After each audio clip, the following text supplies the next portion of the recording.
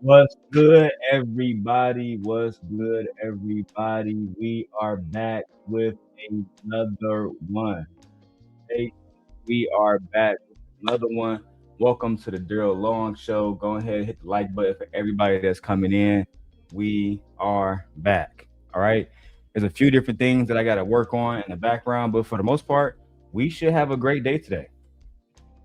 For the most part, hold on. Let me do something. Gotta take off these jogging pants. I'm too hot. We're gonna have a great day today, man. We got a few videos we're gonna break down. But first, before we get into all the messy stuff, I actually want to give you guys a great show. You know what I'm saying? Because we're about to actually get back, to 12-hour shows on a daily basis. We're about to get back to full-time content creation. Let me put it down now. We're about to get back to full-time content creation. And truthfully, I'm looking forward to seeing how far we grow. All right. I'm looking forward to see how far we grow. Now, I do want to have a conversation. Oh my God, now my sister calling me. Hey sis. Hello? Hey, what's up? Yeah, I'm good. I'm working right now. Can I call you back? Okay. I still got you on that Pokemon game too. I ain't forget about you.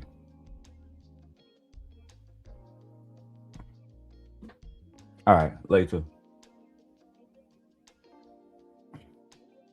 Look, I see my family be calling and checking on me, making sure I'm all good, making sure that a brother all good.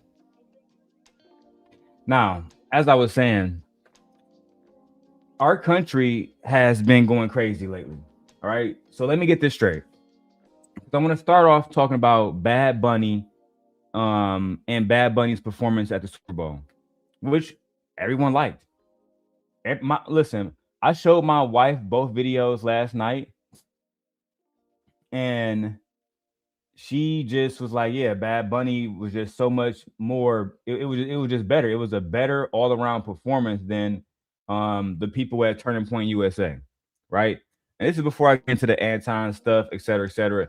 I want to make good content. And before we even get into the Anton stuff, I'm going to Corey Holcomb, right? I'm going to Corey Holcomb in the whole situation. We got Corey Holcomb on camera saying some very bad things. We got Corey Holcomb on camera saying some very, very bad things. And I support Corey Holcomb, but we got to keep it 100. And hold on, guys. Now, let me get this straight.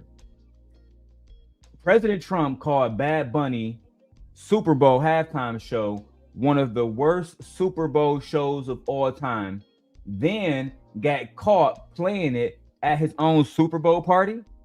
Yeah, we got footage of that. We got footage of Donald Trump playing Bad Bunny at his Super Bowl party while at the same time saying that Bad Bunny had the worst Super Bowl of all time. Imagine that. Imagine that. We got to have a real conversation. All right. My wife's, oh my God. My wife, hey, I need you to print out the Charlie Kirk work that you send me to my work email. Okay, man. 1 second. I got you. Don't mass text me. It's distracting. Now, what was I saying? My wife over here is distracting the fuck out of me. While Kid Rock was lip syncing to all of his songs for Turning Point USA, we had millions of people watching Bad Bunny. Now we really need to talk about this. We got to talk about the racism. We got to talk about how we had individuals in our own country who want to act like Puerto Rico is not, a part of America. I don't understand why they want to be racist towards Puerto Ricans. I don't understand that. Right? But hey, if you're new to this channel, my name is Darrel Long. All right. This is the Darrel Long channel. This is setting the record straight. This is the Simp God channel. And today we're going to be breaking down one of the wildest culture war moments in Super Bowl history. Bad Bunny versus Charlie Kirk's Turning Point USA. Latino representation versus All American countering program and All American, all white people type culture. Two different Americas, like Dr. King would say. The hypocrisy, the hypocrisy in this situation all ties together. Now, let's go ahead and go to the video so I can show you guys exactly what happened. And fair use, before I get into the video, I just want to say this, guys. Disclaimer under Section 107 of the Copyright Act of 1976. We are just using this video for the purposes of commentary, for the purposes of news reporting, for the purposes of research, and we hope that we're using this under the guise of fair use. All right, with that being said, let's go ahead and go directly to the video and figure out why these guys over here at Fox News had all of this bad stuff to say about Bad Bunny. Let's go. Meanwhile, say the Super Bowl culture clash, two halftime shows, two very different visions of America, and one massive audience watching it all play out. The NFL handing its halftime stage to Bad Bunny. We just talked about it. An artist who has repeatedly made anti-ICE remarks and openly criticized U.S. immigration enforcement. So now we can't criticize ICE. Why has it gotten it? Why has MAGA supporters gotten so bad that they will automatically say, well, this guy was talking bad about ICE. He was anti-ICE. Yeah, I'm anti-ICE too, and I was born in Detroit, Michigan. I'm a full-blooded American, and I'm anti-ICE too. What's the problem? I'm against what ICE is doing too. Right? When Obama was getting rid of ICE, when Obama was getting rid of illegal immigrants and using ICE to do it, he wasn't doing it in a way that was destroying people's lives. He was doing it in a way that made people feel like, you know what, we don't even know what the fuck is happening. We got a person that's keeping us safe. It's not racist. It's not predatory. They're not chasing little girls down the street. When President Trump comes into office, now as Americans, we can't even exercise our First Amendment right to speak about how we feel about this organization because there's going to be some type of punishment for it. And this is why the radical right? The radical right is the major enemy of America, not just black people, but of America, right? Bad Bunny is an American citizen. Bad Bunny was born in Puerto Rico, which is a province of the United States of America. We know this because Americans like Jake Paul lives in Puerto Rico and is still considered the United States. So you know what? Let's go back to the video. I'm gonna show you guys more about what's been going on lately. The decision sparking backlash from critics saying this isn't just entertainment, it's a political message on America's biggest stage. In response, Turning Point USA rolled out their star-studded all-American halftime show featuring patriotic themes, conservative voices too. Watch. The artists that have teamed up with us, I just want to say thank you to them. It's very brave of them to do this. It's powerful because what Charlie always loved and knew is that he wanted to be in the forefront of the culture war. And what better way to honor him than just to get in the middle of this and be able to offer an alternative to families. That's the thing that's so beautiful about Turning Point USA and all of our programs. And joining us. They never wanted to offer that alternative for everybody else in America. It was always just white America. Because that's like, I watched the Turning Point halftime show afterwards, right? I'm getting some editing done. I'm working, et cetera, and I see a video pop up after the Bad Bunny video. I'm watching it, and I see Turning Point USA, Kid Rock, et cetera. I'm a Kid Rock fan, so I go and I click on it. You know, it wasn't bad. The music wasn't bad. What I don't like about it is you claim that the NFL had a political blah blah blah, when it was actually you. You were the one who were actually having conservative people come up and talk about conservative things, talk about ICE. Talk about how you support this, blah, blah, blah, blah, blah. I don't respect that. I don't respect that at all, actually. Right? I think it's cowardly for them to go against the NFL and claim that they're just trying to offer an alternative when y'all have never done that before. Y'all have never had alternative halftime show for a different group of Americans. This is just giving racist, bro. I was trying to dance around it to so I won't get in trouble with YouTube, but I hopefully I don't get flagged for saying that this was a racist moment in America. This was a group of one specific individuals with a certain complexion saying, hey, we don't like what's going on. This is un-American. What is American is country music, fried chicken, and politics. Football is an American game. I mean, that's Megyn Kelly talking about this situation. You know what? One thing at a time, bro. Let's go back to the video. Shout out to you guys for watching, even though a lot of you guys don't like actually leaving comments because people are going to attack you just for being over here. So I appreciate you guys for, joining us. So let's go. This is Turning Point USA spokesperson Andrew Colvett. Andrew, I watched your show. It was great. How did you do? Do you have a sense of how many people watched? Yeah, it was kind of blew our minds actually a little bit, Brian.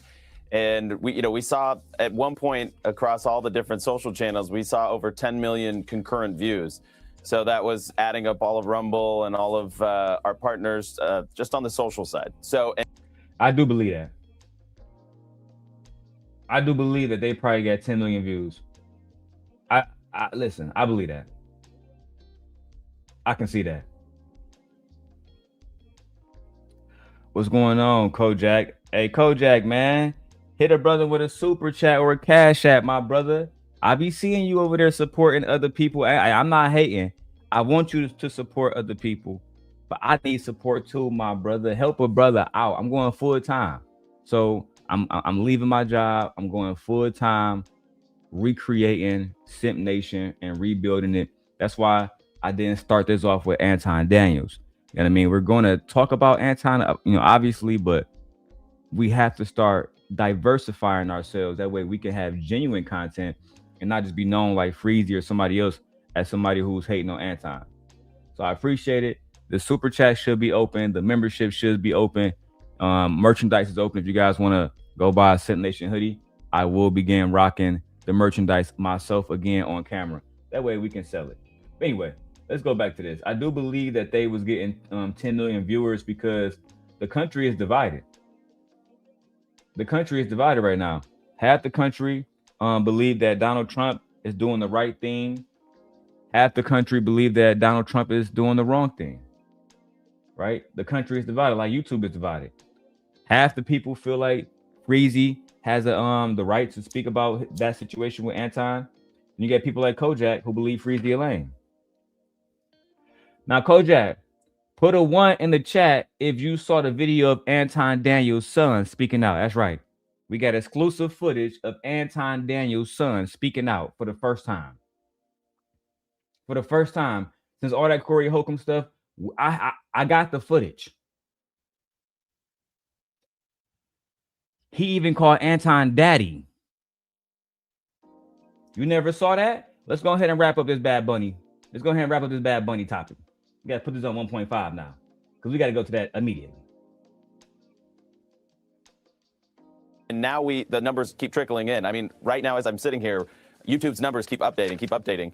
And so we're trying to put it all together. What I can safely say is that we are now over 20 million viewers across just social. So we haven't even gotten our partner broadcasters, their analytics. As you know, sometimes the ratings take a little while, but that's 20 million viewers. And we don't know how many people were gathered together, 3, 4, 10 in a room watching together. So we're going to try and put a final number on that when we can. What we can safely say is over 20 million Americans tuned in to the All-American Halftime Show tonight. Now, let me go ahead and wrap this part up so we can get to Anton Daniels Son.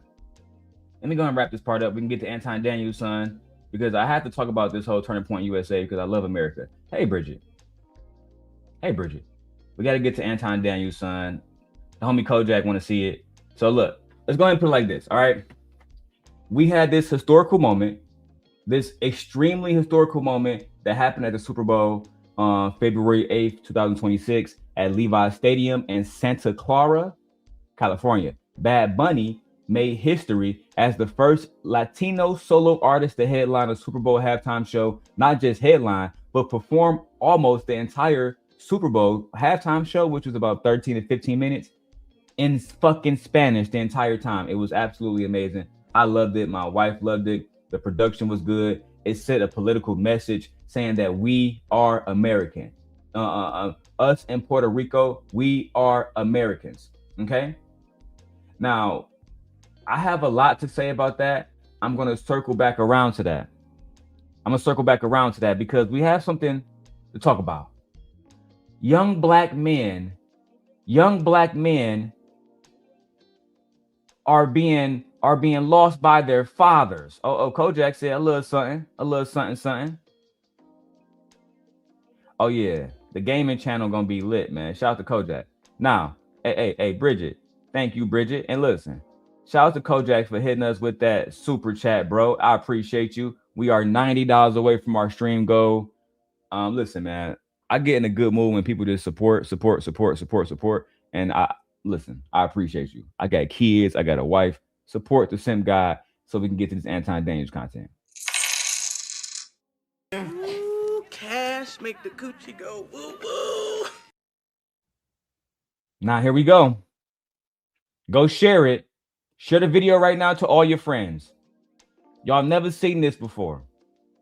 Anton Daniels Son speak for the first time. Anton Daniels Son speak for the first time. Now, we have a young man who was a bag chaser. He was a bag chaser thinking, my daddy Anton, he loves me. Daddy Anton loves me. He had never betrayed me. He had never talked bad about me. Bro. We got to break this one down. All right. Now let's go ahead and throw the fair use joint up. Because again, I don't want to get struck by this young man. He already in his feelings. I watched this video last night with my wife. He already in his feelings. He don't know what to do. Let's go ahead and watch, y'all. Happened to your little YouTube thing? Huh? Oh, hold on. The title of this video is Why I Stopped Watching Anton Daniels. Wow. The name of this video is Why I Stopped Watching Anton Daniels. Bridget says, is this his real son? Wait around and see, Bridget. Wait around and see. You're going to hear it out of this young man's mouth. You don't have to hear it from me. Wait around and see. Look, Kojak just spoiled the goddamn show. Adopted son, not his biological son. Goddamn. Let's go ahead and hear what Anton Daniels Son had to say. Fair use.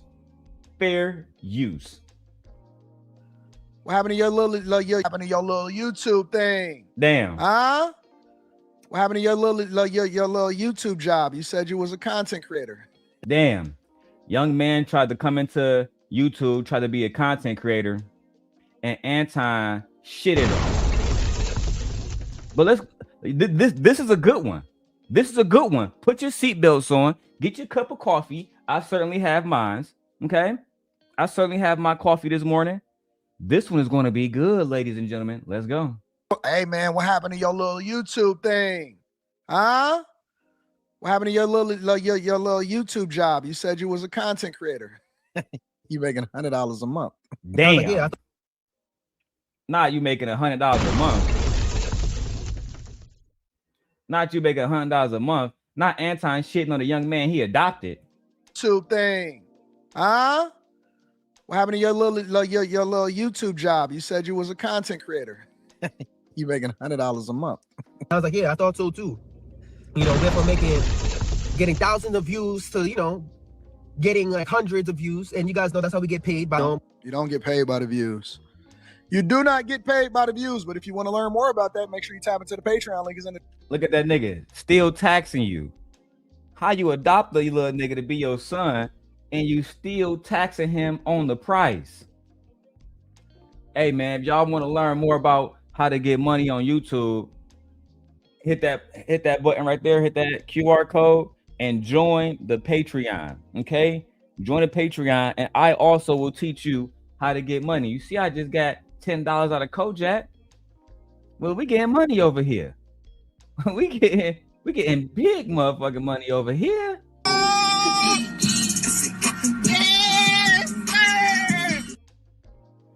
Okay, I can show you how to get my brother Kojak to send you $10 too, but you got to be good with this.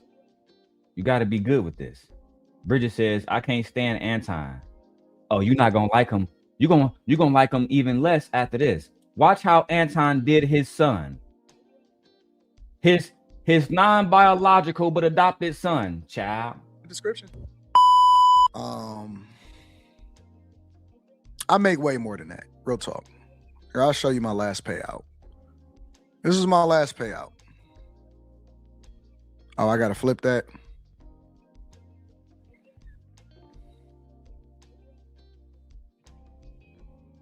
I do. I make way more than that. That's not even a question. Damn, not Anton showing y'all how much money he make on here. And I have a Cash App that just came through. Shout out to my brother Gary with his $5 Cash App. Listen, man, do you want to get money? Do y'all want to be a bag chaser? Then subscribe to Cent Nation. Yeah, we on our way to getting 172,000 in 1 month. I just need my brother Jerry to send $5, 500 more times. You feel me? I need every one of y'all to send $5, 500 times, and then we too will get paid like Anton. But we never gonna be adopted. Yeah, this is the same shit that happened to Freezy. Are you taking guests today? Yeah, come up. I am taking guests today. Look, I'll drop the link. I'm not like a a-hole. You feel me? I'm not an a-hole, guys. If you guys want to come up and we can be respectful and we can stay on topic and not disturb the content, then you guys can come up. But let's hear more from Anton Daniels Son. Exclusive.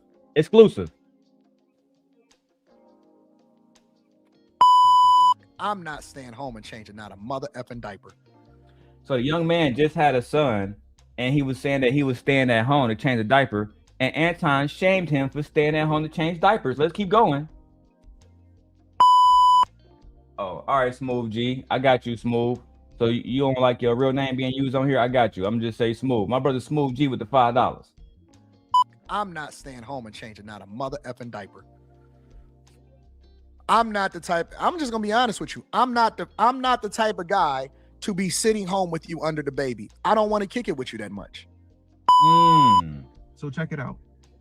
I know everybody right now currently. This is Anton's son, y'all. Let me go to the little. Chat.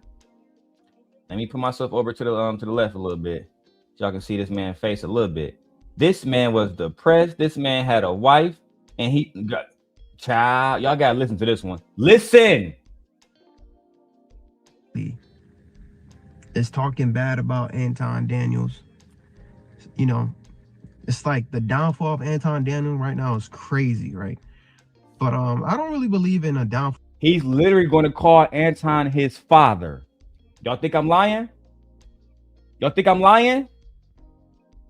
I do not lie. Because if you're still hustling, if you're still grinding, like, is it truly a downfall? I feel like your downfall is only if you stop. So as long as you don't stop, you're good. But this is what I want to tell you guys, man. I was Anton Daniels' biggest fanboy. I'm talking about. I was Anton Daniels' biggest fanboy. You see, that's how the relationship started. I was Anton Daniels' biggest fanboy. That's how the relationship started. Listen. This is what I want to tell you guys, man. I was Anton Daniels' biggest fanboy. I'm talking about season 1 when he had like the Jordans, you know, the sneaker background he had behind him. I've been watching Anton for years. Then he had the graffiti background, season 2, season 3. Guys, I've been watching this man's journey. Uh-oh. He a fan. He a fan. Freaky ass. He a fan. He telling y'all, I was Anton #1 fan since day one. I've been Anton #1 fan since day one, daddy. But it don't stop there, y'all. You would think that it stopped there, but it don't stop there. The young man was heartbroken. He was led astray. He was bamboozled. Oh, Kojak, this just the beginning. Kojak says, damn, an even bigger groupie than the moderator, Yakar. Kojak. It's, think about it like this. Yakar, if this is the NBA, Yakar would be, let's say, Jason Kidd. This young man is the Michael Jordan of bag chasers. This young man is the Michael Jordan of Anton Daniels fanboys. Listen. In my mind, I viewed him as the Black Dave Ramsey, man. What? I watched Anton for years. Then he had the graffiti background season 2, season 3. Guys, I've been watching this man's journey. In my mind, I viewed him as the Black Dave Ramsey, man. That nigga said he viewed Anton as the Black Dave Ramsey. Gemini check real quick, because this is crazy. Dave Ramsey versus Anton. Let's see. I was listening to Anton Daniels Son, and he mentioned Dave Ramsey. He said that Anton Daniels and Dave Ramsey are one and the same. Does Anton Daniels and Dave Ramsey have the same background, education, etc., etc.? What can you tell me?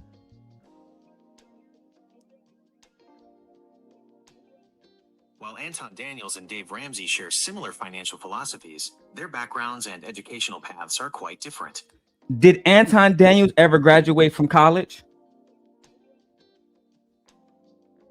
No, Anton Daniels did not graduate from college. He briefly attended the University of Detroit Mercer for 1 semester, but dropped out because he found it too expensive. Damn. He later studied software engineering while working, but he primarily attributes his success to self-teaching and life experience rather than a traditional degree. Damn. Does Dave Ramsey have a degree? Yes, Dave Ramsey has a Bachelor of Science in Finance and Real Estate from the University of Tennessee, Knoxville. Would you like me to look up more about his early career in real estate before he started his media business? You mean to tell me that Dave Ramsey was already successful before he began making YouTube videos about finance? Yes, Dave Ramsey was highly successful long before YouTube even existed. By age 26, he had built a $4 million real estate portfolio and was a millionaire. Although he lost it all and filed for bankruptcy in 1988, he rebuilt his wealth through a financial coaching business and launched his nationally syndicated radio show in 1992. By the time YouTube launched in 2005, Ramsey was already a household name with a massive media empire and several best-selling books. Would you like to know more about how he lost his first million or how he started his radio career? So, young man, Anton is not Dave Ramsey. Okay? Let's go ahead and debunk that in real time. I thought Anton was the Black Dave Ramsey, man. The nigga with no degree, with no experience, dropped out of college in 1 semester. You were bamboozled, sir. You was led astray, sir. And even worse, Kojak, I can't even blame Anton on this one. After you listen to the video, Kojak, we can only blame this young man. Yeah. I like his style, like his graffiti background season 2, season 3. Guys, I've been watching this man's journey. In my mind, I viewed him as the Black Dave Ramsey, man. I like his style, like his persona. It was just cool. It was just a... Did you just say you like Anton Daniels' style? What does that mean? Like, do you like the way he dressed? You like the way he walks? You like the way he talk? Like, what do you like about Anton Daniels' style? I mean, like, were you getting fashion tips from Anton Daniels? Were you like trying to rock the Versace robe? Like, I'm just confused. Because usually when somebody is talking about Anton, the last thing they're talking about is style. Like, did you go buy one of the rich bully fucking hoodies from San Antonio? It's like, what the fuck is happening? This nigga's worse than Freezy, y'all. I mean, I said what I said. This nigga is worse than Freezy. I mean, I can't imagine being this addicted to somebody else. And then I see somebody in the back chat simply investing. It says your device not connected, bro. Yeah, you might have to cam up on your other laptop. Let's keep going. Cool older brother vibe I got from him, right? What? And it was just cool. It was just a cool older brother vibe I got from him, right? And Older brother vibe is crazy. This is why it's important for young men to have real life families, because as you can see, some of these young men out here today, they're misguided.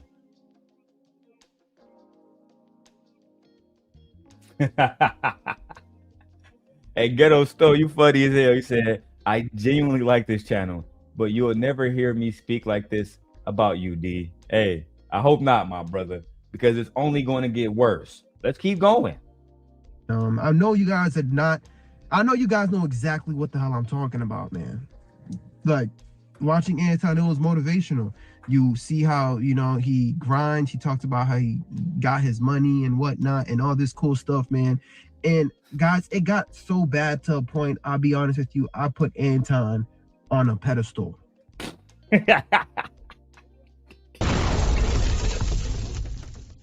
Guys, it got so bad, and it got so bad. It got so bad. And nigga said I put Anton on a pedestal. Keep in mind, this is a married man, graduated from college, registered nurse. He said I put Anton on a pedestal. Sound just like Freezy, bitch ass. I put Anton on a pedestal. Made the motherfucking super chat and cash app, bro. Because this is the only place you're going to see this content, right? You might see it eventually at Freezy channel. You know, Freezy be doing it. He copied me. He copied my style. Hey, Kojak, this nigga say he put Anton on a pedestal. Listen. He got his money and whatnot and all this cool stuff, man. And guys, it got so bad to a point, I'll be honest with you, I put Anton on a pedestal. I'm just keeping it a buck with y'all. I put him on a pedestal. I don't know if that was his goal. I don't know, man. But he, as a black... The fuck? How you gonna say that it was Anton goal that you put him on a pedestal? Now you want some victim Olympic shit. I don't know if that was Anton goal, you know what I'm saying, to you know what I'm saying, to get me to worship him, but shit, it happened. I love that nigga Anton. Oh, Stoic going there. Stoic says, I can tell this dude came from a single mother home. Unfortunately, I would usually push back against that and say, no, black women raise kings. But unfortunately, he does go on to confirm that he came to YouTube looking for a father. And he found a father in Anton Daniels. If I'm lying, I'm dying, nigga. Let's go back and watch it. Black man, pedestal. On a pedestal. So bad to a point, I'll be honest with you, I put Anton on a pedestal. I'm just keeping it a buck with y'all. I put him on a pedestal. I don't know if that was his goal. I don't know, man. But he, as a black man, touched my heart. And I'm like, yo, look at what's possible if you do this, X, Y, and Z. You feel me? And guys, you know what? Like, they always say this, man, never meet your heroes. And I didn't even necessarily meet Anton, but what happened was last year around this time. This nigga said, never meet your heroes. Never meet your heroes. Why is y'all coming online to have Anton Daniels be your hero in the first place? Why is Anton Daniels your hero? Why don't you have males in your actual life, in your city, in your county, somewhere that you can genuinely bond with? You know what I'm saying? Why is it there's no lawyers, doctors, teachers in your actual city that you can make a relationship with? I don't understand it. Let me see who I got up here, man. Simply Investing. What's going on, my brother? See, I got no audio from you, no audio. All right, put a 1 in the back chat when you're ready, all right? because I can't hear you. I see you, but I can't hear you. All right, let me know. Let me know when you're ready. Guys, you know what? Like, they always say this, man, never meet your heroes. And I didn't even necessarily meet Anton, but what happened was last year around this time, I wanted to quit YouTube. Damn. What's up, my brother? Is your mic working now? Okay. Up there it goes. I see it now. Yeah. All right. So before All I let you go, the young man was saying that he wanted to quit YouTube. He was going through a lot of depression. So, you know, he came to YouTube and he found Anton Daniels, and you know, Anton became his father. What are your thoughts?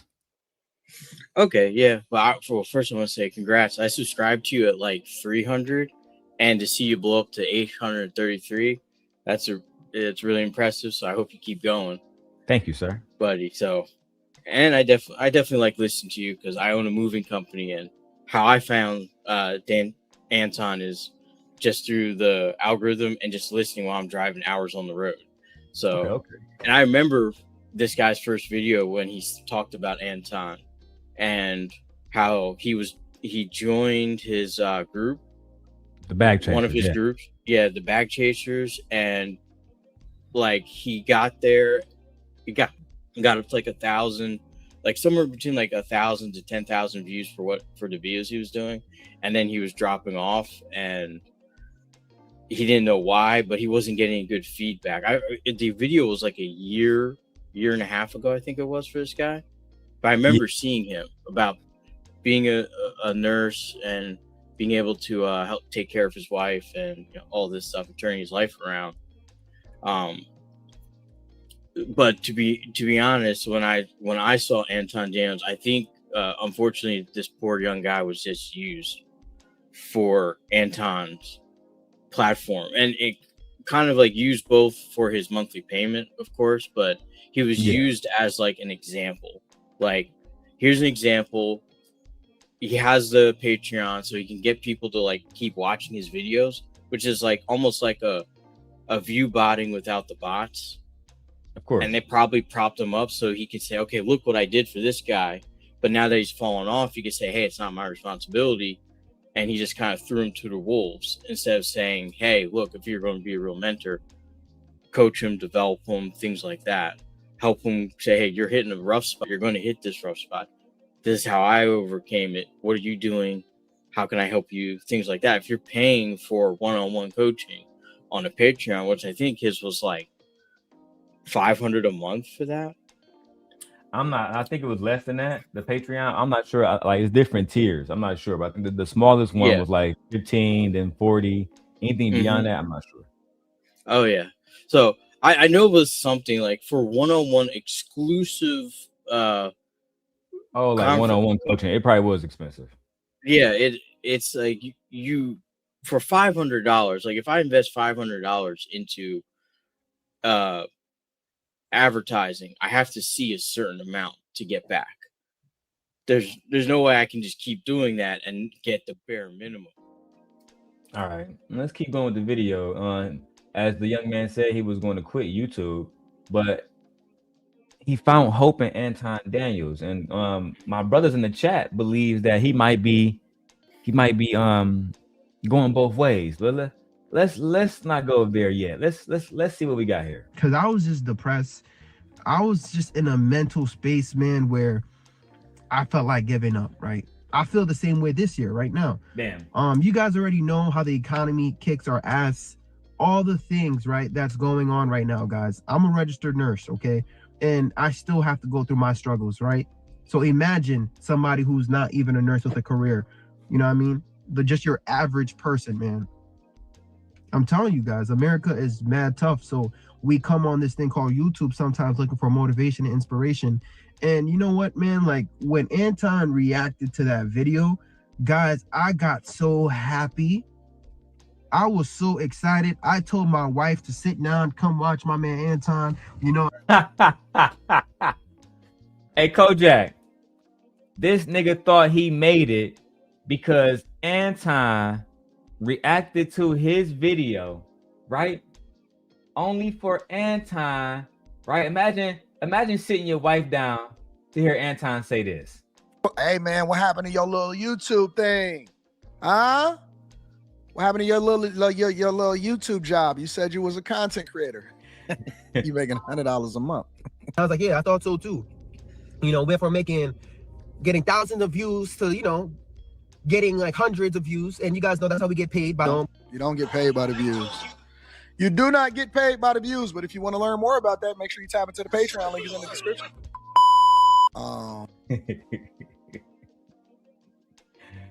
So Anton basically was shitting on a young man. I remember where I was at, 3 minutes, 34 seconds. So let's go back there. You know what, man? Like when Anton reacted to that video, guys, I got so, man, you guys already know how the economy kicks our ass, all the things, right, that's going on right now, guys. I'm a registered nurse, okay? And I still have to go through my struggles, right? So imagine somebody who's not even a nurse with a career, you know what I mean?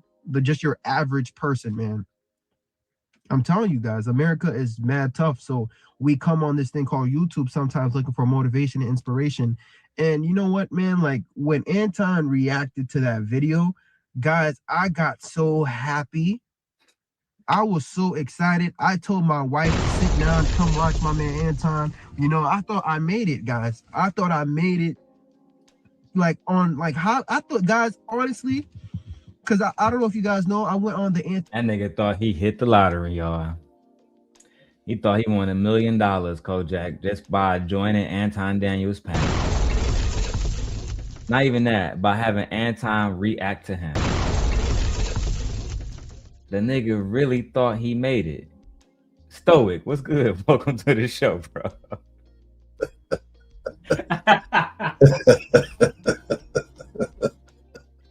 Hey, Ray. Oh man, my bad. Do y'all want to be on camera, man? I know some of y'all might not want to. Y'all cool? Nah, I gotta be on camera just to make sure bro got a face to me calling him effeminate. That real quick. Let me switch bro with this one. Hold on. That way we all in here. Yeah, bro. I don't care nobody. that nigga different, man. I ain't never in my life looked at any man beside my father, like Kojak said, as listen, I don't mean to be harsh, right? In some ways I am sympathetic, but this is an adult male who's married to a woman who has, and wait till later on we get to the interview, lights are night to the interview, where he starts talking about more of his life. He gets to a point, Stoic, where he says he met a girl when he was working at the kitchen, and she told him he wasn't gonna be shit, and she at the time was the president or whatever. This nigga said that motivated him to work hard as fuck for years, 10 fucking years, just to come back and get her specific job. That's how, you know what? Let me just keep going, because I believe this man low-key needs some serious help, bro. Let's watch it. The O'Neal show, I was excited, very respectful guy, man. And you know, he showed bad love, nothing but love, and I just appreciated being on his platform. But then I'm like, oh snap, I'm about to go on the snap, Anton. Yo, I was about to sign up for his Patreon, be a bag chaser and all that, guys. Look how excited this nigga was just now. Being on his platform, but then I'm like, oh snap, I'm about to go on the snap, Anton. Yo, I was about to sign up for his Patreon, be a bag chaser and all that, guys. But after I watched that video, man, that nigga said I was about to sign up to be a bag chaser. I was about to sign up to do everything. Fanning out. This is a problem that I've always had with the manosphere. Is they used to tell me when I was going against them, it's just the internet, girl. It's not that serious. Is it? You know, is it not impacting real people? You know, it's crazy. He act like those followers off of Fresh and Fit. You see what they be saying in the comment section, man? They treat Myron and Fresh like they ain't the squares niggas that they are, man. Bro, them niggas literally came online in a fucking Clans hoodie to talk shit about ABBA and preach. I was done after that, bro. Damn. And I got the receipts. Yeah, they talk bad about sisters, man. I stopped messing with them some years, actually a year ago, some change. But for some men, them talking bad about the sisters is okay. But nah. And, it's not okay for me either. But if you're a black man and he's saying these guys are monkeys, man, or blah blah blah, Myron be going crazy on Twitter, bro. Yeah. So it's a whole different conversation. Let's stick to Anton Daniels Son, and why y'all should never, ever, ever, ever, especially as an adult male, it's even more as a husband, never put your faith in another man. You only put your faith in Jesus Christ. You only put your faith in Allah. If you don't subject yourself to a religion, then put your faith in yourself. Fact. Believe that God put you here for a reason. Never put it in another man. That's a fact. That thing just like it pissed me off because I didn't get, you know, like what I was expecting. I was just expecting advice to how to pivot and where I'm at right now in my situation. Now, he did say some things, you know what I mean? He did say like, yeah, man, you got to grind, find some time to do what you got to do, which I respect. And I know that generic answer, I understand that. But what he mainly did, guys, on that episode was flex on me. That's it. My face was just paused on one side. Nobody knew who I was. But you know what? In front of thousands of people, he was just flexing on me, showing me, you know, hey, look at this, look at this. And he didn't really sit down, break down a game plan for me, help me out. And in my mind, guys, I put him on the pedestal so much, I took that as motivation anyways. What, nigga?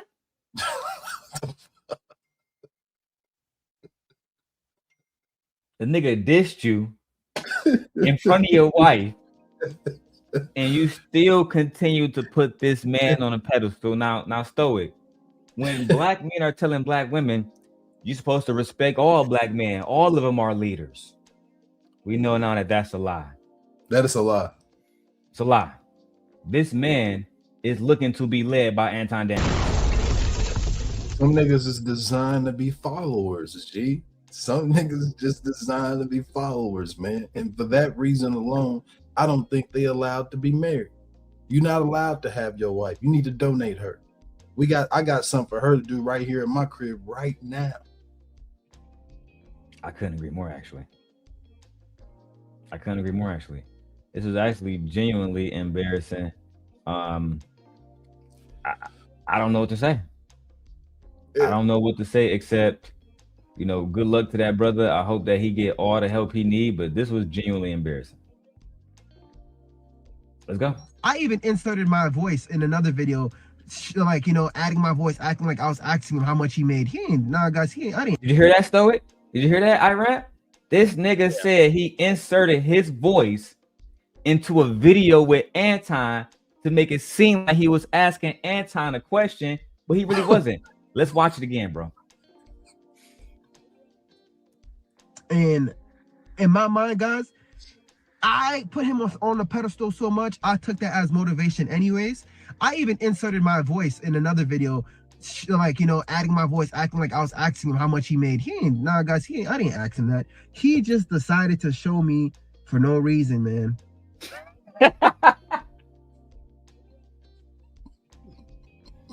Well, this is what happens when you put your faith in ritual. Anton Daniels. Go ahead, Iran. It's a humiliation ritual, and Oh, yes. I early on when he was just really getting going on YouTube, I joined his bag chasers for $5 when he first started it, and to me it felt like a farming event. Like he's just trying to pick people to get information. He was asking people. He was more like, it was like asking for advice from seeing what people were doing.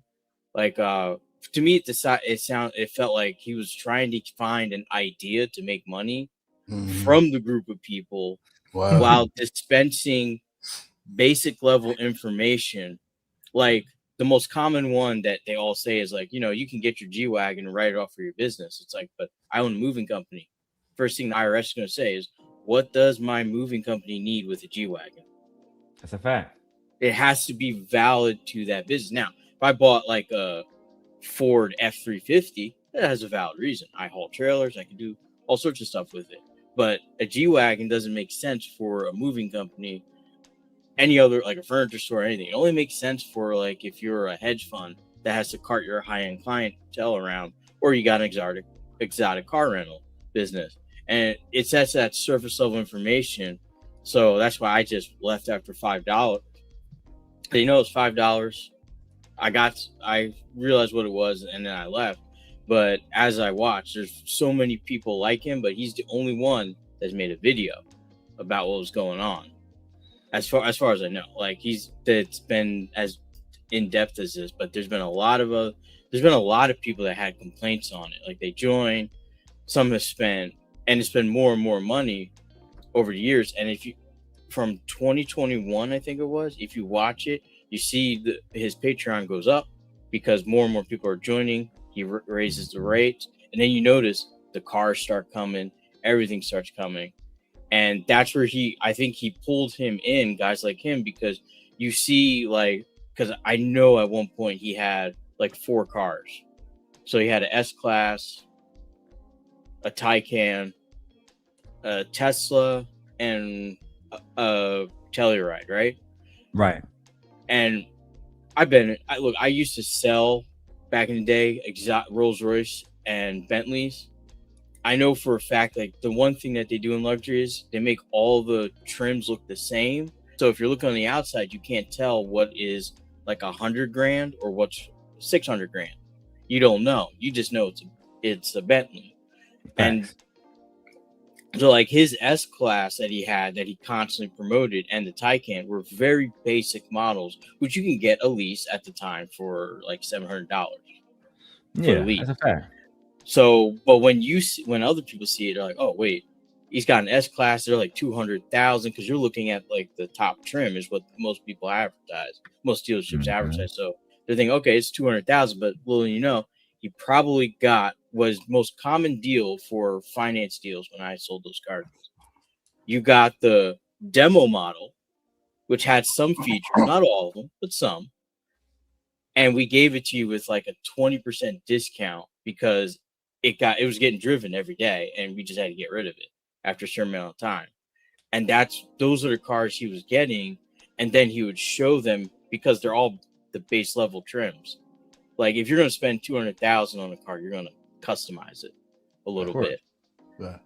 But they're like red and white, black and white, black and tan. Like they're all the same generic trims that the safe trims that dealers buy.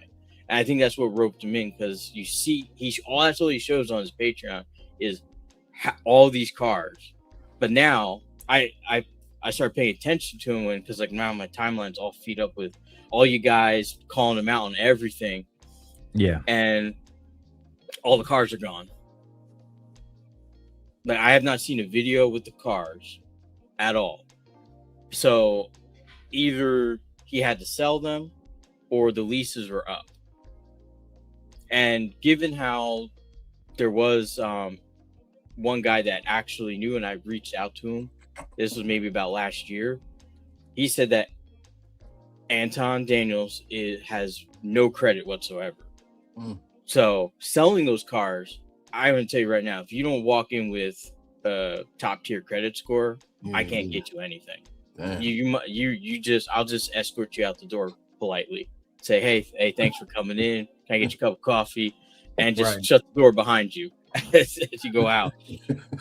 Like, there's nothing I can do. Like, for $100,000 depreciating plus asset, you have to have good credit, and we're already going to look you up. Like, we're checking your businesses, your net worth. I drive a Hyundai Palisade. You see.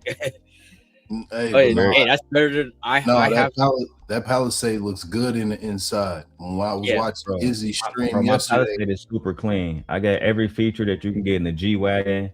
Yeah, I'm just being honest with you. From massage seats, Apple CarPlay, Android Auto.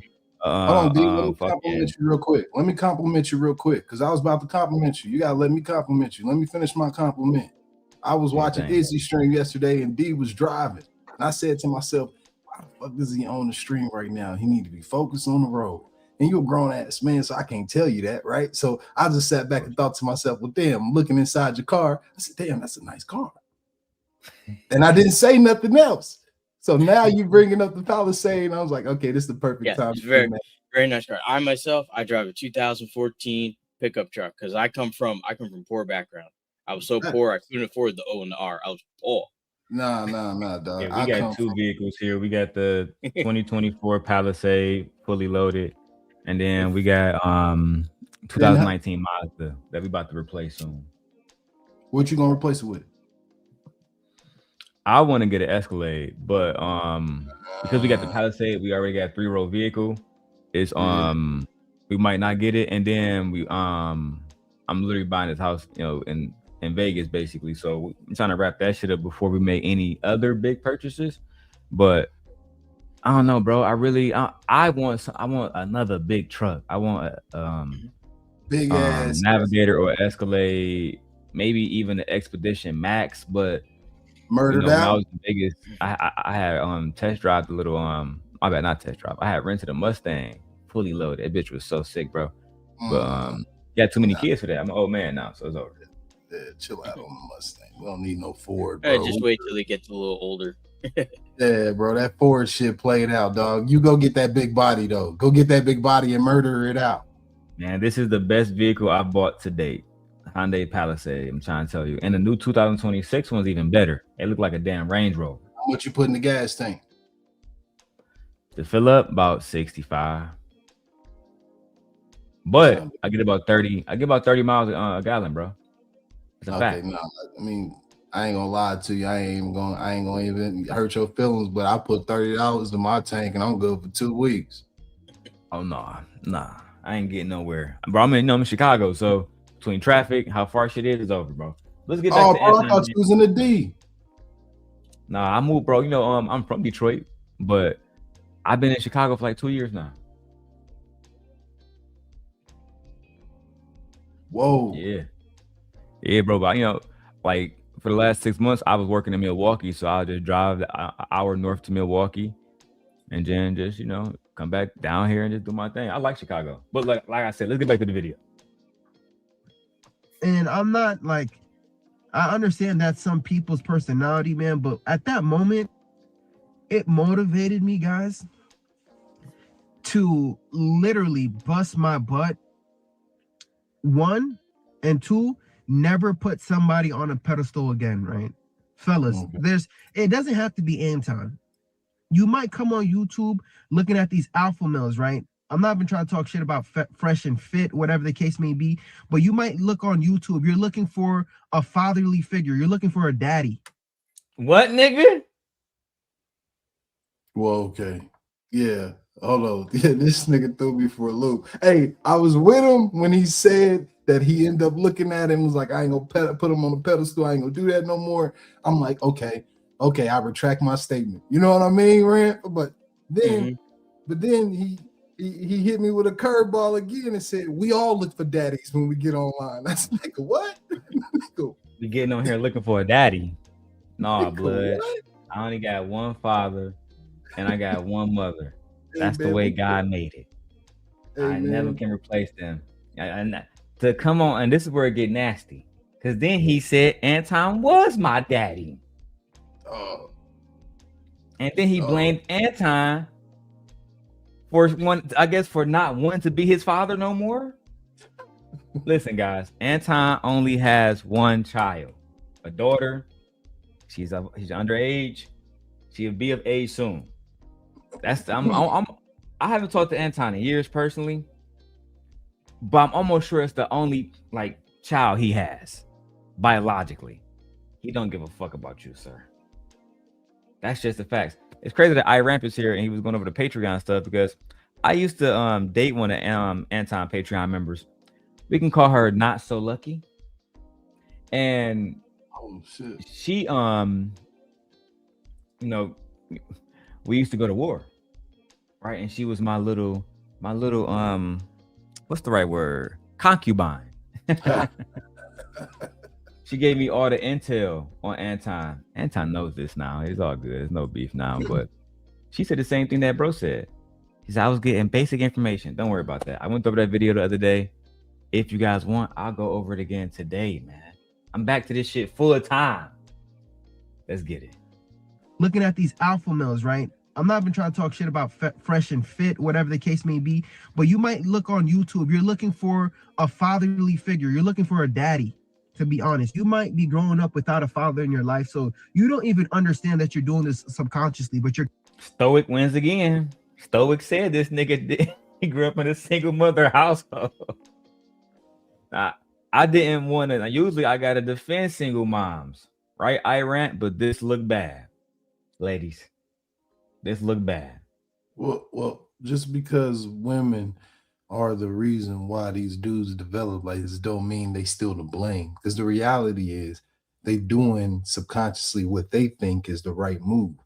And that's really being intuitive with the feelings and stuff. But these dudes grow up, and that's what, and this is a product of being in tune with your feelings. You know what I mean? So, but let me ask y'all some real shit. And either one of y'all can go first. Y'all don't gotta go on mute. We all good. We just chilling, bro.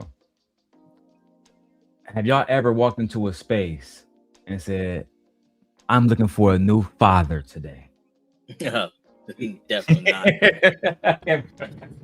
Definitely not. Definitely not. Never have. Yeah, I'm like my brother Kojak, man. I'm still down with my dad to this day, man. My pops is everything to me. And it's crazy because he told me, he said, when I was 5 years old, I stopped calling that nigga daddy. I don't know if it was off the tongue, it just didn't feel right. I don't know what it was, but he said, I just told him, can I call you Pops? And he was like, yeah, what's wrong? And he said that I told him, I just don't want to call you daddy no more. Nigga said, I can't use that word, bro. And he laughed and he was like, yeah, man, call me dad, pops, father, I don't care. And I called him. No, it's not masculine. I just can't. I don't know what it was, but keep in mind, my dad was born and raised Southside Chicago. You know, so he one of those. He one of those, you know, one of them. My wife was born on the west side. Yeah. He came from that background. Then he raised me in Kansas City, Missouri, which is another slum. If anybody knows. So Kansas City, a whole nother animal. Oh yeah. Do a lot of business out there. Gotta watch the truck when you're unloaded. It's crazy because we cousins to Chicago and Detroit. It's all Midwest, man. It's all Midwest. Yep. Yeah. Shout out to Anton Son. Hey, I guess you're looking at this time. Talk shit about fresh and fit, whatever the case may be. But you might look on YouTube. You're looking for a fatherly figure. You're looking for a daddy, to be honest. You might be growing up without a father in your life, so you don't even understand that you're doing this subconsciously. But you're coming here, you're looking for a role model, you're looking for a trend, you're looking for somebody who can influence you. And I'm not gonna lie, bro, black people, we are easily influenced, right? Hold on. Don't make this about black people. This is not a generalized thing. I rant never looked for a daddy. Stoic never looked for a daddy. And I never looked for a daddy. This is an isolated situation with you, sir. Thanks. You know what I'm saying? If I come on here, right, and I got to use extreme examples, so forgive me.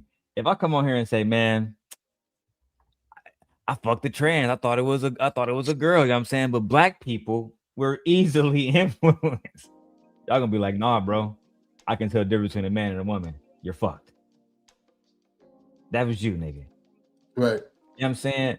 I hate when people do this, when they try to attribute something that they did that's embarrassing to all black people.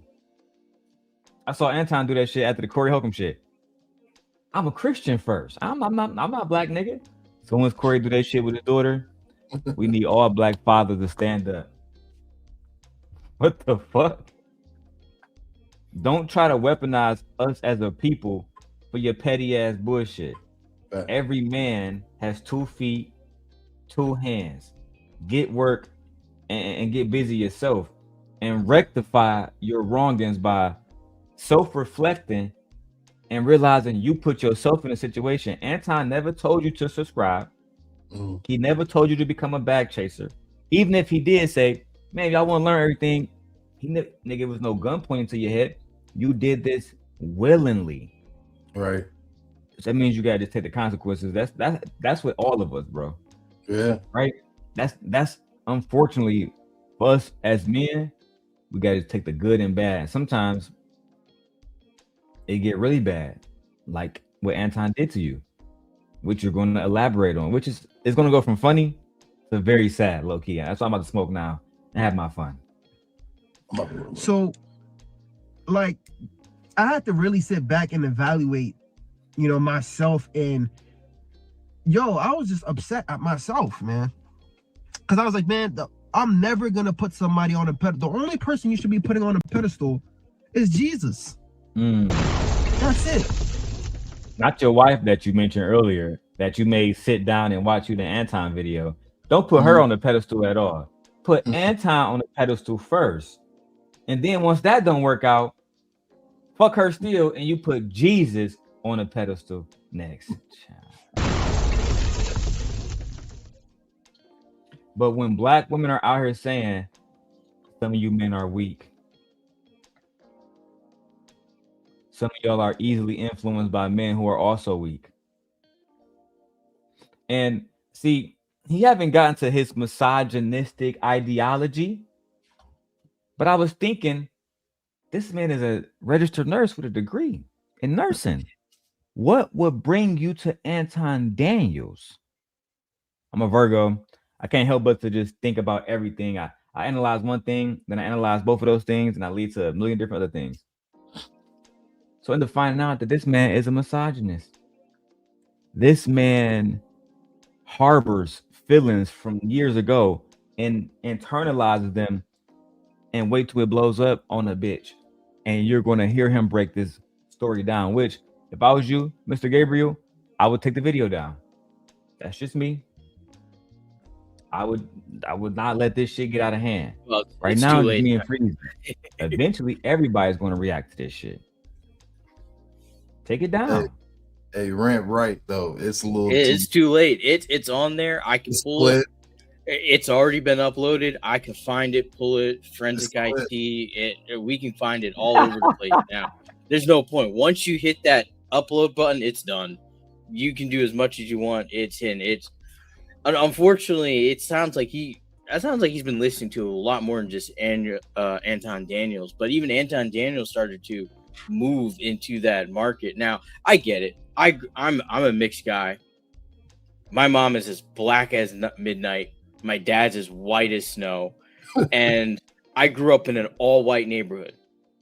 Okay. Am I going to be upset forever that, you know, I went to high school and none of the white girls really wanted to be bothered with me? I mean, this was like, we're talking like 90s, you know, and you just got to say, hey, whatever. And when I got to college and I found out, oh, you know, okay, well, my first girlfriend was a Haitian girl.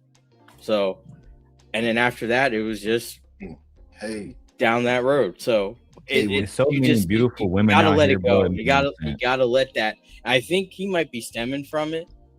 Like you get rebuffed by the women you want, but not by the women that actually like you. Right.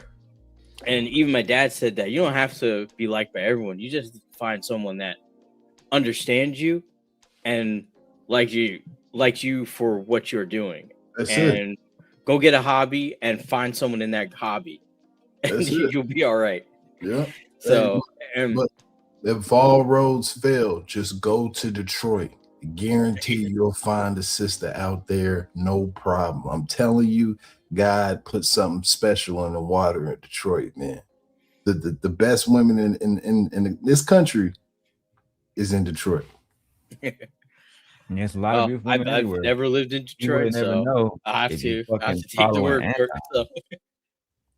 You would never know that to go look for women if you follow an Anton. But hey, let me show y'all this. Let's get it, man. Shout out to y'all for being over here in fair use, young man. I also tag the young man Fish Gabriel. So if you want to come up and explain why you became so obsessed with Anton and put him on such a pedestal, then I would love to have a conversation with you.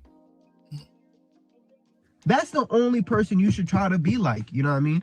You're trying to be like these hip hop celebrities. You're trying to be like somebody from Hollywood, but you don't know what the heck they have going on. You don't know how they got their wealth.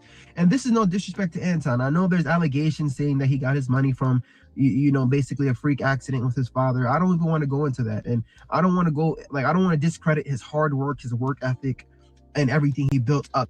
Nigga just shitted on you, blood. Just shitted on everything you did. You brought your wife in there. He still shitted on you. It's the same But you thing. don't want to talk bad about him. I'm not a racist, but you know the next thing coming. It's like no disrespect, but it's gonna be full on disrespect. No, right. Of course. But hey, let's go. To now, it's just that at that moment, right, when you view somebody as a hero, as a role model, and you think, damn, they about to give you some key game advice, bro. My guy was making me feel bad for changing my son's diapers, man. I get what he was saying though, because he was like, "Oh, hey, bro, calm down. You know how Anton get down. He don't change diapers. He don't change diapers. Yeah, he made you feel bad about changing your son's diapers. In his mind, you can be spending that time making money, but instead, you're taking care of your children. How dare you? Hey, for any of you guys looking, because I'm a single dad and I have a daughter. I'll tell you one thing, and I'm not even in the best shape, nor do I think I'm the best looking, but you a single dad and you're taking care of your kids, there's women just are attracted to that stuff. I don't know what it is. You gotta change your diapers, you gotta take care of them, you gotta be patient, you gotta do a lot of stuff for kids. There's nothing wrong with having to do it. I'm not saying you should have kids specifically for this. No. I get you. When you have kids, it's like I never looked and said at my daughter saying, I'm not changing her diapers. Like, I gotta change it. If anything, I was more paranoid because I had a daughter. I was like, I gotta change this diaper real quick. I don't want her to get sick. I want her to do anything because anything that happened to this little girl. So I don't understand why it's not an effeminate thing. It's like you just have to do it. That's why there's a rule that says it takes two to tango. It's going to take two of you to raise it. Oh, it takes a village to raise a family. But no, you're 1,000,000% right, though. But I just want to say there's nothing wrong with what you're saying. You're not encouraging people to, you know what I mean, to have kids and everything. But what you are saying is women are attracted to responsibility. They're attracted to men that are responsible. Because the reason why they mess with dudes also in prison, it's not because he's in prison. It's because he took the time to take the discipline to work on his body. And that in itself is discipline, which is responsible for himself. That's actually a fact. Mm-hmm. I couldn't agree more, actually. That's a super fact. Let's keep going. You know, like if I had that or if I had problems, I'd be at work. I'm not changing no baby's diapers, bro. But like, you know what? What's wrong with changing your son's diaper? What's wrong with being there for your kids? Like, I do agree with things that he say, but you have to stand up and be honest and be like, yo, I disagree too. Because I wanted to make this video since last year, guys, but like I respected him so much and I had him on a pedestal for so long. I just couldn't believe it, so I just stayed quiet. But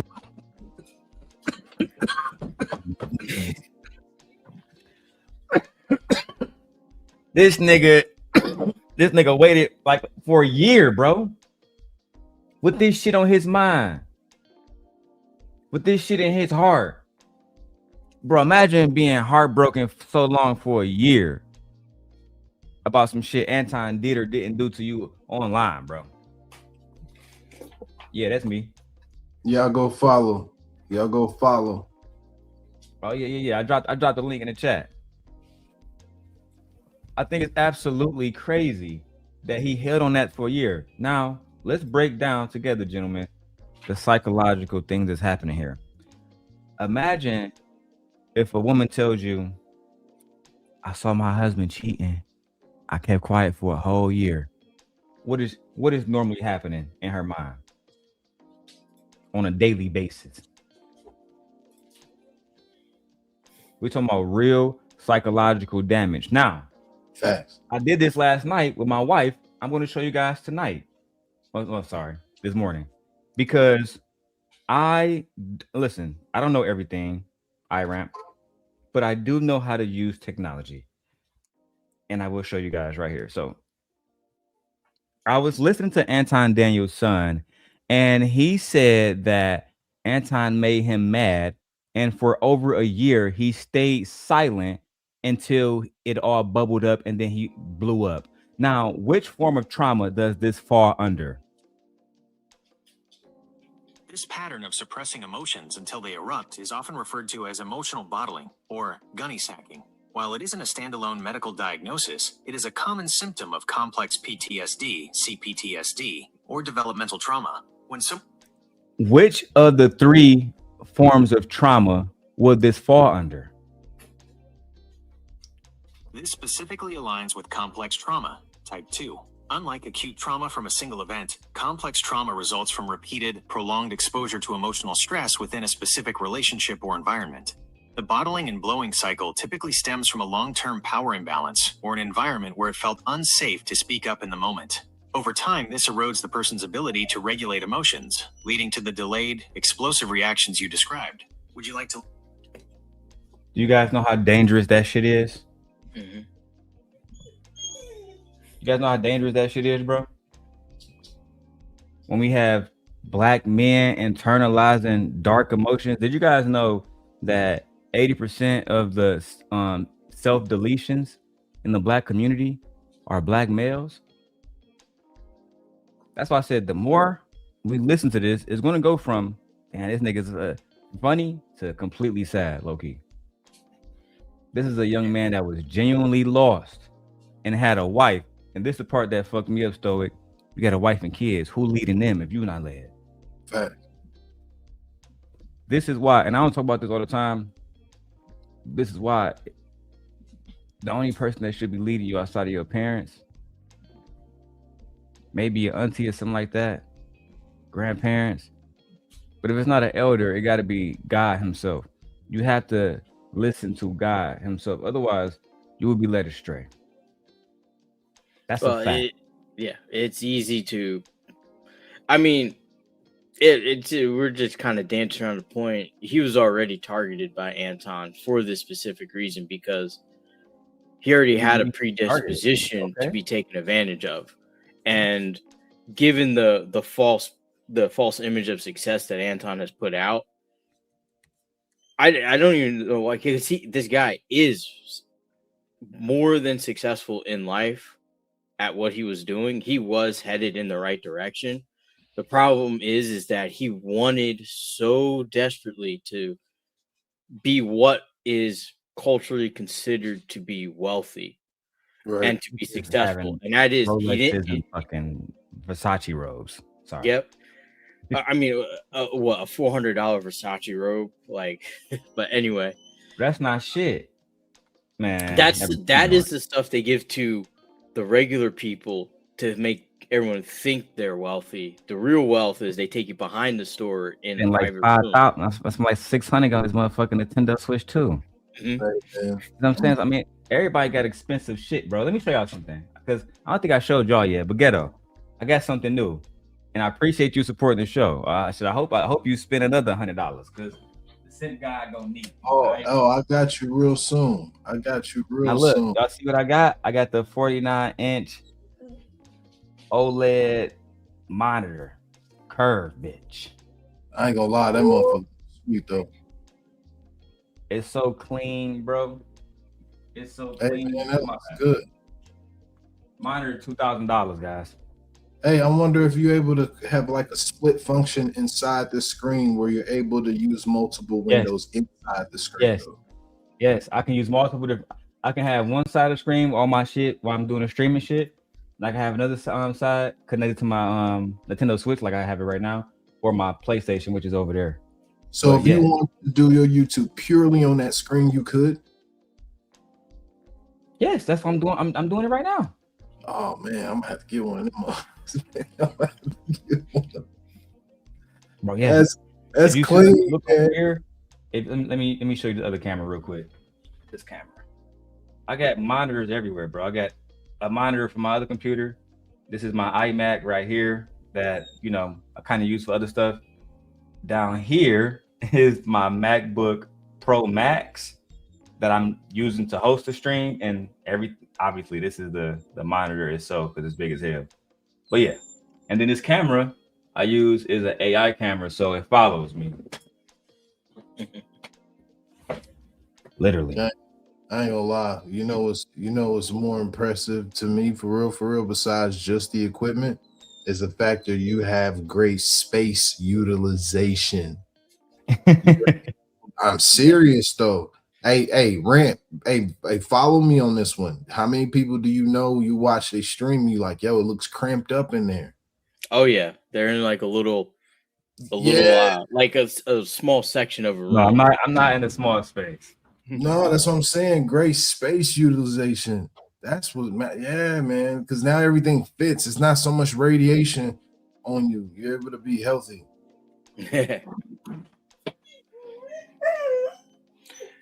Anyway, like I was saying, he targets men like this, and unfortunately, there's a lot of them, and enough for him to make a lifestyle off of it. All right, let's talk about that for a second. You think that Anton targeted him? I don't think that Anton targeted him, but I could be wrong. And I'm like Anton would say, I'm open to the possibility that I'm wrong, right? But I think that these young men aren't targeted. I think that they purposely make themselves available to Anton. Now, maybe at that point, he started to say, yeah, that 1 week and that 1 week and that 1 week. But I do believe they make the initial response to jump over there to become a bag chaser. He said as soon as he saw Anton, he wanted to become a bag chaser. That's something he did himself. He did make the conscious decision, and anyone who is being scammed has to want to be scammed. That's the number one rule about finding these guys. So like I used to do a little bit of fraud auditing. Oh, sorry about that. I got a puppy here that I found at my warehouse today. So he's got to go out soon. Anton's not, I wouldn't say he's the smartest, but he's not dumb. He knows what to say, how to present, how to market to specifically draw in someone like this. Now he did make the decision. Like, you have to put in your card information. You have to set, I agree, I authorize. You have to do all that. But he put the markers in to make this guy want to join, which is what he wanted to do, which is how he makes his money. This is his business. I was successful. Now I've been digging in on him. Like I said, I've done fraud auditing. I found what I found. A lot of people have already stated a lot of, but there's like way more inconsistencies that even some of these people that are pointing out have yet to see on him. But the main one is that he goes after young men like this who feel lost. Maybe they didn't have a father or great father figure in the house. Maybe, they feel life hasn't gone in just the right way, and they feel like they've been left behind. And it's hard, you're young, you see social media, you see a lot of people saying, I'm doing this, I'm making it. You're a loser for not having this wealth at this age. It's hard because you want to keep up. And to see that every day, nonstop on every platform, you're going to see some video on it. It eventually wears you down if you don't have a strong mental constitution. And if you don't understand how, I won't say but like as someone who did financial auditing, there's a lot of discrepancies that make me want to raise my eyebrow. And we would have a very long disposition if I had to go to court. No, I don't blame you though. So, but it's like the same thing. If you watched his channel in like 2021, like early 2021, the guy said he was going to have apps by the summer. It's like, this guy has only gotten bigger. Like, I'm a big guy, but you are definitely getting way bigger, which is one of the signs when you're making a lot of money. You spend it. Most people who make it quick spend a lot of it on. If one of y'all send me $50, I'll knock out 50 push-ups right now. Or I'll give y'all at least, you know what I'm saying? Because listen, I got weights.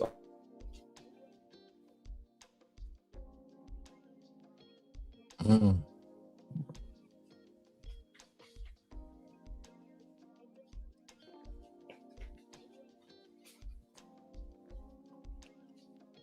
I fuck up? Can y'all hear me now? Yeah, I can hear you now. Oh, goddamn Wi-Fi. Switch to the other Wi-Fi. I hate when I got like 4 different Wi-Fi routers here, bro. That's another problem. Look. I I got the 25 right here. You feel me? 25. Let me throw these right back. That's all you need, low keys. I'm Curl 25. bar right here. Curl bar. That's a good one.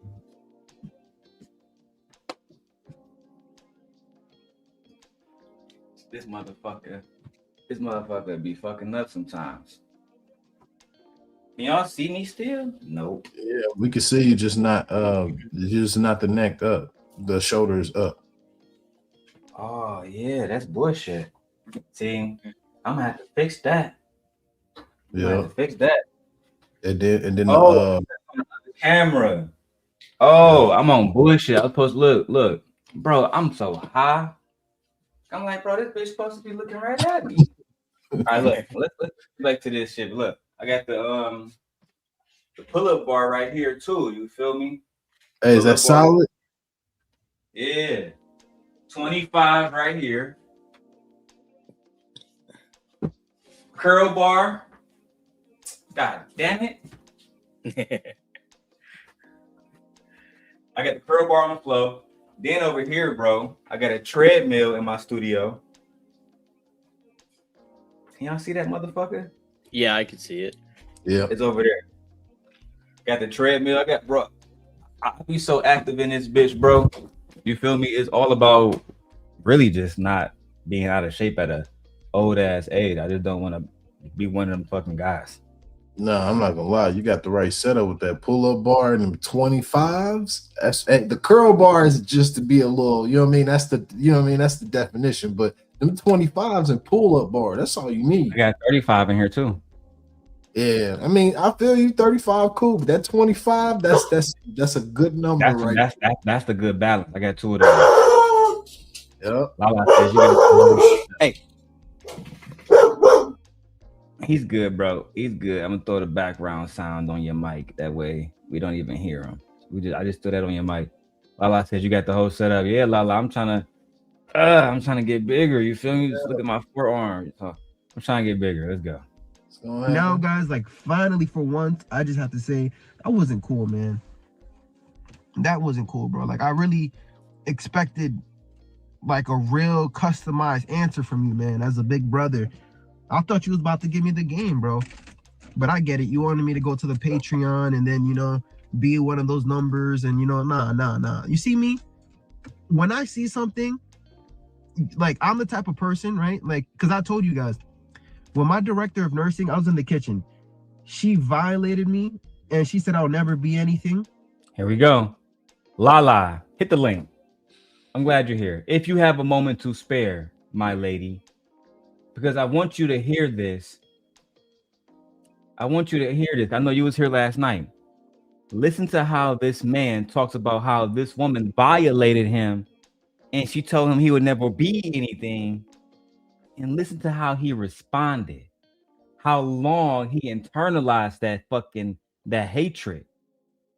This is why Black women are the most unprotected in the United States. That's a fact. And let me prove it, because I don't want y'all to say Darrel's up here simping and lying to y'all. Let me test myself. Gemini, I was listening to Darrel Long. How can I help you today? I was listening to myself and I said that Black women are the most unprotected of all the races of women when it comes to domestic violence, sexual assault, etc., etc. Is that true? It is a documented reality that Black women face disproportionate risks. According to the CDC and Department of Justice, approximately 45% of Black women experience contact sexual violence, physical violence, or stalking by an intimate partner in their lifetime, which is a higher rate than that of many other racial groups. It's over. It's over. That's it. So I don't just be simping. I tell y'all the fucking truth.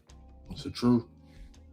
What they used to say? Hey, Darrel, you okay? Hey, Lala. Hey, hello. It's my guy Stoic. She's like a family to me. You know what I'm saying? So the only thing I ask is that she get the same respect that I would get. That's all. Thank you, Darrel. In that case, sister. Now, I brought you up here because I needed your feminine perspective about this young man and the story he's telling about this woman. Let's press play. Like, I'm the type of person, right? Like, because I told you guys, when my director of nursing, I was in the kitchen. She violated me, and she said I'll never be anything, right? You know what happened? I was working in the kitchen, and then after that, guys, she motivated me so much. I went to school, I busted my butt. I ended up getting my master's in leadership and management, and guess what? I applied for her job after she got fired. I ended up not taking it, but you know what? I was only 25 years old, and at that point, I said, wow, anything is possible if you put your... So this is my perspective of what I've just heard as a Virgo. A woman who already was in a position that you wanted while you was in the kitchen, working, basically as a stable boy, and she told you was never going to be anything. That hurt your feelings so much that you internalized that. And that hatred motivated you. You wasn't motivated before. You wasn't in school before. But that statement motivated you. And so much so that he went and got his degree. But he didn't go out and apply to any other job. He said, bitch, I'm coming back for yours. That is the type of mentality that leads to women being assaulted. And this is why, in my opinion, his wife needs to watch the fuck out. Because if she do anything wrong, I fear for her life. This is a red flag. Lala, what's your thoughts? I agree with you. It's giving deranged. I'll be honest, Darrell. It's giving deranged. It's giving weird. It's giving I need therapy and some medication. Yes, it's wrong. Don't get me wrong. I think it's rude to tell anybody you're not going to make it. You're not going to be anybody. But that put like gas on him. You know what I mean? That gassed him up to be like, hey, I'm going to prove this chick wrong and I'm going to be somebody. And that he went out and done that. Kudos to him. But to come back for her job just showed you he wasn't motivated to correct the path of his life and get somewhere that, you know, that will help him and further him from being in the kitchen. It only to get back at her because he knew he could not challenge her in any other way other than trying to take her job. And notice how he said a job that she got fired from. Mm-hmm. You know what I mean? That you can tell the hostility is still there.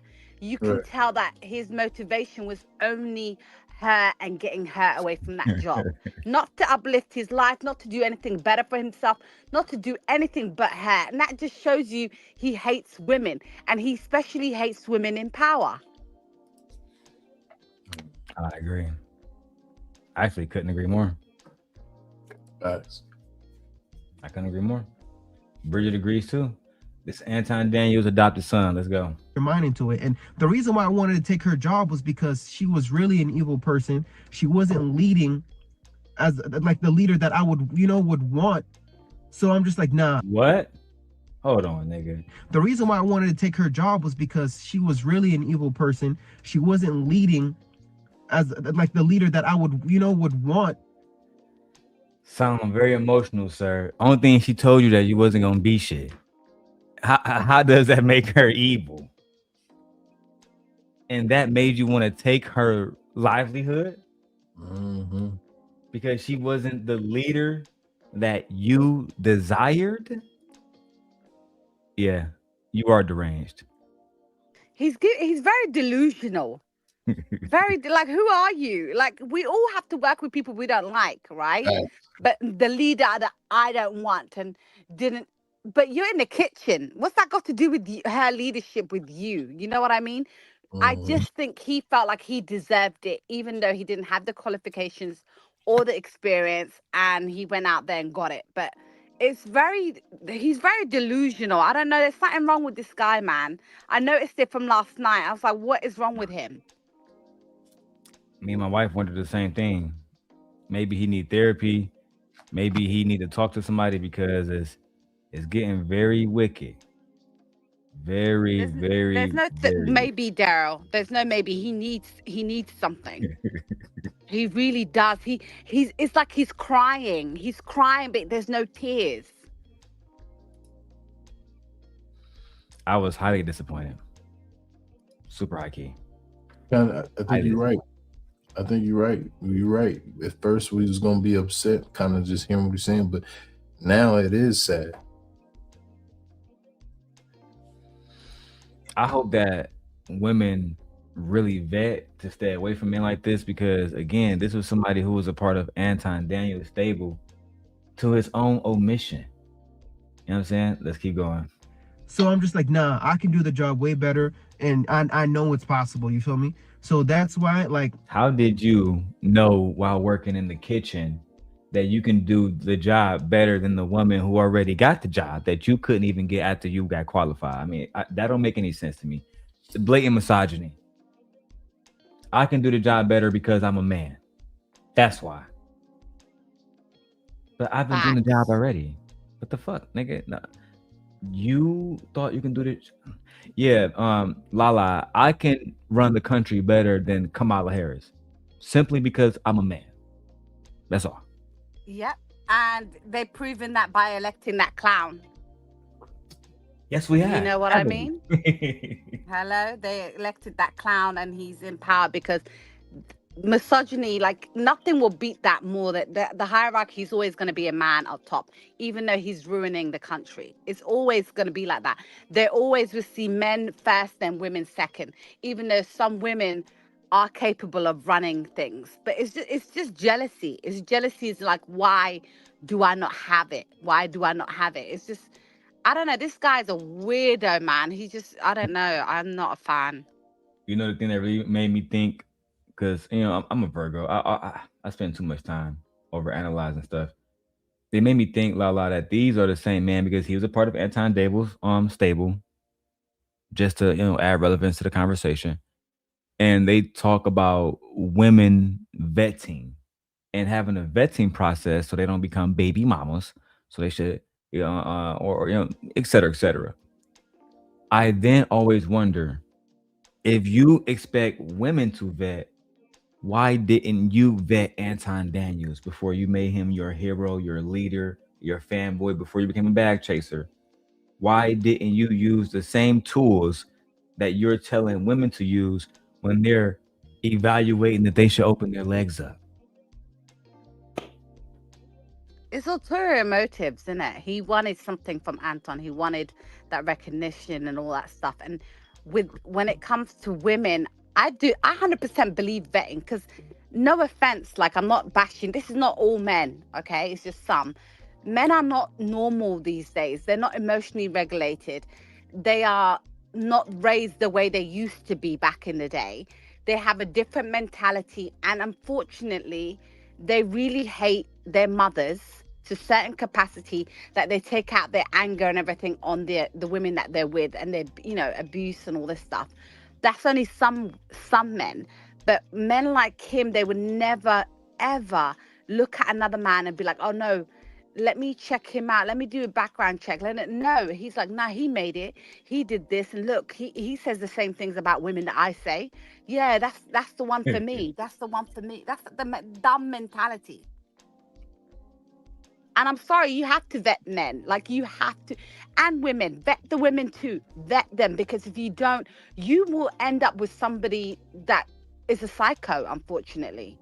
You know, I don't believe in dating. I believe in, if you want to get to know somebody, you have to have a reason. What is your point of trying to talk to me? Is it marriage? If it's not marriage, goodbye. And if it is, you speak to my brother and tell him what you want from me. And then we can go process that together. But if you're going to be on some rant about wasting time business, nah, you have to vet them. And also mentally check them out, and physically have them a health check out as well. Because you can't be safe in these days. You really can't. Especially if you're planning to be influenced by this person.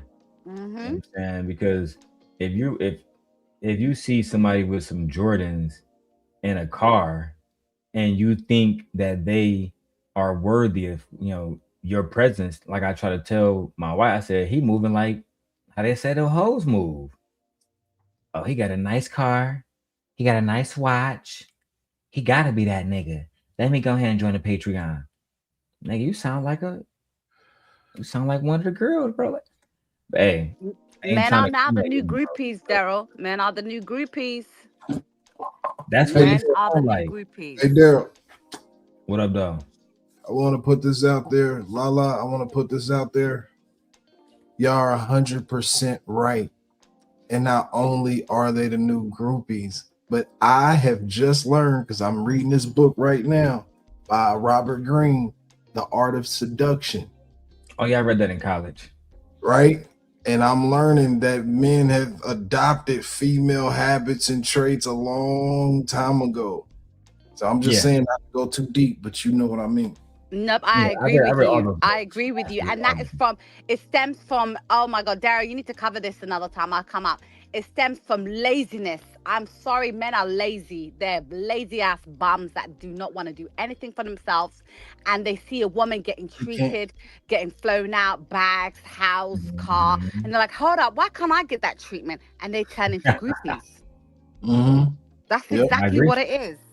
Because they don't want to work for it. Unfortunately, they just don't want to. But Darrell, you need to cover that one time. I'm going to come up for that because it really irritates me when I see men acting like groupies, wanting to be next to the rappers, wanting to be next to men that made it. Also, that guy that he's claims to be adopted him, whatever. Is he not married? He has a wife. He said that earlier. Okay, he has a wife, right? And so how do you follow a man that bashes women if you have a wife? That's a good fucking question. I don't know, but we also gotta have there's a thin line between it all, right? Because at some extent, it has to be acceptable to be able to follow somebody in what they're doing, as well as creating your own thing. Because then there'll be no value in me being following Darrell. But see, I think it's a difference, right, between you following me and me directly influencing you. So, like, like, or you come into YouTube in search of a father, right? Like, we just don't have those dynamics. Like, we homies, you know what I'm saying? We exchange ideas. We go back and forth. Our ideologies might not always align. Sometimes they might, but I would never be like, I adopted that nigga stoic. That's and like when niggas be mad because Anton be like, man, them niggas my children, but then a nigga literally said he came here looking for a daddy. All right, well, hold on. Let me say this on air. Let me say this on air before the future hits and they start messing with the ghetto stoic in my brain, saying that I followed Darrell and I intend on following Darrell. Do you understand what I'm saying? That's it. That I'll let it be known that I'm following. Hey, welcome to I ain't influenced. The nigga ain't my daddy, but I fucks with his channel. All right. I mean, I don't know. I feel like, brothers got to make that clear these days. You know what I mean? Just in case we have a future fight club or something. I don't want none of y'all niggas be my kids, especially if y'all gonna betray me like y'all betraying Anton. And Anton ain't shit anyway. Anton ain't shit. I can't stand that guy. I cannot stand him. I don't understand how he has a platform. But like I said, you're always going to have a platform because there's men like this that want to follow you when you're bashing women, when they can see their life. Oh, I had a woman at work that said, I ain't going to make it. I ain't going to be nothing. And, it's just dumb. Facts. It's just dumb. It's a dumb mentality. Is the world is always going to be full of good and evil. It's always going to be a fair balance. There's always going to be enough people on the side fighting for good. And there's always going to be enough people on the side, fighting for evil.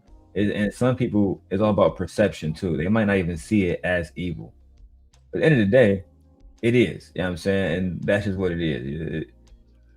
That's just the way the world works. It's yin and yang. It's kind of weird. It's magical. It's all kinds of stuff. Let's get back to Anton, son, whatever.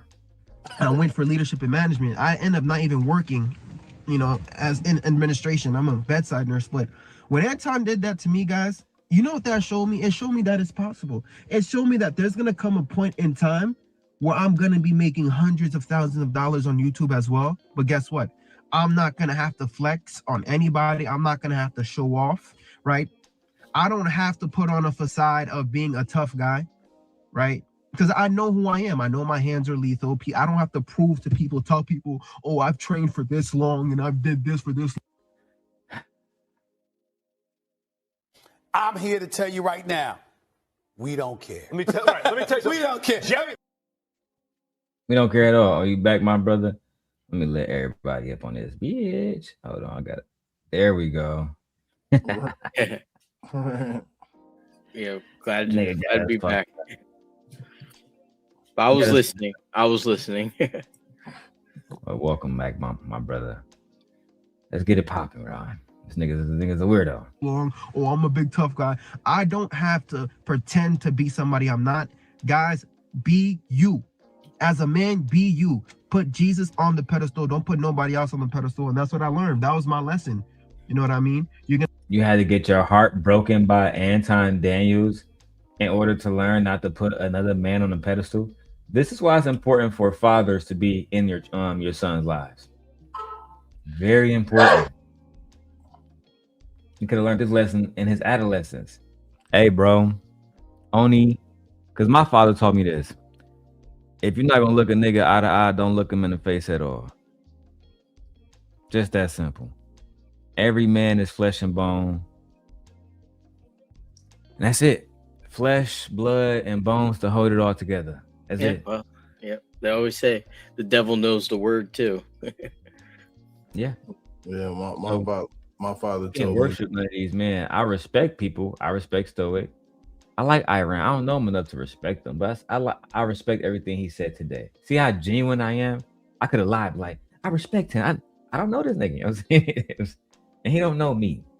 We just get. I respect Lala. I've known her for a while. I respect Kojak. I respect Rooster. But I never would look up to a nigga and say that's my daddy. You know that's some whole shit. That's some weird shit. And you can follow behind somebody's lead. Like when I was working with Conversation with King, because it was his channel, I followed behind his lead. Never called a nigga my daddy. A lot of times we had a lot of conflict because we both was some would say alphas or whatever, but I don't get into all that shit. Right. The whole thing is this: is you a real nigga or you not? That's all I want to hear.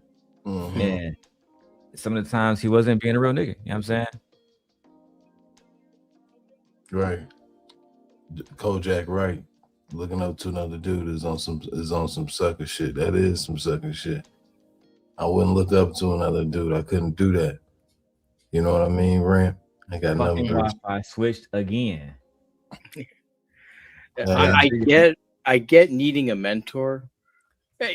Sometimes you need a mentor, but there's difference of like my dad's my role model.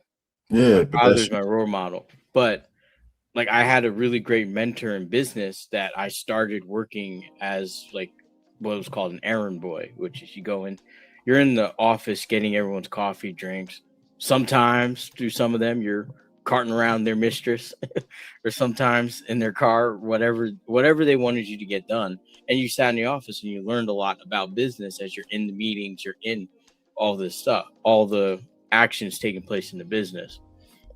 But I wouldn't call that guy my dad, but I have respect because he was a World War II vet. Yeah, and he had he came from the poor side of Boston, grew up, and he did the hardest thing after the war, which was deliver all the dead bodies for another 5 years after. And then he built his construction business and then eventually an answering service business and stuff. And I learned a lot from him, but I respect him, but he's not a role model. He's just a mentor that I happen to have come across, and he helped coach me in a lot of ways to help business. No, so, shout out to him. But no, I think because what you did, the errand boy thing was niche specific. So it was in a business field. You know what I mean? It's kind of like my very favorite show, Suits. I love Suits. Suits is my favorite. And the reality of it is you can't really put that in the concept of what he was trying to do. No. He is full on. It's kind of like the Andrew Tate symptom. A lot of guys said this is like my father figure, and it's okay to have a role model, but he is not a father figure. But you know what, dude?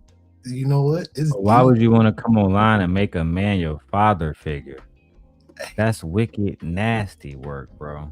For the highest accord. Hey, Darrell, man, Like, this that's is a lot of responsibility, bro. hey, For Darrell, this somebody is to be called like your father figure, that's a lot of responsibility. That's not even a little bit. That's a lot of come on, parenthood, nigga. bro. This is a Okay. topic of the time, bro. But I want us to really think about why were there so many successful cults, even though they were unsuccessful in its outcome. Why were there so many established successful cults in our historical, you know what I mean, in history? Because that really plays into the subconscious as to why people are so easily influenced. Yeah. That's a good question. I just don't know the It's answer. hopium. It's hopium. Yeah. You're hoping for something. I love that. Hey, Darrell, you should low key clip that one though. Like, do something with that. Hopium. That's hard. Hopium. Hopium is crazy. Yeah, I hate to say it, like I had a young guy that worked for me that had this same mindset when he was 20. He's now 25. And thank God he listened to myself and my mother does my accounting for my business. Right. She sat down and told him like what you really need to do. But he was doing a lot of things, saying a lot of concepts. I would say probably even a step higher than this, like kind of like the F all women type of mentality. And it's like, hey, look, you're 20, Right. you ain't got nothing. The only thing you got right now is that you're 6'3" and you're pretty good looking, but you got nothing. You have to build. Unfortunately, reality is Those us guys circumstances, have to I'm not build. going to Anton looking for a daddy. Yeah, that shit lame. So, and he was one of those guys that had Andrew Tate in that role because he had a father, but he had like his father was he didn't want to be in that marriage, and he said constantly, unfortunately, I heard it over the phone to his poor son, like I never wanted to have kids, like stuff like that. And that's a hard thing. So he's now saying, well, my dad's weak. And this is kind of an important thing if you are a young father, how important it is for you to be the steadfast pillar. Because his father was weak, he became this. So it's not the solely single mothers that create this. It's really the lack of the father being the pillar. And it's like I've been there. I have a young daughter, and it's in the black community, in the rap game, they say if your daddy was a rat, the son is a mice. So no, we well up on that too. Yeah, we use that lingo just for those suckers, them sucker duckers too. But I ain't gonna go too into it. Darrell, man, my bad, man. You know what I mean? Yeah. Me and Rap will rap about that too. But so, but yeah, there's a lot of guys like his mentality. It's just that he's older, and I would never have thought that it would manifest this way in this guy. But it is kind of weird that you're in your 30s looking for a father figure. I get 20, I get 19, I get 21, but it don't matter. This late in the age game, you're almost the middle age. Like, I don't know. We're going to have to look into those cults, man. We're going to have to look into those cults because I'm really thinking about the subconscious. Why so many people just jump to 900 people drink Kool-Aid? Like, come on, yo. Like, bro, let's have a real conversation, right? Because we taking it off everything else, right? Not perfectly. I ain't going to. But we got let's keep it where it's at. Niggas are following Anton because they were losers and they wanted to live like Anton. I told my brother this because he's trying to get his hey, I'll mute you for a second, bro. My brother has a channel about crypto, and I told him people watch Anton because they don't really want to learn about crypto. They don't really want to learn about it. Have to sit there, look at charts all fucking day, make money and shit. What they want to do is live a lifestyle. And let me explain that to you, right? I got a fleet of hoes. I'm that nigga. You feel me? My wife do what the fuck I say, and everywhere I go, I fly with a baddie. Versace, nigga. Porsche, nigga. I guess I got more money than your favorite rapper, nigga. I got more money than Corey Holcomb and Kwame Brown. Like that type of shit, buddy say.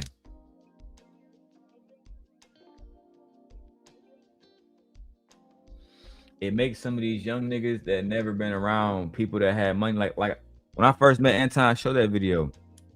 I was already living in nice ass, you know what I'm saying, penthouse type shit in East Lansing. I was living good as hell.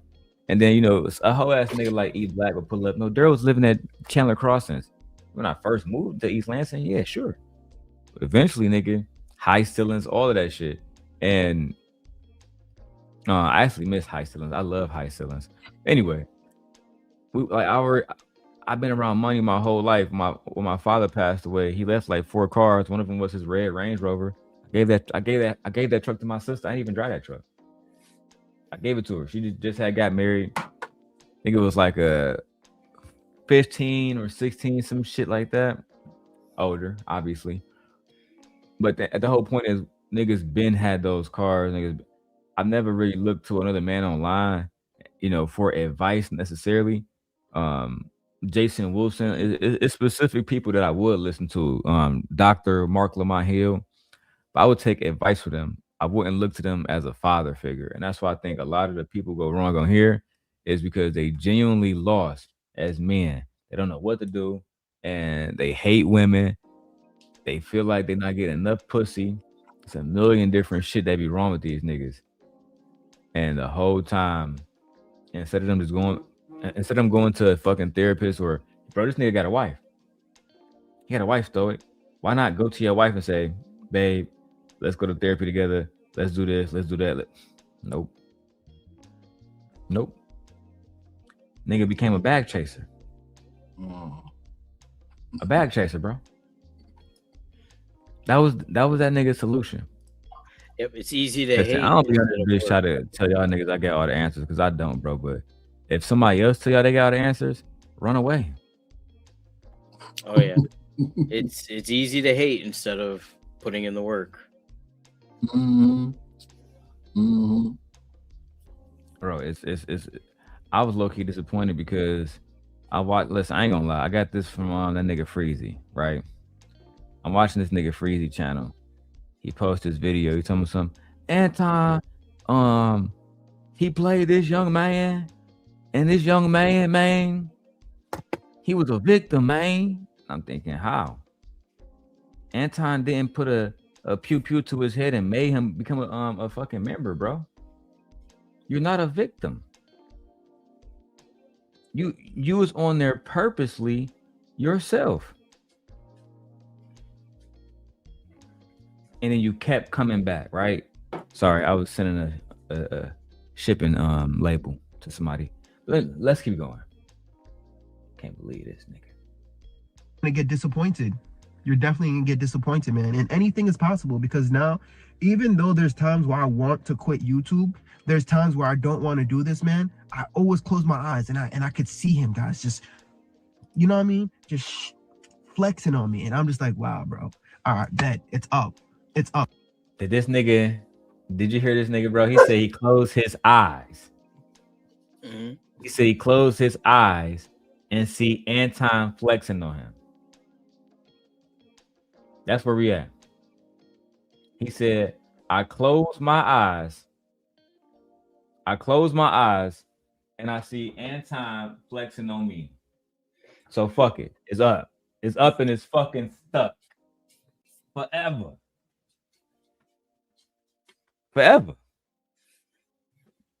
Look at what we dealing with these days. Look at the type of shit that women have to deal with from so-called quote unquote men. This is embarrassing. Utterly embarrassing, bro. And y'all should be embarrassed for wanting to be around niggas like this, man. I'm gonna get my hoodie. It's kind of cold in this bitch. It's fresh play, man. Fair use.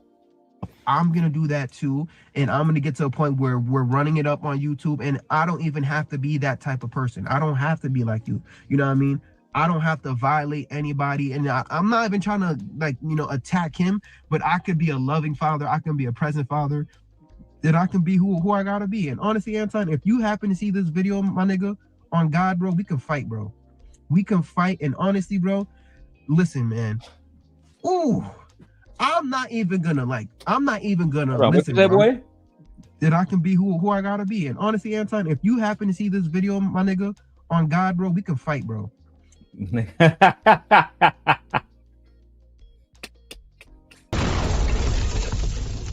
Hey, bro said, if you happen to see this video, Anton, we can fight, nigga. Oh, nigga, that's on my mama. That's on my mama, nigga. Hey, if you see this, Anton, we can throw them hands, cuz.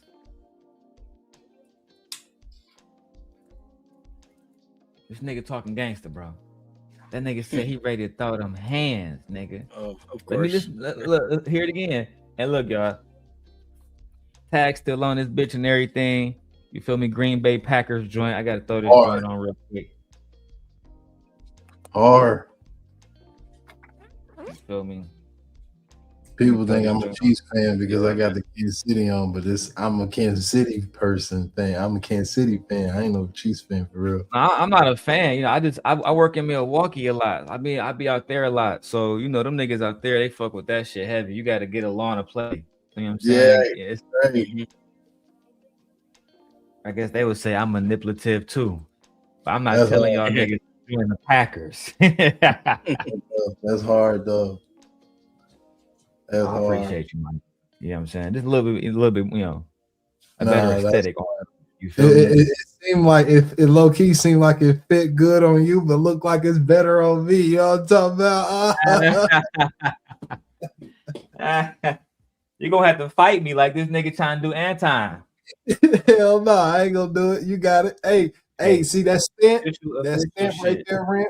That's real right there. That's authentic. Hey, we used to judge you back in high school with the remember the throwback jerseys back in the day? Oh yeah. Oh yeah. Oh yeah, I definitely remember. Hey, let's get to it. The nigga said he gonna beat up Anton, y'all. Let's go. I don't have to violate anybody, and I'm not even trying to attack him, but I could be a loving father. I can be. He said he's not trying to attack him. 20 seconds later. Be a present father. That I can be who I gotta be. And honestly, Anton, if you happen to see this video, my nigga, on God, bro, we can fight, bro. We can fight. And honestly, bro, listen, man. Ooh, I'm not even gonna listen, bro. I'm telling you this right now, bro. I need just one round with you, gang. Just one round with you. I know Corey home and you guys were screaming in front of each other. Listen, bro, this is gonna be the easiest knockout for you, gang, because bro, you could break my jaw in 3 places, gang. Just like Jake Paul, man. If that contract is nice, oh, we lit, bro. You can show. This nigga still. You want to get knocked? I'm confused. You want to fight Anton, but you want to also let Anton break your jaw, as long as the contract is nice. Let me go back. Wait a minute. Wait, first of all, you're not gonna speed past that like you didn't just say what you just said. I'm not gonna attack Anton. Goes directly into a physical altercation situation. Then says, instead of you getting your get back, you still bag chasing because you want a fucking contract. You can't make this shit up. Kevin. God damn it! You can't make this shit up. Rest in peace, Kevin. The manosphere will never be the same. These niggas are lost without you, Kevin. They're lost. Loving father, I can be a present father. That I can be who I gotta be. And honestly, Anton, if you happen to see this video, my nigga, on God, bro, we can fight, bro. We can fight. And honestly, bro, listen, man. Ooh, I'm not even gonna listen, bro. I'm telling you this right now, bro. I need just one round with you, gang. Just one round with you. I know Corey home and you guys were screaming in front of each other. Listen, bro, this is gonna be the easiest knockout for you, gang, because bro, you could break my jaw in 3 places, gang. Just like Jake Paul, man. If that contract is nice, oh, we lit. We lit, bro. You can show people how gangster you are, how you from Detroit. I don't give. I'm gonna take it, gang. I'm gonna take that shit like a man. Boom. Ah. You gonna take it? You gonna take it like a man? And look, man, I don't want to hear nothing else about what women are doing for money out here. This nigga just said he want to take it to the face from Anton Daniels. And let me not, wordplay. He said he gonna take a fist to the face. And he's willing to just to chase a bag. But 5 seconds before, he said, I'm gonna get rich and I'll make $100K on YouTube and I don't gotta do none of that bullshit. You see how conflicted you are even right now, my nigga? Even when you trying to convey a message to us, how conflicted your spirit is, nigga?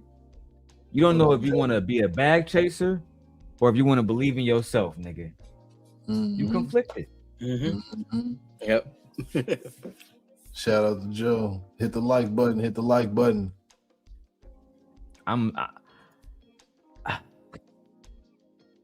Let's go, man. I don't care, bro. Jake Paul made 96 million. Let's get the pay-per-view. Let's get the contract going, gang. It's all love. It's all love, gang. It's all love, man. I don't mean to violate you, man, but that's how I truly feel. I'm not expecting an apology out of you, but like, damn, bro, like I wanted to be a bag chaser. I wanted to be, somebody, you know what I mean? And I don't know if anybody else feels this way. If you ever had a fallout with Anton, like you used to watch him all the time, and now all of a sudden, he did something or said something that's like, you don't really rock with him as much anymore. But I say this, but I still watch him, right? I still watch him. The nigga's still on the TV. He's still hustling. He's still posting 3 times a day, 4 or 5 times a day. His work ethic, you guys can't be upset at his work ethic, honestly. So like, I'm not. It really don't take that much to post 4 or 5 videos a day. I'm telling y'all, as a full-time content creator, like, and this is me still working, right? I'm kind of shifting out of working. You know what I'm saying? But that's a whole different conversation, right? And that all depends on, how much donations and stuff like that we get. So far, I think we got like $25 in donations in 2 hours, which that basically add up to like $12 an hour, right? Which is not enough to sustain a channel or a lifestyle. So that leads to me having to spend time doing other stuff, which is not your responsibility, right? I don't put that responsibility on the consumer. That's up to the leader to find that out. I don't need Anton Daniels to tell me that. You know what I mean? Didn't buy a Hyundai Palisade just by sitting on my ass. Now I'm driving nothing but foreign trucks. Listen, it doesn't, young man, if you want to, you can post 5 videos every day. I would actually tell people who want to come into Simp Nation and who want, like, somebody asked me the other day, can you help me monetize your, I said, yeah, I can help you. Only thing I need is complete cooperation. So if I tell you to post 3 reactions, 2 head talking videos, and 3 TikToks, and then just post those same TikToks to Instagram, I expect to see that every day. Just like Ghetto Stoic said, the girls like the niggas in jail because they get up every day, they're doing push-ups, they're doing sit-ups, they're doing burpees, and eventually niggas strong as hell, body tone, reading, looking at shit and say, oh, I'm not eating that pork, it's not good for my body. I'm not drinking that soda. It's not. We're talking about niggas who become disciplined. If you become disciplined in this, you will see success. I believe that discipline and patience genuinely get you everything you want. Like Iran was saying, a lot of y'all niggas was following Anton because he was selling that lifestyle. Hey, you want to be like me? You want to drive a Lambo, bitch? Come join the bag chasers, man. Me and Iran, we're going to teach you niggas how to own 1,000 houses in 2 days. But first, you got to give us $15,000 to join. It's, bro, the courses method of making money on YouTube, I can't tell you how many content creators and scam niggas off the course game.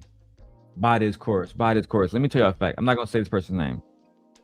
But a few years ago, I bought a course for $500. It was a computer science course. The person revamped the whole course and started charging people $100 a month. It was a $500 lifetime fucking thing. I go back, I log in. I said, let me go ahead and log in and finish this shit. whole server down. I contacted bro, and he said it's $100 a month now. I said, nah, I'm gonna need my 5 back then. He said, this is what we can do. You pay into the $100 one, and then after that, I'll give you 5 months for free. I said, I don't know, because the original thing was a lifetime package. I mean, once I pay this, I never got to pay nothing again. Right. We're still working out those terms, but there's so many different people out here that is selling those type of packages. That is a fact. You feel me? The only difference between him and Anton is this guy actually works at one of the big companies, Google, Microsoft, et cetera, et cetera. He actually has been on CNN Money, et cetera, et cetera. So he's legit, like super legitimate. But that still don't take away from the fact that he was trying to make money off the people that wanted to just learn something from him. You know what I'm saying? And I really didn't like that. But he was a gentleman about it. And he felt like, well, people have a problem paying $500 all at once, so they pay $100 a month. All right, I mean, it's still fucking bullshit, but you know, it is what it is, bro. Let's go. I'm not gonna sit here and hate on him. I'm not gonna sit here and talk bad about him. And I know this video sounds like, nigga, do you rock with him or not? I don't have beef with nobody, guys. I don't even think Corey Holm and Anton's beefing, bro. I don't think any one of these people are beefing. I feel like they're just all just in a system where they call each other and they're fake beefing and they just making money at this point and they're playing for emotions, man. Shout outs to Ringo, man. Playing with y'all emotions. Nigga, we not emotionally tied to what Anton and Corey Holcomb doing. The fuck you talking about? That's that female shit, bro. That's that female tendency shit. Matter of fact, I got a video from that featuring Anton. Nigga, you ain't telling me shit. My spirit recognize your spirit, and my spirit identify you as a hoe, nigga. Let that hoe loose, nigga. Yeah, free that bitch, nigga. Yeah, free people. Yeah, let that hoe up out of you, nigga. I heard that hoe knocking. I heard that bitch knocking. Let her go.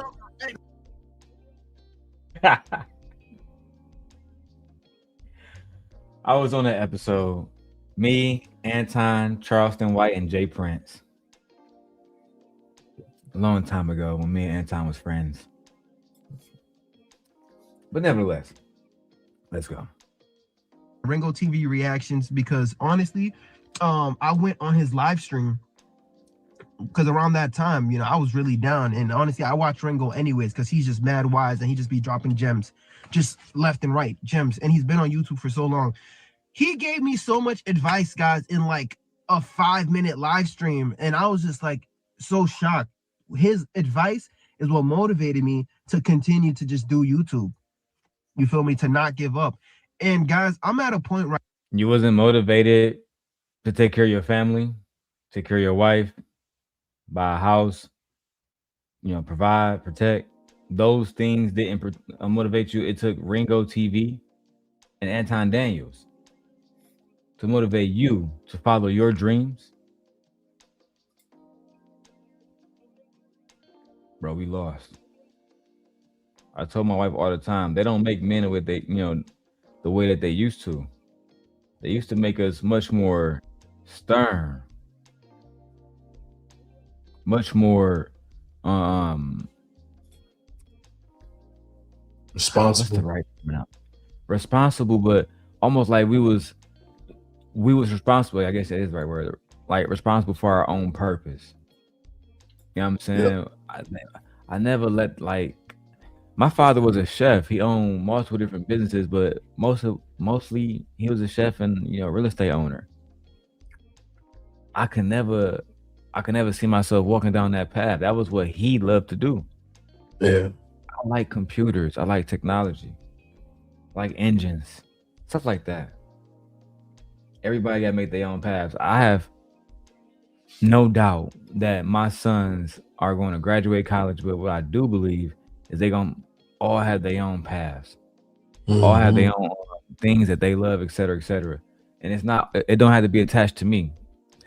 What I don't understand about this young man is I don't see nothing that set him apart. It's almost like he don't believe in himself and he need affirmations from other people. Why do you need, like, if Ringo TV and Anton didn't exist, would you even be on YouTube?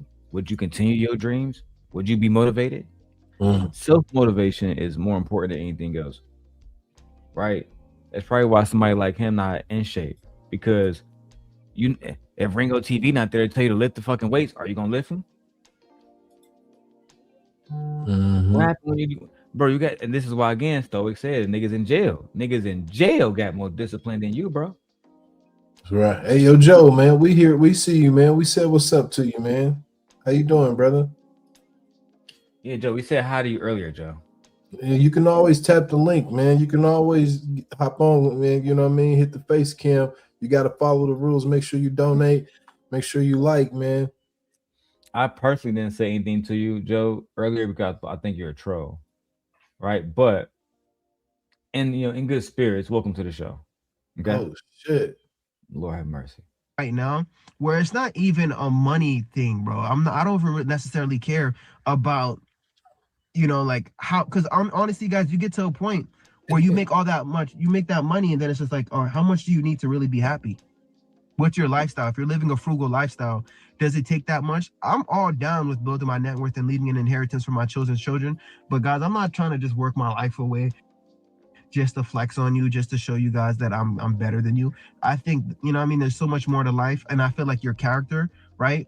Literally having a character, a valuable character, and people rock with you just for who you are, not leading with your money. I feel like that right there is more valuable than anything, man. Man, y'all niggas always act like y'all didn't know who Anton was.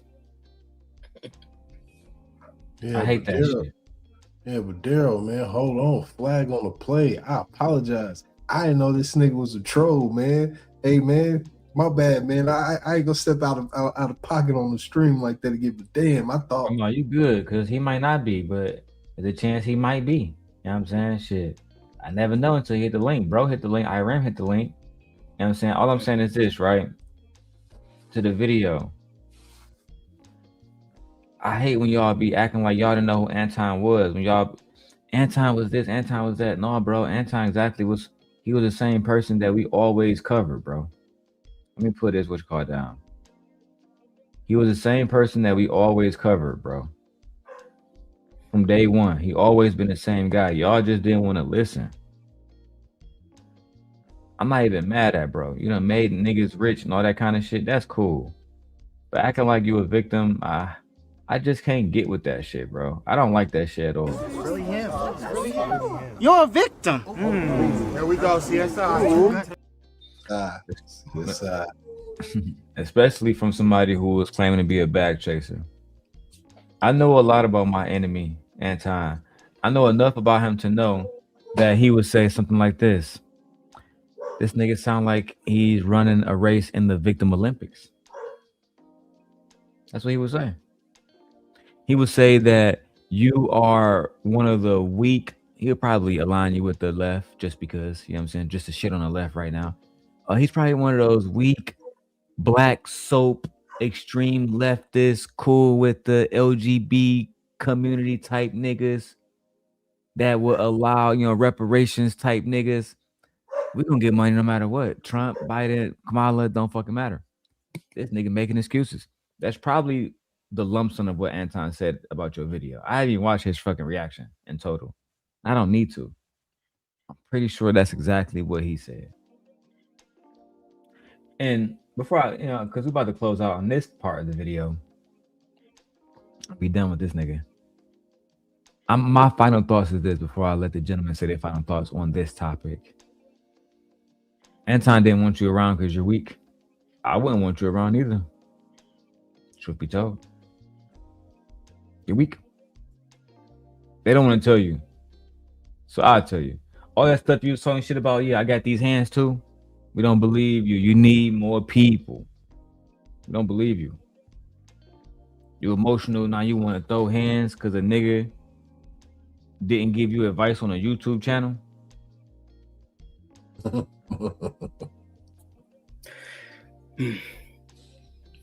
That's emotional, bro.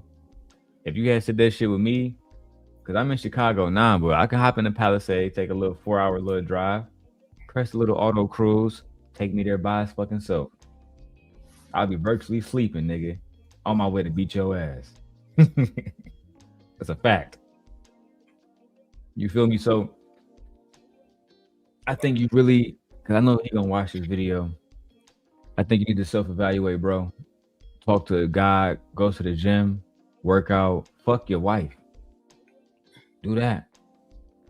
And spend more time taking her out and stuff like that.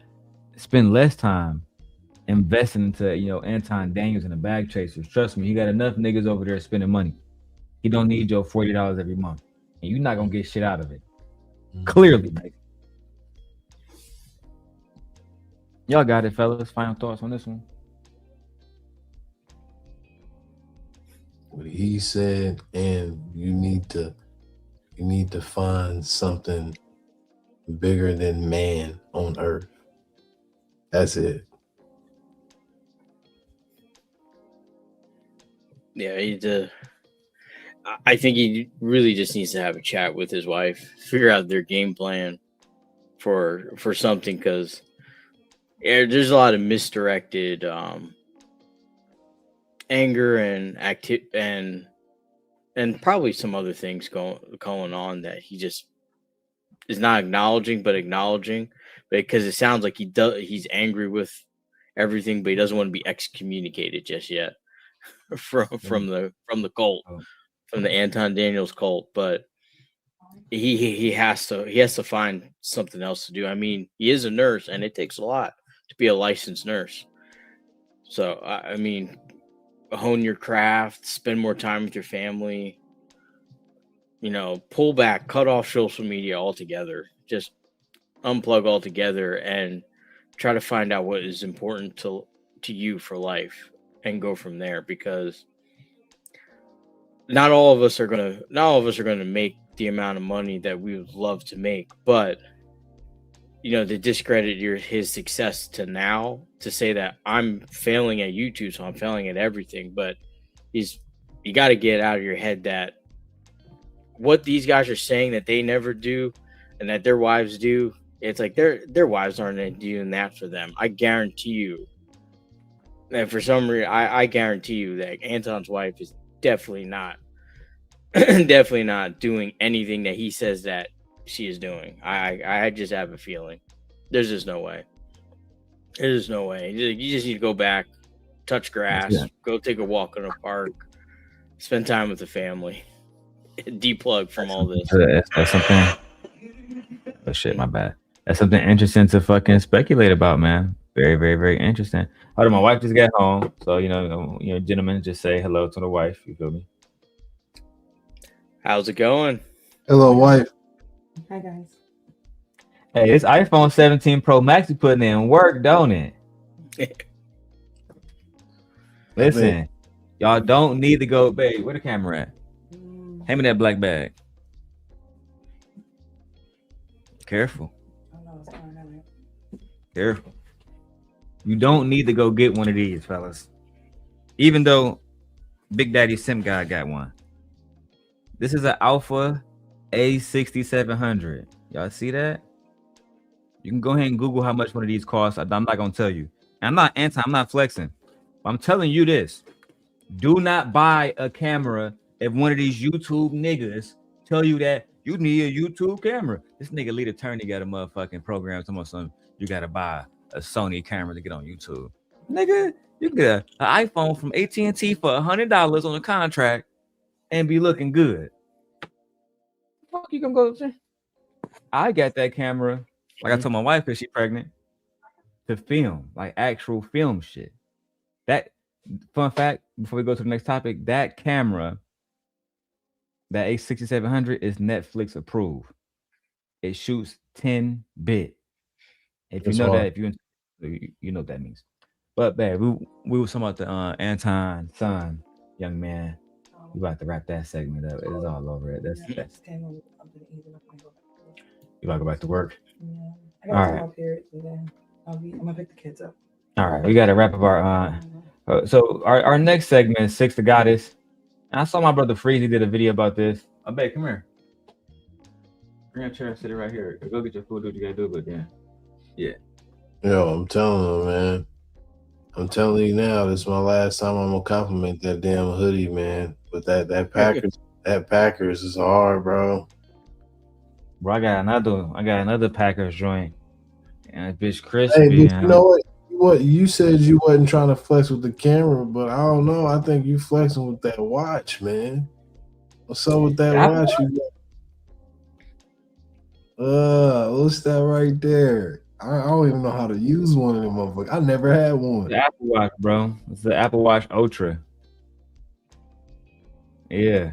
I'm about to get rid of these Ray-Ban Metas, and I'm about to get the new ones. I had to go. He's actually broken. I actually broke him. So, is what it is. Hey. Now, were you able to get those size, or are they one size fit all? Because I wasn't able to get the Metas because at Lens Crafters they told me they one size fit all at Lens Crafters though. Nah, bro. So I actually went to Lens Crafters too. Actually, I still got my receipt and everything, but like they have different. For one, they have different like models and shit. And I think these are the Wayfarers. I forgot, bro. But they do size some bitches. Like they had like a little thing for my nose and my like the one like they had all that shit, bro. I had tested them and shit. And then it took like 2 weeks for them to put the lenses in and shit. You know what I'm saying? The transition bitches. Outside of that, bro, them bitches running. Hey, Darrel, look, check this out. I want to use this as an example of ramp of why brothers got to show each other more love, because we low-key the exact same way.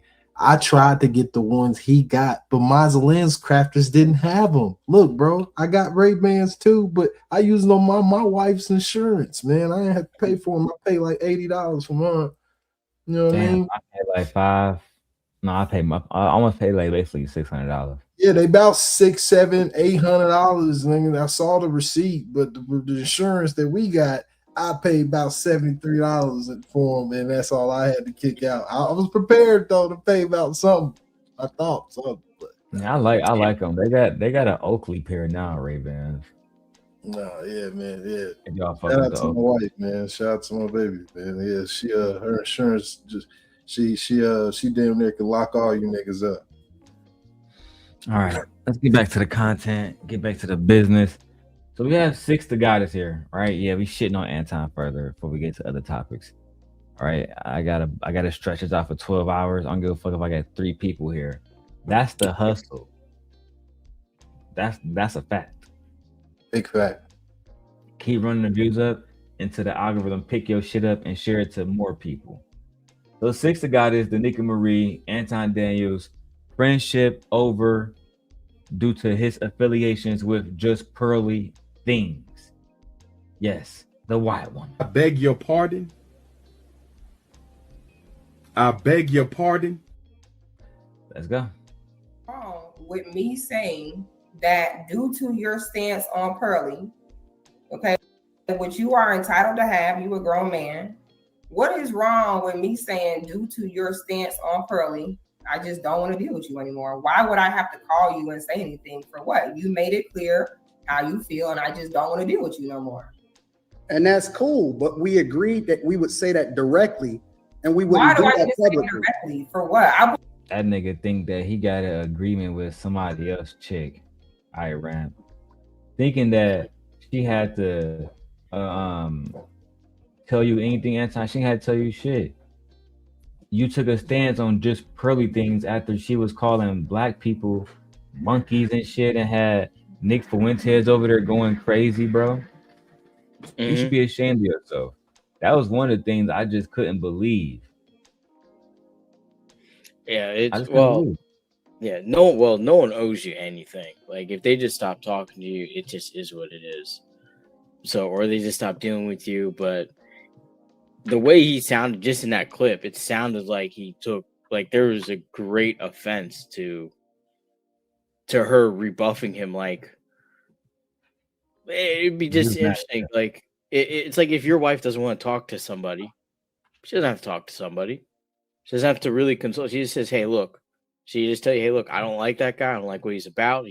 He's got all these anti-black people on. I'm just not going to listen to him. I'm just not going to be present or just walk away or not talk." But she doesn't owe anything to that guy. that she's like, I don't understand. But I don't even know why they want to associate with them. They're gonna cut them off in a heartbeat. I mean, look what happened to Fresh and Fit. They couldn't even get into the damn convention center. I agree. Hey, Taz going crazy on Anton right now. Anton Daniels come right back with his own Predator support video with people supporting R. Kelly. Anton, you did an R. Kelly response. We'll be reacting to that one today as well. Listen, we need at least $50 more to the Cash App or to the Super Chat. Either way, I'm fine. You know what I'm saying? But we need at least $50 to the Cash App. Who's gonna sponsor the show? All right, let's go. What is wrong with me saying that due to your stance on Pearly, okay, which you are entitled to have, you a grown man. What is wrong with me saying due to your stance on Pearly, I just don't want to deal with you anymore? Why would I have to call you and say anything for what? You made it clear how you feel, and I just don't want to deal with you no more. And that's cool, but we agreed that we would say that directly, and we wouldn't Why do do I that need to say publicly. directly? For what? I'm supposed to go to your Because that's what we agreed to. No, I didn't agree to that. You agreed to that. Anton always believes that he has some type of influence amongst other people. And I tried to tell him years ago, Iran, you know what I'm saying, if you wish, I can show you a video. But years ago when me and him were cordial, I tried to tell him, hey, these people don't really fuck with you. They use you for the money. Six the Goddess, she's one of the most beautiful women that we have all seen. That's a fact. She's only around you,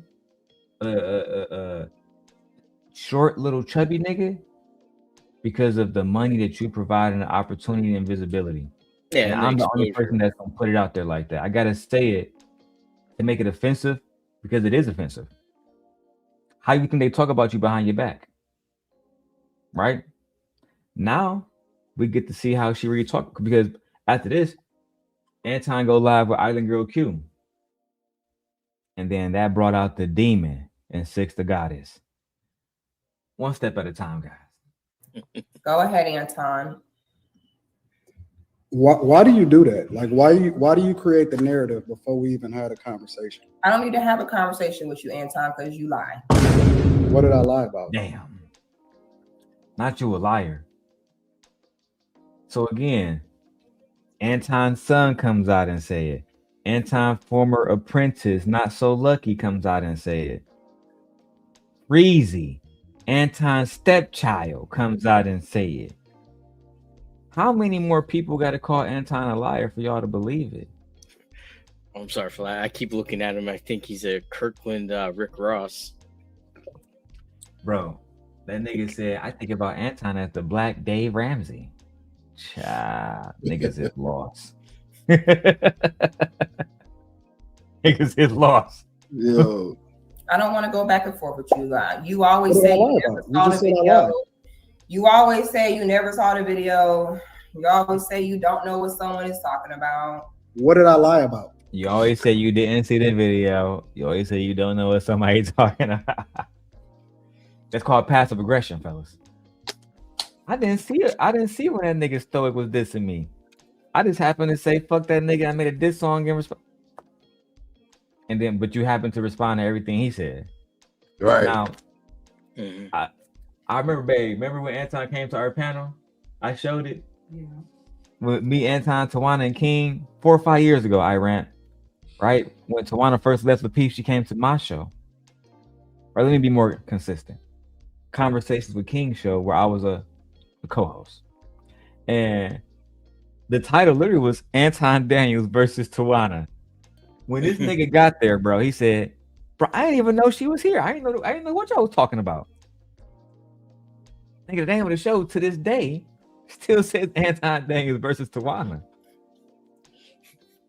And the nigga literally looked at us in the face and said, hey, bro, I didn't know what y'all talking about. I just popped up. That's indirect. So, yeah, if that was the case, why not pop up any other time? That's being indirect. But when we happen to put your name in the title and we got Tawana here saying that you tried to fuck her, now you pop up. Yeah, I don't understand that. If you didn't want to talk to her, you shouldn't have made a video. But they're so desperate. Well, I think this is my opinion that he's desperate for the attention he perceived he never got, and the money to maintain the lifestyle right now. That's just my opinion right now. I actually agree with that one. I do. Like there was like he did a video recently saying he got 20 properties. I'm not sure about that. Cause he only showed one property. Okay, I know it's your show. I don't want to take it off the tangent, but I did not find 20 properties. Now I did find 7 properties that were titled to him as a second holder. So if you get a mortgage, or if you're trying to get a rental investment property, if your credit isn't equal, or your contribution to the deal isn't equal, you're going to be what's called a secondary holder on the deed. So every time he is like right under, there's like a main holder, second holder, but the property's sold. Main holder, second holder, as like all the properties were sold.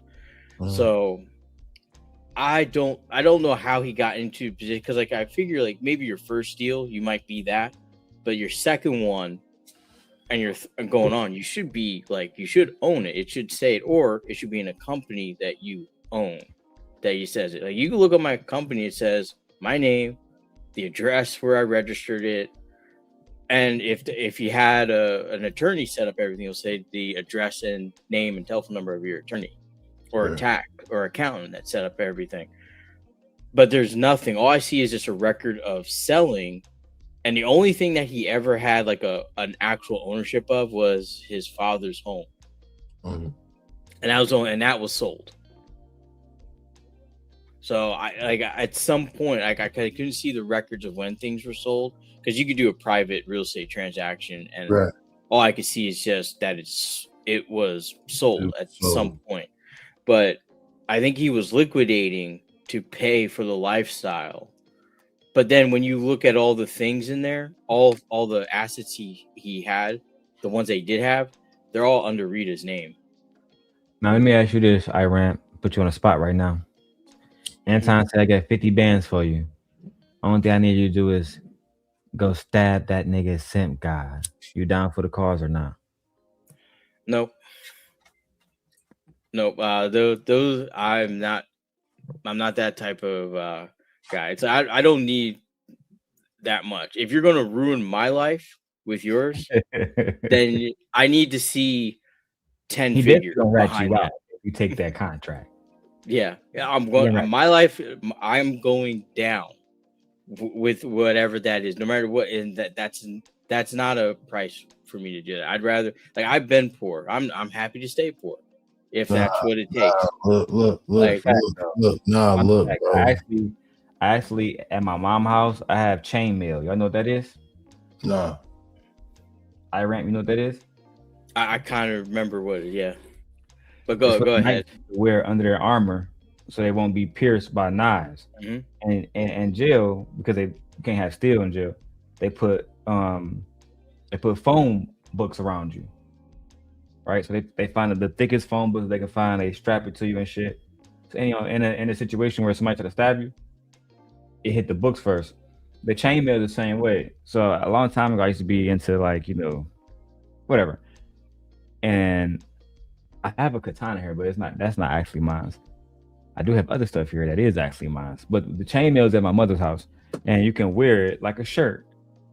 But if somebody was to try to shank you, it'd be almost impossible for them to get it through this. Like, they would have to have a specific type of metal or like a hollow tip. You know what I'm saying? It'd be so hard for them to take you down. But yeah, y'all should look into that. All right, let's go back to the video of her shitting on Anton. Specifically. What did you come on here to say, Anton? I came to say that this is some fake shit, Six, because you know you got my number in real life. What and do I need to say? Anytime, no, if you're gonna let me speak, let me speak. Anytime that anybody has ever had a question, you know we didn't always reached out to each other. I even when motherfuckers that I was rocking with, that I was paying, that I was having conversations with, when they was coming against you, I never turned on you. I never turned. And no, hold on. It's not exactly true. Oh, you could tell by his eyes. By the way his eyes are, he's always looking away from the camera when he's speaking about.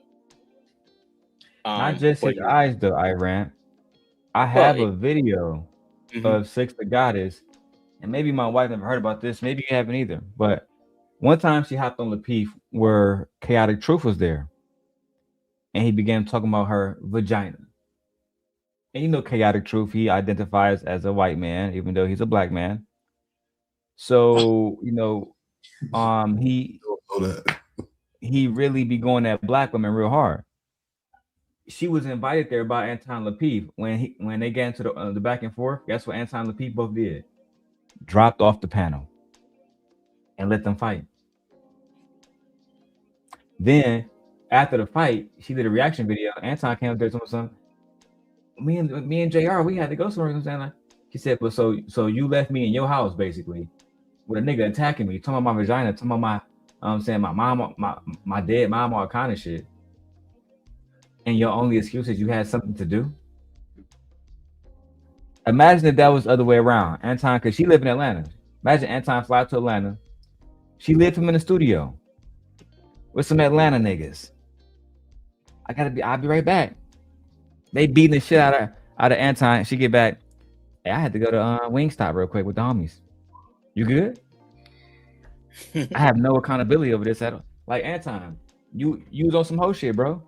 Then you set B Taylor up, knowing all these girls are cool with B Taylor. Even though B Taylor can be a fucking dingbat sometimes, people love her. I got a great deal of respect for her. So that Pearl shit after Nick Fuentes, bro, it was just too much to deal with. And only people like that fucking young dude, Mr. Gabriel, was still influenced by you. Losers. And it's crazy because he has more intelligence than Anton, but not at the same time. Oh, hold on. You know this because we had real conversations in person. You sat in my crib and we had these conversations. You know I defended you. You know I never mentioned your name one time. We didn't always disagree on almost everything that we stood on. Me and you had a conversation about how much we disagreed in my motherfucking kitchen.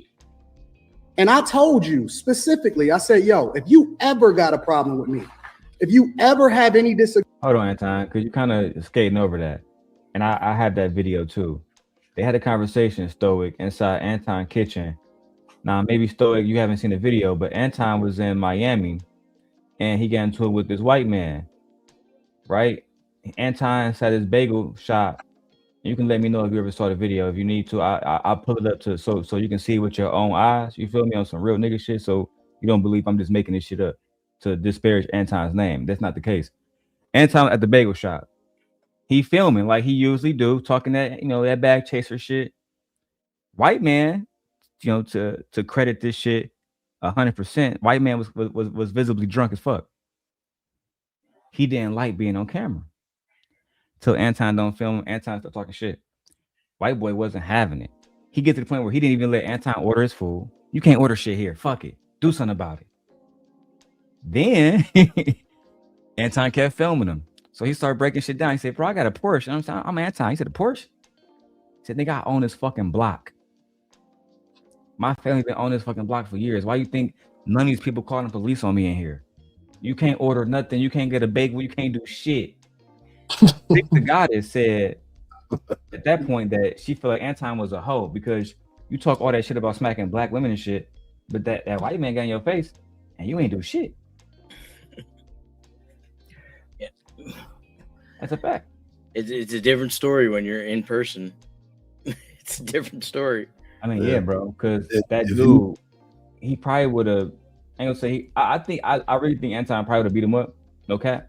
Yeah, but he would have looked like Denzel Washington off of Training Day, touching that man. Exactly.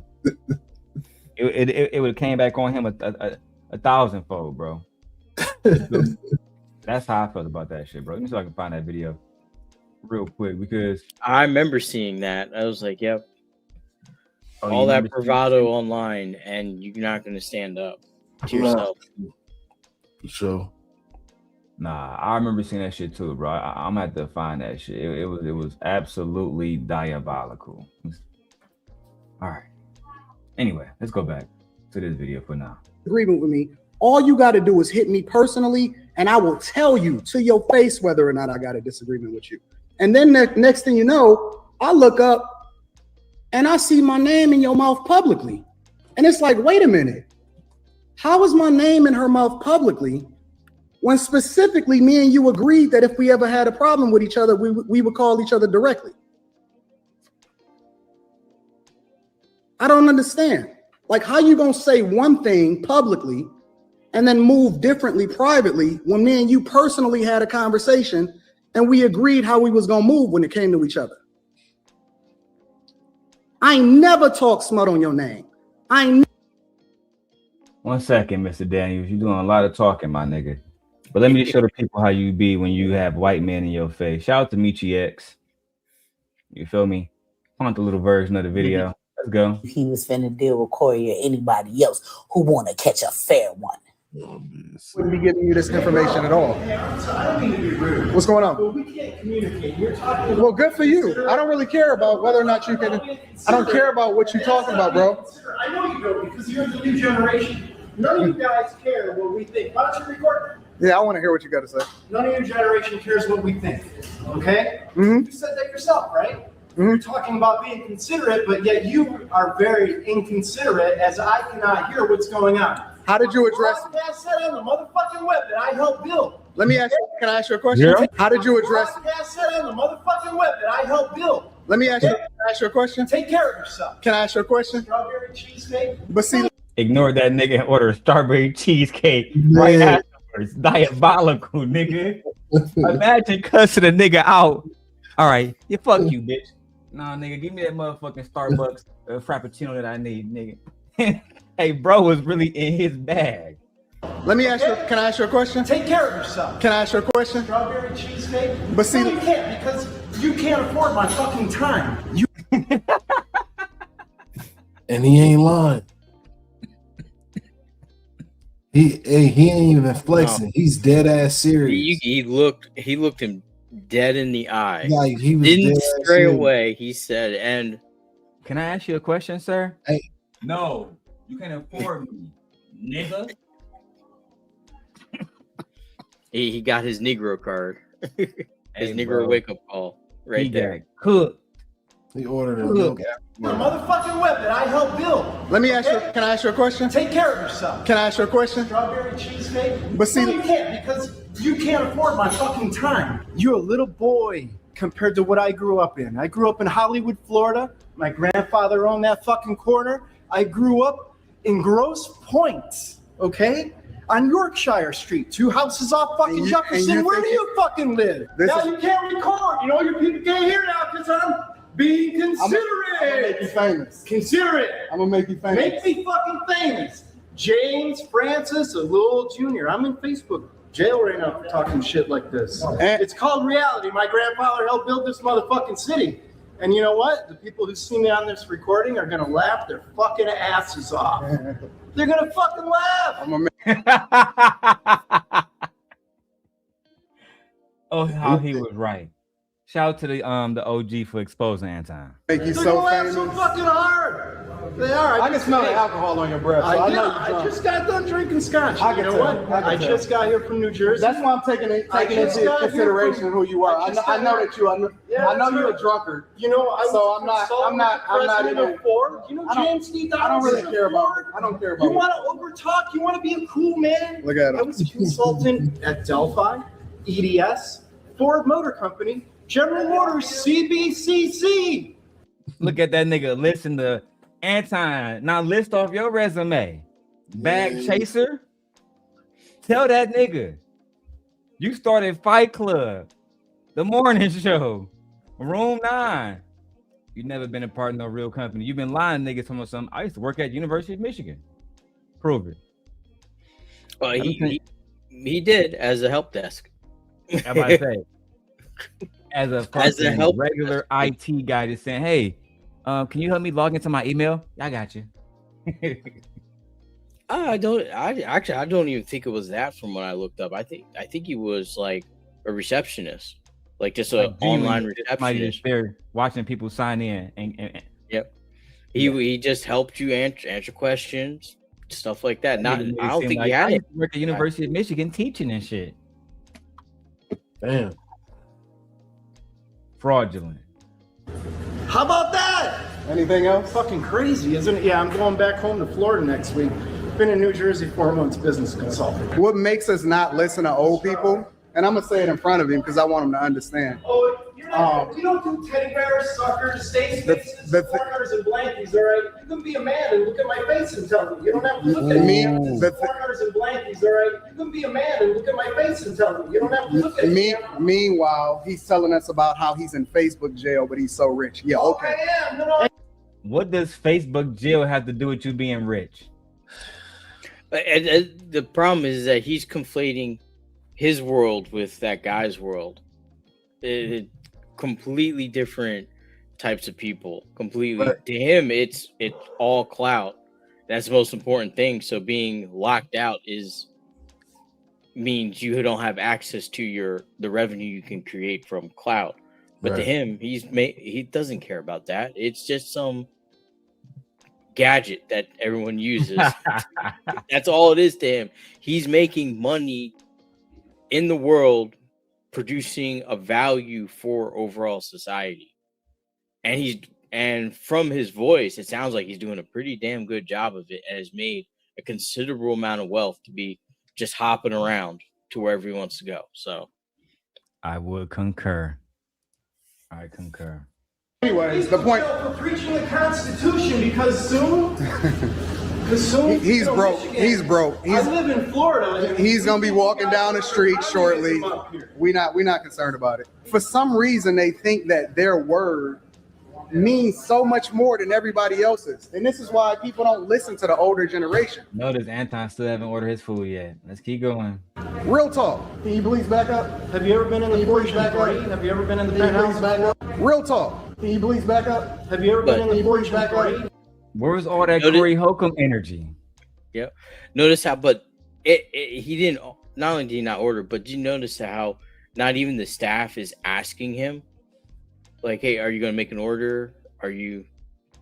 The staff don't give a fuck. He might not even be able to slide his card at that place. Yo, he's killing me with what he's correlating with being broke is, though. He's saying, like, you about to go walk? Like, what does that have to do with anything? Hey, I wasn't going to bring it up, Ghetto. I'm glad you brought it up. That nigga about to go walk down the street. That means he's poor. What? My wife's uncle's a heart surgeon. Literally. So he understands that walking is one of the most healthiest things you can do to help your heart. You know what I mean? So that's what he does. So off rip, that dude got paper, like paper. Heart surgeon, man. Fact, bro. When I was working in Milwaukee at the Amazon factory up there in Wauwatosa specifically, because every one of those factories, even though it's overall owned by the Amazon owner, I think that's Bezos or whatever, but every factory had their own owner. The owner, bro, this nigga used to walk every day. Right? I be getting the Rivian shit all set up and shit. And at first I say, who the fuck is this old man? He be walking the factory big as hell. Yeah. Again, it's walking the whole bitch, bro. Yep. In circles. Found out this nigga is a motherfucking owner.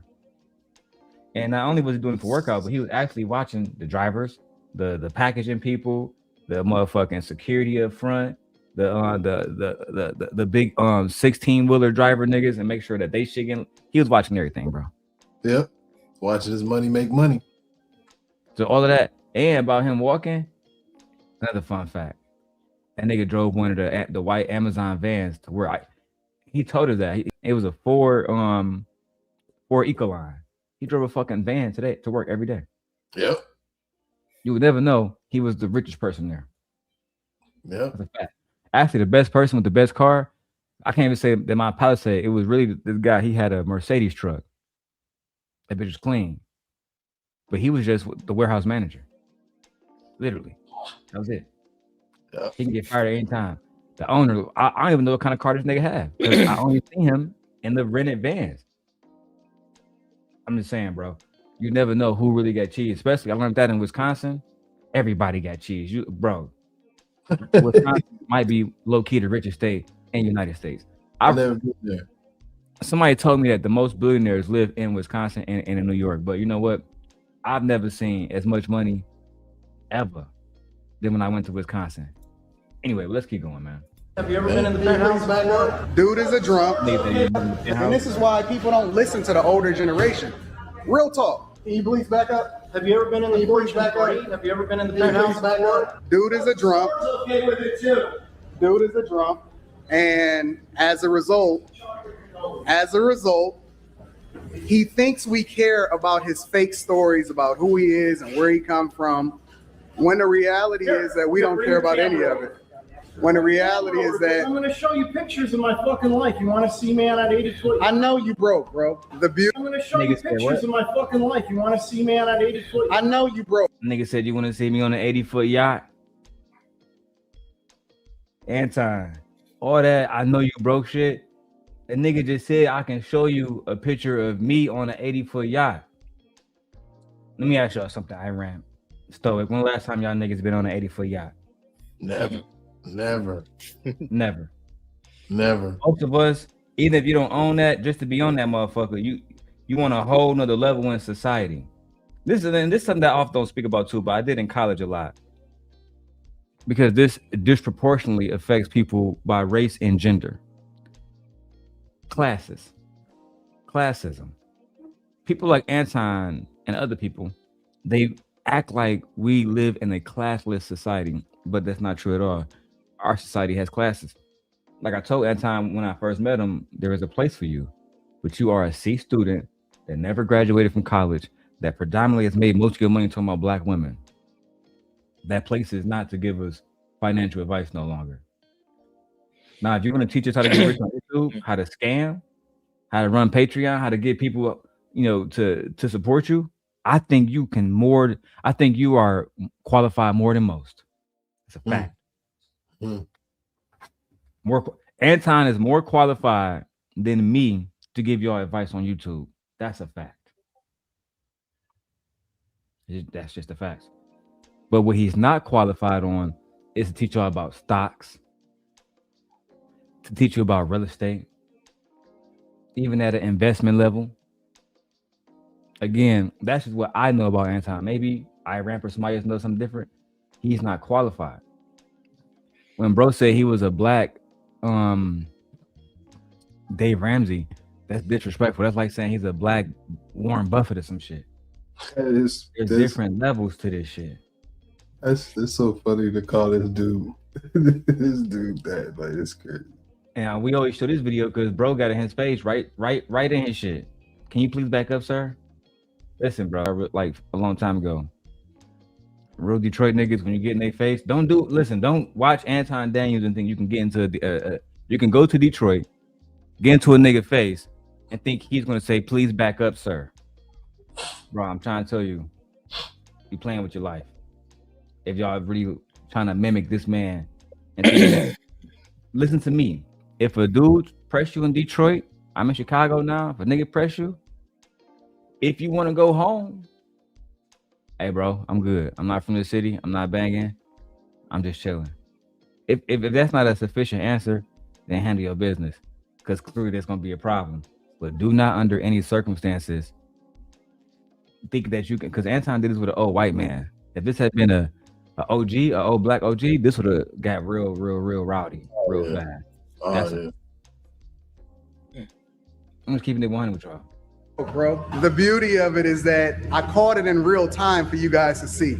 I seen his beater. I seen his broke car. I seen how broke he really is. And now he want to show me some pictures, right? And he's drunk. So we gonna continue to have matter. Anytime I got a video of you drunk right now, I can show Stoic at any given time. Only thing you gotta say green light. I go get a video of you flirting with a bitch right now, drunk to the motherfucking flow. It's a fact. So you can't shame somebody for being drunk when we get videos of you being drunk. And we are adults. That's like me shaming Ramp for getting pussy. Oh, bro, you fucked 3 girls this week? The fuck, nigga? I don't know, bro. I can't even say certain stuff like I used to, but that's giving real rainbow vibes. You know what I'm saying? Niggas be all in other niggas' business and shit like that. Worry about if they getting drunk or what they doing. You need to worry about why that nigga in your face and not letting you order your food. You know what I'm saying? I'm hungry, nigga. Or why no one's addressing you. Yeah, and nobody said, sir, Nobody please leave has that said. alone. Nobody else has said a word to him. Right. Like the that. king That of is the Detroit. strangest thing. This nigga supposed to be the king of Detroit. You would think somebody step in right store and say, this is Mr. Daniels, nigga. You don't know who you talking to? You know what I'm saying? That nigga think he Bumpy Johnson back in New York days. Nigga don't look like that. We're gonna have this conversation. Hey, can I make my order real quick while he's talking? No, I don't know. Have this conversation. Watch this. Hey, can I make my order real quick while he's talking? No, I don't know. I'm going to talk loud now, so you can't communicate with these Whenever people. you're ready. I'm going to interrupt you. You need to go home and reflect on this video as a young man, because that's all you are as a young man. If I wasn't rich, I wouldn't even care about what you were saying, bro. What street? I'm gonna drive from Yorkshire. I'm gonna drive my beautiful Porsche home. My Porsche. I'm gonna go to my huge home. And we know you. He said those fucking Porsches are fucking shit.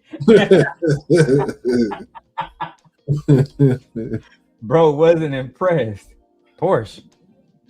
Nigga, my daddy been driving those bitches since I was in diapers, motherfucker. That's how them niggas be in Wisconsin too, bro. Like, I was out in Oconomowoc, Fort Atkins, Watertown and shit. Bro, I'm seeing shit I ain't never seen before. Like, no cap. And because I had the Ray-Bans on, I take pictures of this shit, bro. I'm gonna post some of this shit on my Instagram just to show y'all. So go tap in. Bro, I've seen houses I've never seen before. Hold on, like, okay, so hold on real quick. Back in Florida, they got this properties called the 818, and they really stretched out. They're like really wide. So is in Wisconsin, is yours like vertical? Is it like tall? Like when you say you seen really big cribs, right? Was it like, you know what I mean? Was it like that? Because I'll be curious, because I always told myself if I got a certain amount of paper, I go back to those cribs in Florida. You know what I mean? Them beach houses, but I don't know. Wisconsin might be it. I'm gonna see if I can find it real quick in my photo battery. I'm using my iPhone like I told y'all earlier, so let me see if I can find it. I see it turned you into a Packers fan. Bro. Yeah, right. They really hold they people down. But it's one particular house. Right? But I got so many of these bitches. Oh, hold on. This it. Nigga. Let me show you this bitch, bro. See it. Give me 1 second, bro. Cause I said I had the Ray-Bans on, so I used to be filming while I'm driving and shit, bro. You feel me? On some content creator type shit. Oh shit, where is that shit at, bro? Oh, hold on. I got it. I'm on some blow shit. Damn, which one? Here we go. This is it. All right. And put the bitch on the full screen. Oh man, look at the vegetation. Bro, do you see this motherfucker? Wow. Bro. So I delivered a package to this bitch, bro. I couldn't believe this shit, bro. Wow. I said, this how much money these niggas getting out here, bro. Damn. I'm talking about a lot of money.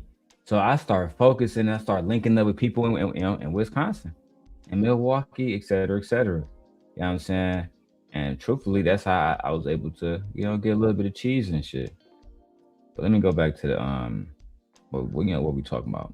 This nigga Time Dog getting dog walked by an old man. It's crazy. He's gonna go to. Do you have that that video of him when he's getting ready for a day, talking about how he gets ready as a millionaire? Come on, the small apartment video. Yeah, I'm like, there's no. I'm pretty sure we can. I'm pretty sure we can bring that up. So There's yeah, no well, way you're making these statements saying I'm gonna go back to my big home, and you're having videos of that. I wouldn't even say it was a luxury apartment; it was just a regular like complex. Let me tell you, bro. I was one of the first niggas to really expose the fact that that nigga was always poor. You feel me? Because I found out what apartment that he lived in, the apartment you're talking about, we found out where it was. Bro, we exposed it all. We exposed it all, bro. So, and like I said, I had been around a lot of money my whole life. And I seen other people with money like that shit I just showed y'all. Anton didn't have money. I can tell he was scamming niggas and trying to come up, which is, do you, but just keep it G. Don't say that you this big dude, or otherwise you give people the opportunity to expose you, man. Anyway, man, I'm done with this white man shit. Let me go back to the fucking six to goddess shit. She was actually going crazy. The white man just kind of put him in his place, like the hoe that he is. Never said nothing negative to you. I defended you against the very people that had their name in your mouth when it was against my own best interests. I held you down. I always held you down. And even when I thought that you had a problem, you said you had a problem with one of my homeboys. And I specifically called you when I said, yo, that ain't even the case. I remember specifically when you told me, yo, I unfollowed you because you was aligned with this person that I thought I had beef with. And I said, that ain't got nothing to do with me and you. I got a direct line to you. I hit you up if I need you. I hit you up if I have a disagreement with you. You ain't never got to worry about nothing, regardless of whether or not me and you disagree on this issue or that issue. And you told me to my face, Anton, I know you. I was going to say, the fact that she's sitting there being submissive and quiet and feminine, god damn, that motherfucker fine as hell. Shout out to Six to Goddess. Lord have mercy. Disagree with me when it comes to this whole black issue or FBA or whatever, but I understand you move differently because your actions show that you actually support black people. You married a black woman. You got a black daughter. You showed me love. I flew you first class to Detroit. I put you in the best suite. I had. Hey, Time Dog. Women don't like when you brag about that type of shit. It make it seem like you trying to flex, and that's why she had to put you in your place. She didn't want to seem bought and paid for. Can't have that happen, can we? I don't know if you know the other sister, but shout out to the other one too. She don't look bad either, G. I ain't gonna hold it. Nika, no, the Nika is beautiful. She's married. Yeah, she's strapped to the T. Yeah, not to speak on, I'm married too, but you know what I'm saying. She look good. Yeah, of course. I'm married too. So. Yeah, you just having gentlemen talk up here. Yeah. Had you in my kitchen. We talked directly, face to face. You kicked it with my wife. You text back and forth with my wife. And now you want to sit here and act like we ain't got a direct line to each other. And then I look up and motherfuckers like, yeah, Six is saying this and that about you or whatever, so on and so forth. I'm like, oh, wait a minute. Let me hit her up. I look up, unfollow me on Instagram, the whole 9 yards. I'm like, what the fuck happened? I thought we had a direct connection and we didn't let none of this online bullshit get in between us. If I have a problem with you, I'll call you directly. If you got a problem with me, you call me directly. I ain't never put your name in my mouth. Ever. Never in a negative way. And you know this. You know it to be true. So what's happening? Like, why would you do that if you know me and you didn't have this conversation personally? Are you finished now? Can I talk? Yeah, absolutely. Okay. What is wrong with me saying that due to your stance on Pearly, okay, which you are entitled to have, you a grown man. What is wrong with me saying due to your stance on Pearly, I just don't want to deal with you anymore? Why would I have to call you and say anything for what? You may. Because he is a narcissist who believes that the people around him that he is spending money on, that's why he had to mention that, to add, hey, I did put you in a first class suite, bitch. I did fly you out for you, yeah. Exactly. Well, he was. I don't mean to cut you off, old. but he was using her as a photo op. Of course. Like course. because now that she's not in a circle, because when he said I always have a fine chick with me, it's like we don't. It's like from a picture you can't tell like this was just like either stage event or they were just on some show. But if he like just a simple picture of him with her, it's like, well, hey, I'm always with this I'm gonna type put of it out women. there right It's like, now. If you believe that Anton was hitting this, you a fool, nigga. Right. I know he wasn't, but I know he wanted to. And I ain't talking about you. And that's why he's mad in this Anybody who video. believes that. Because if y'all believe that, if there's anybody in my chat right now that believe that he was hitting 6, and that's how you get down, then if you send me 700, I'll send you 6 numbers, right? I mean, if you I don't know, I can sell you niggas anything at that point. I feel like you can sell raid to a bug at that point. I don't know, bro. I wouldn't see a picture of Stoic and 6 and be like, that nigga for sure fucking. Right. Unless he's sitting on his lap, tongue kissing the nigga or something. Right. He don't be moving like that. He'd be walking down the street with 2 hoes and they'd be like, that nigga's a player. Well, I also think that if you really had women in your lifetime, certain type of women and certain type of men don't necessarily match, even though they might coexist as far as communicate. You know what I mean? You could tell the intimacy. Nah, dog. They exist on a business realm. She not calling her friends like, girl, I got a nigga like Anton and friends and all his friends. They all short and fat too. We all about to.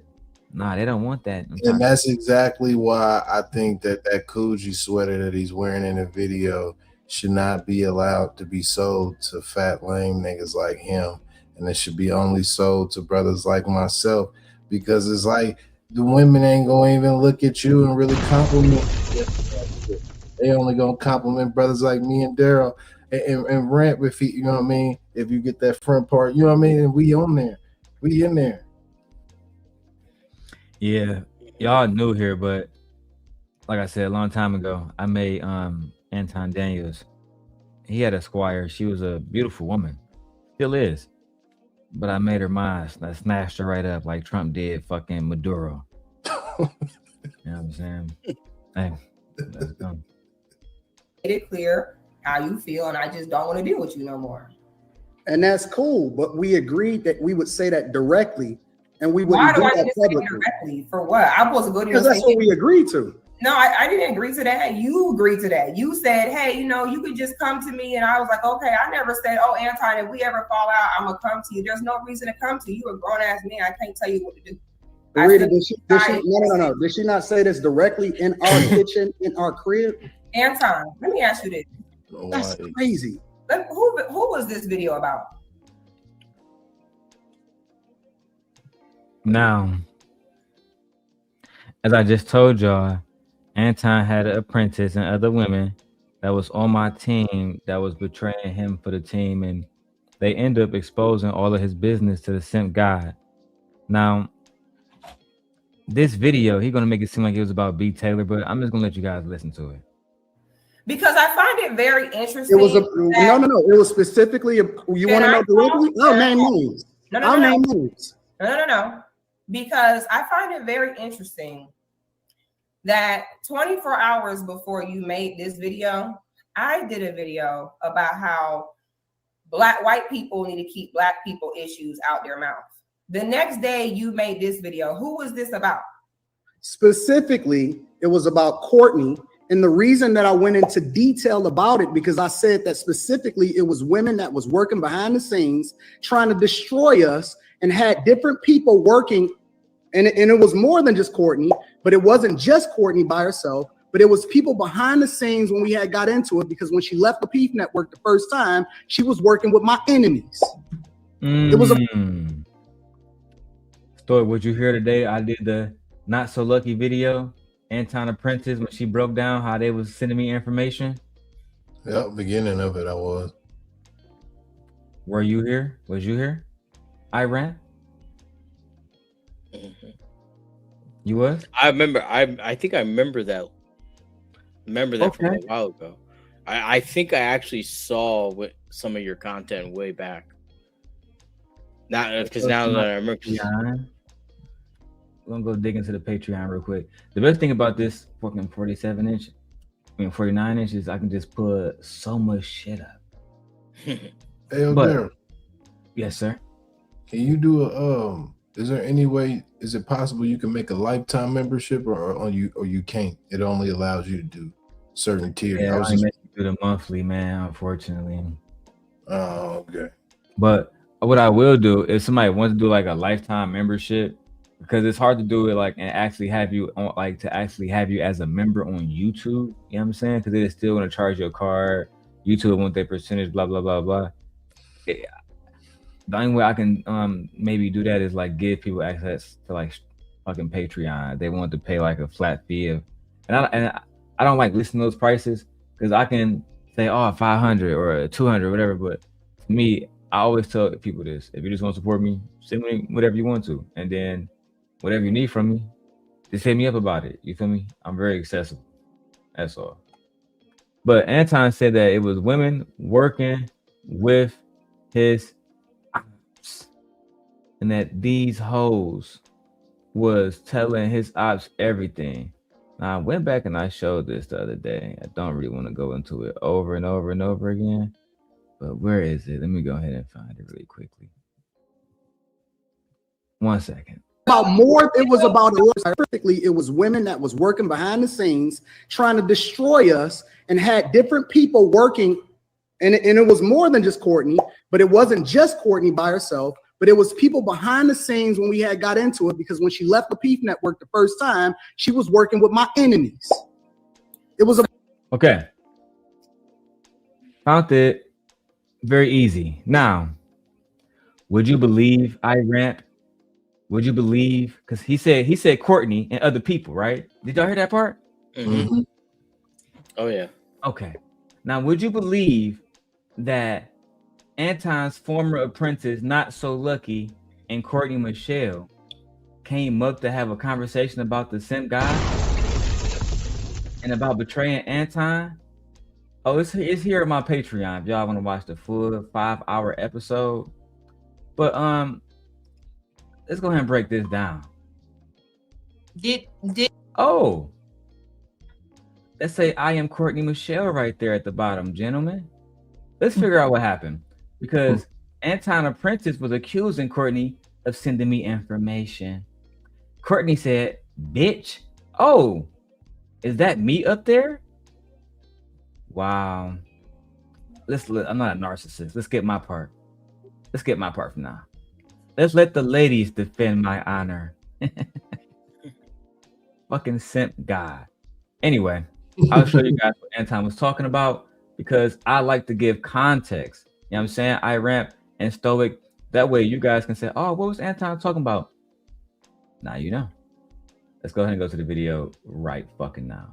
From what me and her talked about, it wouldn't be beyond her, just like I'm sure she probably believed it wouldn't be above me. And I haven't. And I don't know if she's been getting attacked, whatever. That's for her to talk about with you. Hello. Hello. Hello. Do you want to chime in? Iramp, you said you was around back in the day. Was you watching Lapeef when Courtney was there? Yes. Yeah. So you would recognize her voice. I do recognize her voice. And okay, let's go. Okay.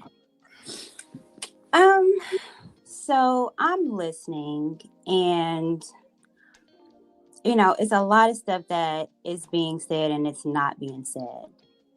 And even at the beginning, I think when it comes to me and you, and we had this conversation, I don't like you, you don't like me, for whatever reason.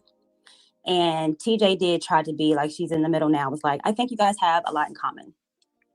And come to find out, we did. Come to find out, we had a lot of conversations, even just between me and you. And it was, some of the stuff wasn't even personal. Like, we would talk about Tasha K, and we would talk about love and hip hop and all that kind of stuff. And we did say personal stuff to each other, because even when TJ said that she could relate to a lot of stuff that has happened to you, I told you that I could relate to a lot of stuff as well. And that was genuine. When you told me that you were going through some emotional stuff, and I don't have to say what it is, I didn't know what to necessarily to do. I called TJ. I was like, we need to cover Lucky. I called Bolo. We need to cover Lucky. Me and Bolo called and we prayed for you. See, these are the stories that are not being told. We prayed for you. I cried for you. That was genuine, Lucky. But these are the stories that are not being told because it's Courtney's nice, nasty. And call it whatever it is, but when we talked, we were honest. When I cried for you over some things, that was true. And it was honest. When I saw how Darrel was moving. Oh my God, why I gotta always be brought into stuff? Why me, Stoic? Just because Anton Apprentice wanted to ride this pony all the way back to the West Coast with me. These older women like Courtney was mad. They lied after they gave me evidence to use against Anton, as he said. But let me not spread a narrative, right? Receipts. True. And it was honest. When I saw how Darrel was moving, it was the complete opposite on how I wanted to move. And I told you this. I said, Lucky, Darrel moving crazy. I'm trying to build my platform. We tried to do the woman thing where we was like, let's just content create and put out positive stuff so Black women can look good. TJ came up with the Womanati, and I thought it was an amazing plan. You did not have a channel. Say the story about who championed you to get a channel. Lucky, go ahead and make your channel. I think you're very smart when it comes to what you was as far as with money and financial. I was the one that championed. That's why she was Anton Apprentice, because people thought that she was good with financial things and money too. And she wasn't. She lives with her fucking parents. Not saying that you can't have wealth and live with your parents. I know what I'm you're not saying. here to bash her. That's not the conversation. I'm just making it clear that it was one blind person following another blind person, which is why I was able to snatch her right up from Anton. For my own purposes. That for you, Lucky. These again are the stories that you're seeming to miss. I don't know if you want me to be the villain. What makes you think I missed that story about starting a channel? We just kind of started. TJ came and we started to talk about the meltdown part of it. But because this happened beforehand. These stories happened before all this crazy stuff that is unraveling now. This is the reason why we was like, Lucky, this is messy. This is not what we need. This is why we wanted to do the Womanati. Because we wanted to. Let me just pin that. And I'm not cutting y'all off. As you can see, I'm very open to a conversation. I would have been open to a conversation if I was not Black.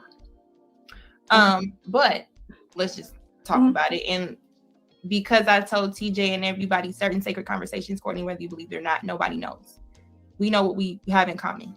And like I said to everyone in Tarilla, I like to believe at one point you liked me. So any other things that I felt, I moved past that. Now, no, it does not make any sense to say, yeah, Courtney amongst TJ, amongst Lauren said, hey, you should get your channel. Because Courtney, that makes no sense as to me just saying you're supportive. I'm letting you guys listen to it fully without any interruptions. Nothing there makes sense to me to say if the moment you feel away, you didn't say, hey, Lucky, look, this is how I feel. I'm not really fucking with you. However, we talk at that point. I'm not really fucking with you. This is how I'm feeling. Move around and I'm going to do that. The move you made, Courtney, was have me express and tell you everything that you did not know, for you to feel some sort of way, for you to make a decision among the ways you were already feeling them, everything. That was just adding what they call it, like the cherry on top. That was just adding insult to injuries of bullshit that I did not know. It was to do that, say everything, then have the Tawana three-way situation, right? Where I'm thinking, yeah, I think I'm doing the right thing supportive to you because, hey, I fuck with you. Is this what happened? Just to get on a call and it wasn't the same. So I'm like, okay, even after the fact, having a conversation with you, look, that's what it is. It's cool. I thought I was doing the right thing by having everybody there say what you said, whatever. That did not happen. I got considered messy. I was the one, we can't trust her. She's this and that and the other. Oh, there was a recording. Okay, let's talk about it. Oh, no, don't tell this person. I'm willing to talk about anything. And the thing is once that happened, no conversations was made. It was, okay, I'm back on Lapeef and fuck Lucky. Everybody is blocking me. And now TJ is now feeling closer to that. Our relationship started to be strained. So then I'm like, okay, what is really going on? It seemed like a pick a side. How dare I get used to then tell you anything, Courtney? Or what was the point of you saying, want to know any of that information to go at Lapeef, to send this to Darrel, to do this thing, Courtney? Or what was the point of you saying, want to know any of that information to go at Lapeef, to send this to Darrel, to do this, to come at them? We worked for months, fellas. I'm telling you the truth. Put it on I swear to y'all. We worked for months, devising surviving Lapeef to go against Anton. Only to have Courtney come in, get upset, and tell that nigga JR Anton everything. Next thing you know, no more information, bro. All I'm saying is this, right? Because I'm not about to drain y'all with that video. But when Anton was talking to Six, and he was saying that video was about B. Taylor, and it was about fucking Six the Goddess. It wasn't. B. Taylor wasn't on the team at this point. She wasn't a part of that. That was a lie. That video that he is doing right now was specifically about, like he said, Courtney and somebody else. It wasn't about B. Taylor. He just threw that in just to shit on her. I'm just being honest with y'all. It was about a lot of different women. And it was more than just Courtney. Specifically, it was about Courtney. And the reason that I went into detail about it, because I said that specifically it was women that was working behind the scenes, trying to destroy us, and had different people working. And it was more than just Courtney, but it wasn't just Courtney by herself, but it was people behind the scenes when we had got into it, because when she left the Lapeef Network the first time, she was working with my enemies. It was about more, it was about a lot of different women, but it specifically, it wasn't about you, and it was not about Crimson Cure. I have never watched any of your streams about this whole Pearly thing. Okay, so you still were willing to throw another black woman under the bus to put Pearly above and to take up for Pearly? And if it's busy, he thought that because it wasn't about her, he was gonna slide. So you gonna throw another black woman under the bus to fuck with the white bitch still, nigga? We still giving you no credit.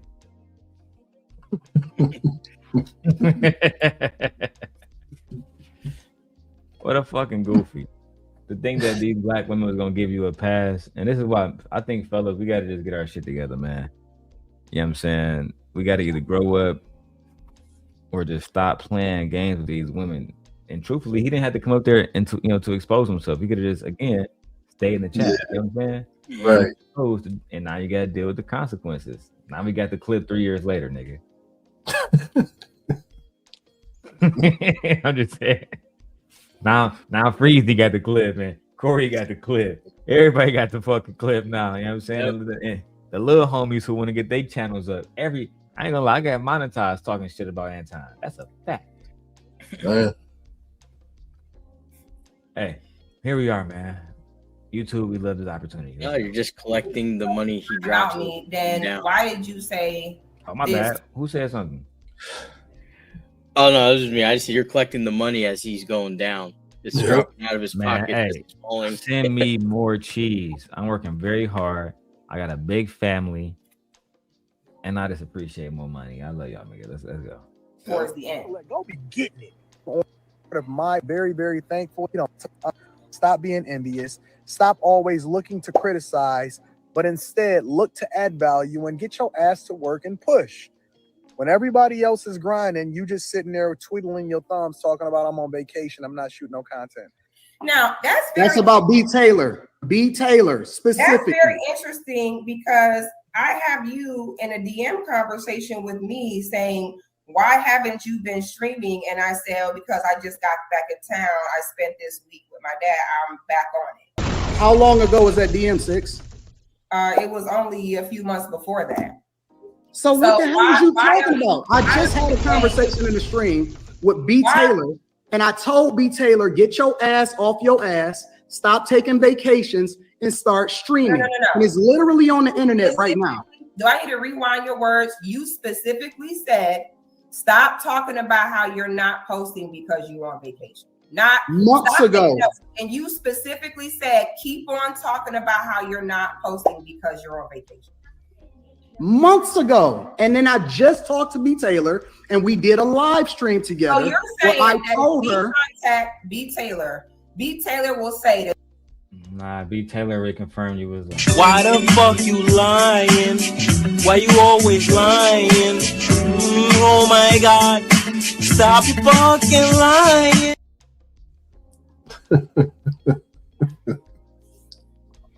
Just tell the truth, dog. Truth will set you free. Man, because it gets worse and worse. Well, he learned. I think that day he learned a valuable lesson. No matter how much money you have, it's still not going to buy the women that you want. Yeah, because everybody knows that the guy who buys the, like we was talking about earlier, the $80 million yacht, 80-foot yacht. Yeah, that's cool. We respect the guy that buys it, but we respect the guy that knows how to build it more.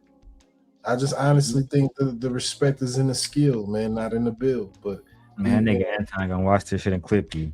You got this dusty ass nigga over here talking about something. He respect the nigga that built it more than a billionaire that owns it. We bag chasers. That's what he gonna say, bro. No, that's cool. Oh, he probably is watching right now. No, that's ninja watching. No, that's cool. I hope he clip it, but he'll see my Instagram followers and see I'm working. So I ain't worried about him. Oh, we can't afford to worry about. You got a stolen nation on my side, man.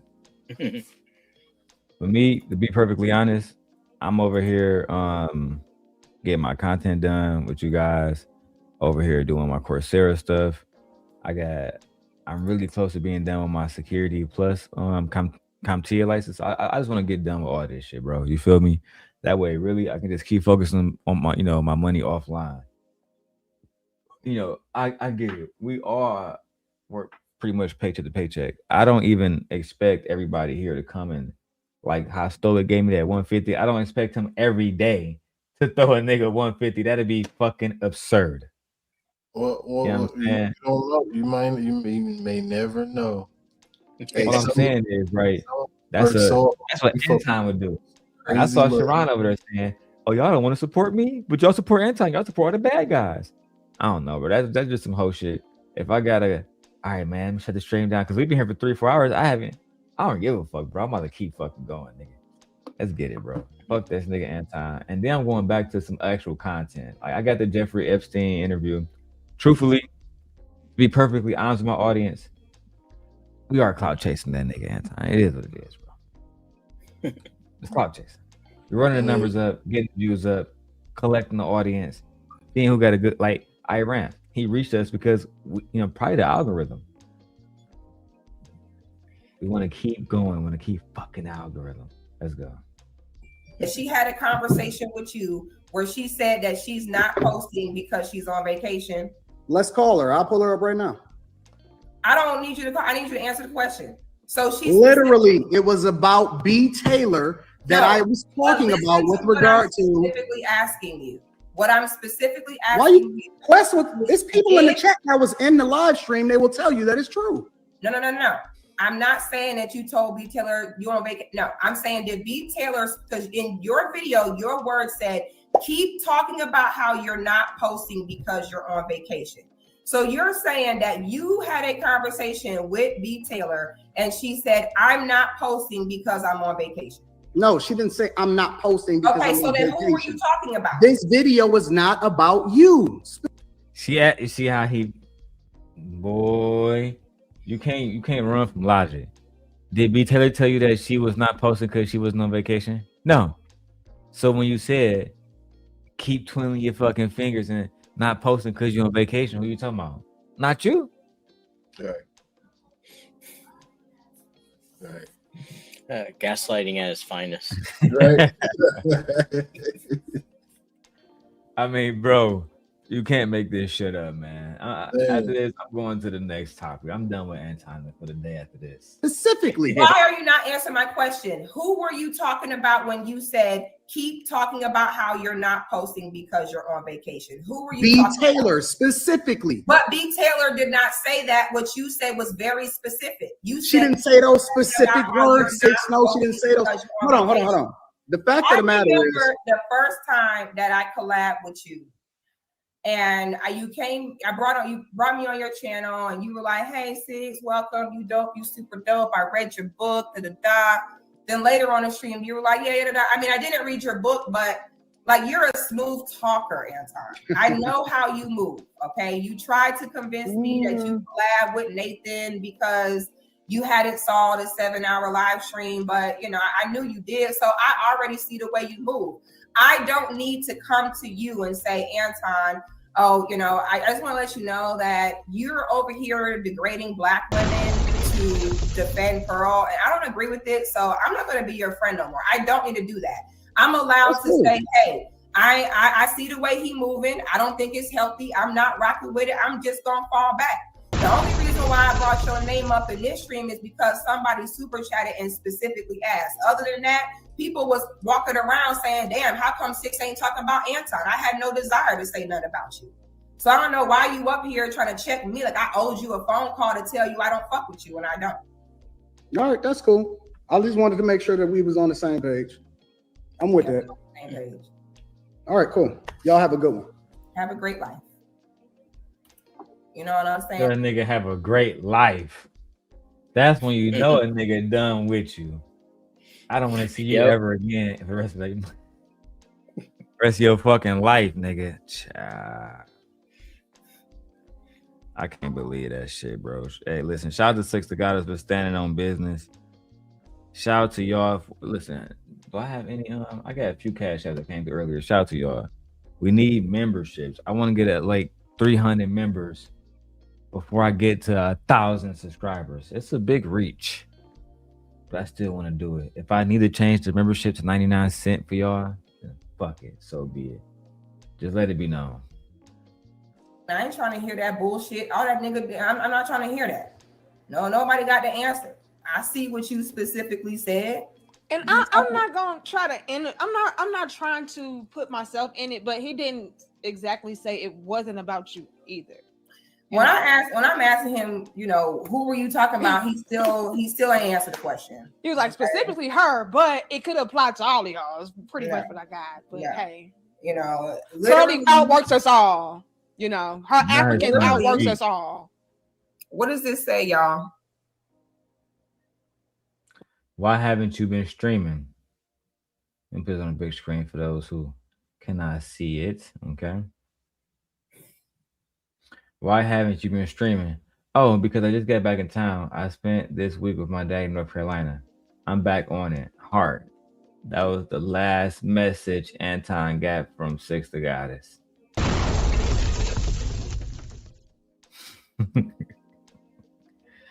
It's funny, Ramp, how these guys move out here.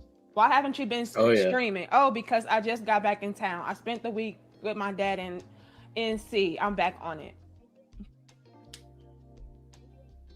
Okay. I specifically told him that I was not streaming because I was on vacation. I was on holiday. So he want to say it's not me he was talking about. Is it a coincidence? So I made a video saying, you know, non-black people need to stop speaking on black people, and the next day you make that video. I mean, call it coincidence if you want to, but you know, for me, it's not.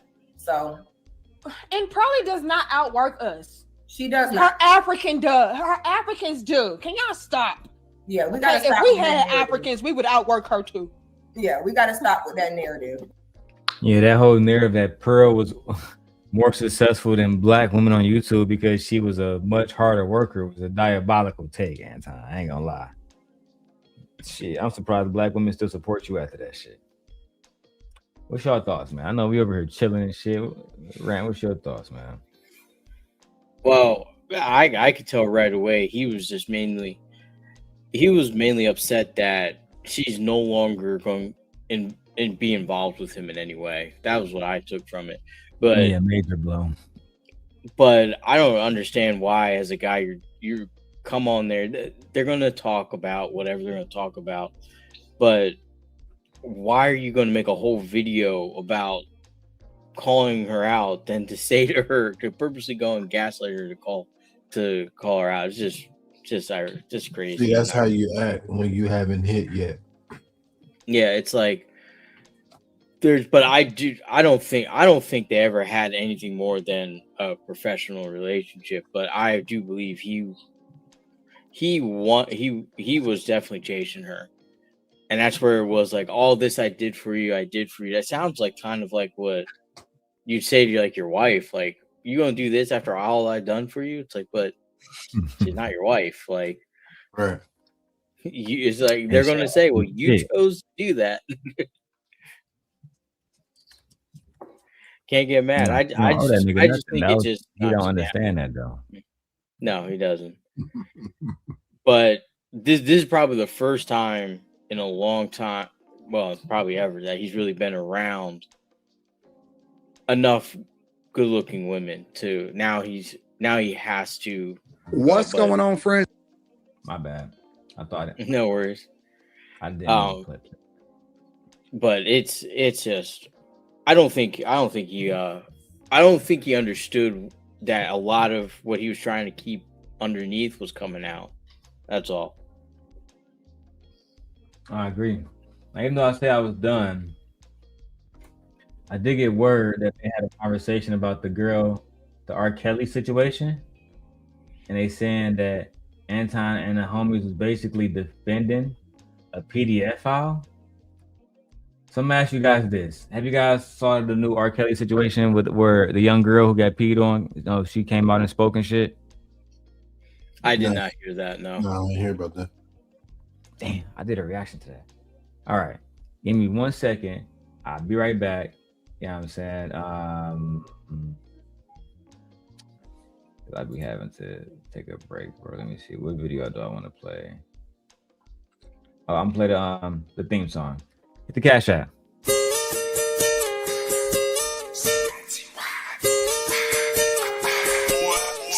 It's time for the circulator. It's time for the circulator. I'ma shake my money. I'ma shake my money. It's time for the circulator. It's time for the circulator. It's time for the circulator. It's time for the circulator. I don't know how to dance but can lean, and maybe get a bitch put their hands on their knees. I don't know how to dance but can lean. I don't know how to dance but can lean. I don't know how to dance but can lean, and make the ghetto bitches put their hands on their knees. Make the ghetto bitches put their hands on their knees. Make the ghetto bitches put their hands on my hands on my knees. JT, I'm fly with it. CIT, ride with it. Right cheek, left cheek with it. Fun size on fleek with it. Slim, thick, petite with it. She wet, we keep missing. One time for my freak bitches. After hour, no sleep bitches. When I get my freak on, they throwing money like me chong. When I do my 10s, money fight, these niggas throwing pins. JT, I ain't playing. Back. Right on time, dog. All right. So this read the last one for real talk. But from my understanding, I saw the interview she did with baby girl already, Jerica Duncan. I have not seen this at all. I have not vetted this content at all. But I do trust my sources, and they said that they was, for the most part, defending R. Kelly against the young lady when she was 14. I'm not going to put that on their head right now, but we must examine the footage. Do I have a green light from my two gentlemen up here with me? Green light. Yeah. All right. Cool. So recently, I'm pretty sure we're all old enough to remember that R. Kelly was in a situation where he allegedly urinated on a 14-year-old girl. Do you guys remember that story? Mm-hmm. Oh yeah. Well, for years she's always been Jane Doe until recently. Recently, she came out with a book talking about what happened that day when she was urinated on. She has since gotten married, had a kid, etc. But she was talking about how she was traumatized because the video got out in the first place, how it happened, how other black men who are adults was around. I think it's best that y'all just listen to it for yourself. This is the original Jane Doe from the original R. Kelly tapes back in the early 2000s. Because it's Anton and this is a fresh video, I gotta throw up the fair use, guys. You feel me? I'm gonna cover the top and the bottom anyway. Well, let's go. If you're watching on like the vertical, come to the widescreen one. And she's back, and I believe she also has a new book. This is some of what her interview said. But you describe at length how it started. You mentioned your aunt, the artist Sparkle, who used to work with R. Kelly. I want to read some of it from, I think it was page 18. You say in the book, the next time we're at the studio, this is what you say, Sparkle said. You say your aunt told you the next time we're at the studio, you should ask Robert to be your godfather. Aunt Sparkle explained that I should sit on his lap and rub his head while I asked him to be my godfather. This instruction seemed sort of weird since I hadn't sat on his lap before, but I didn't question it. When you think back, is that where it all begins? Is that the start? That is the start. That is the start of him entering into my life in a different way than just being an artist or hanging out at the studio. Y'all see what Anton, y'all probably can't see it, but his chat over there saying, let me piss on you. You know what I'm saying? The motherfucking Dave Chappelle song, famously. Drip, drip, drip. How she had to maneuver through shit. It was bad, bro. I'm talking about real bad. But go ahead, Stoic. You got it. No. I said drip, drip, drip. Child. Yeah. Became more personable at that moment. Because you yourself were an artist. You were a part of a rap group. You had toured Europe. You'd been to Europe. Mm-hmm. And it was your aunt, you said, that introduced the family to R. Kelly because he's this successful artist from Chicago. At this time, he's really starting to blow up. He left the group that he was in. Mm-hmm. And it was interesting, exhilarating, fun to be around him. It's kind of how you describe it in the beginning. I mean, this is a big superstar and you have access to him like, hey, I want to hang out in the studio. Mm-hmm. And at the time, in the beginning, he's treating you like a normal, excited kid that wants to learn more about the business. Correct. So when do things turn? And I know you go into great detail, the early stages and why this is so complicated, your mindset at that time. Well, during the time that I met, the fact that like she talking about their relationship, like she wasn't a 14-year-old girl, just made me just made me feel uncomfortable because baby, you was 14. There's no reason why you should have been around that man. And I feel like I would never blame you. You know what I'm saying? But at the same time, I just remember myself at that age. I knew not to be around certain adults, especially in certain situations. That's just something that I knew. I don't give a fuck how much money you got. Anyway, we can keep going. If anybody got thoughts, just let me know. I'm also a teenage girl who's going through puberty. And so some of the things that I was thinking or feeling were just normal expressions to, my maturity level at the time. And so it starts very innocent. It starts, being mesmerized and like you said, like admiring this person. And then, it kind of gets a little deeper or more complicated when that person is able to, see what you can't see. the way you're developing, you know, your conversation, your personality traits. So it kind of became more complicated when he started analyzing me and, you know, the things that I was going through and who I was becoming as a person. And again, I was excited and mesmerized to, you know, be under his wing and to be a part of his habitat. So that's how things kind of unfolded. All right. So before Anton and them start going, do you guys got any thoughts? Hey, Fear, Bridget, King Picks. You guys got any thoughts on what the young lady said about how it is that, you know, her and R. Kelly relationship began to flourish into something darker? Yep, she realized where it was headed. I think she just kind of got caught up. Like, here's this well-known artist pulling me along with his journey, and then she finally realized what it was as it got darker. I think though he might be wrong in inside of it. She's grown. She's an adult. You know what I mean? Mm-hmm. Right. So at some extent, there's got to be, you know. Yeah, she's grown now, but when the shit happened, when she got pissed on, she was 14. Well, let's see. That's another thing too, man. Like, yo, man. Like, all the females in my family, dog, are so protected. I just think like she might just been a product of that environment where she might not have been, you know, as carefully watched as she should have. You know what I mean? Typically, I know they like to say, like, you know, I know our black women are most unprotected. That is a fact.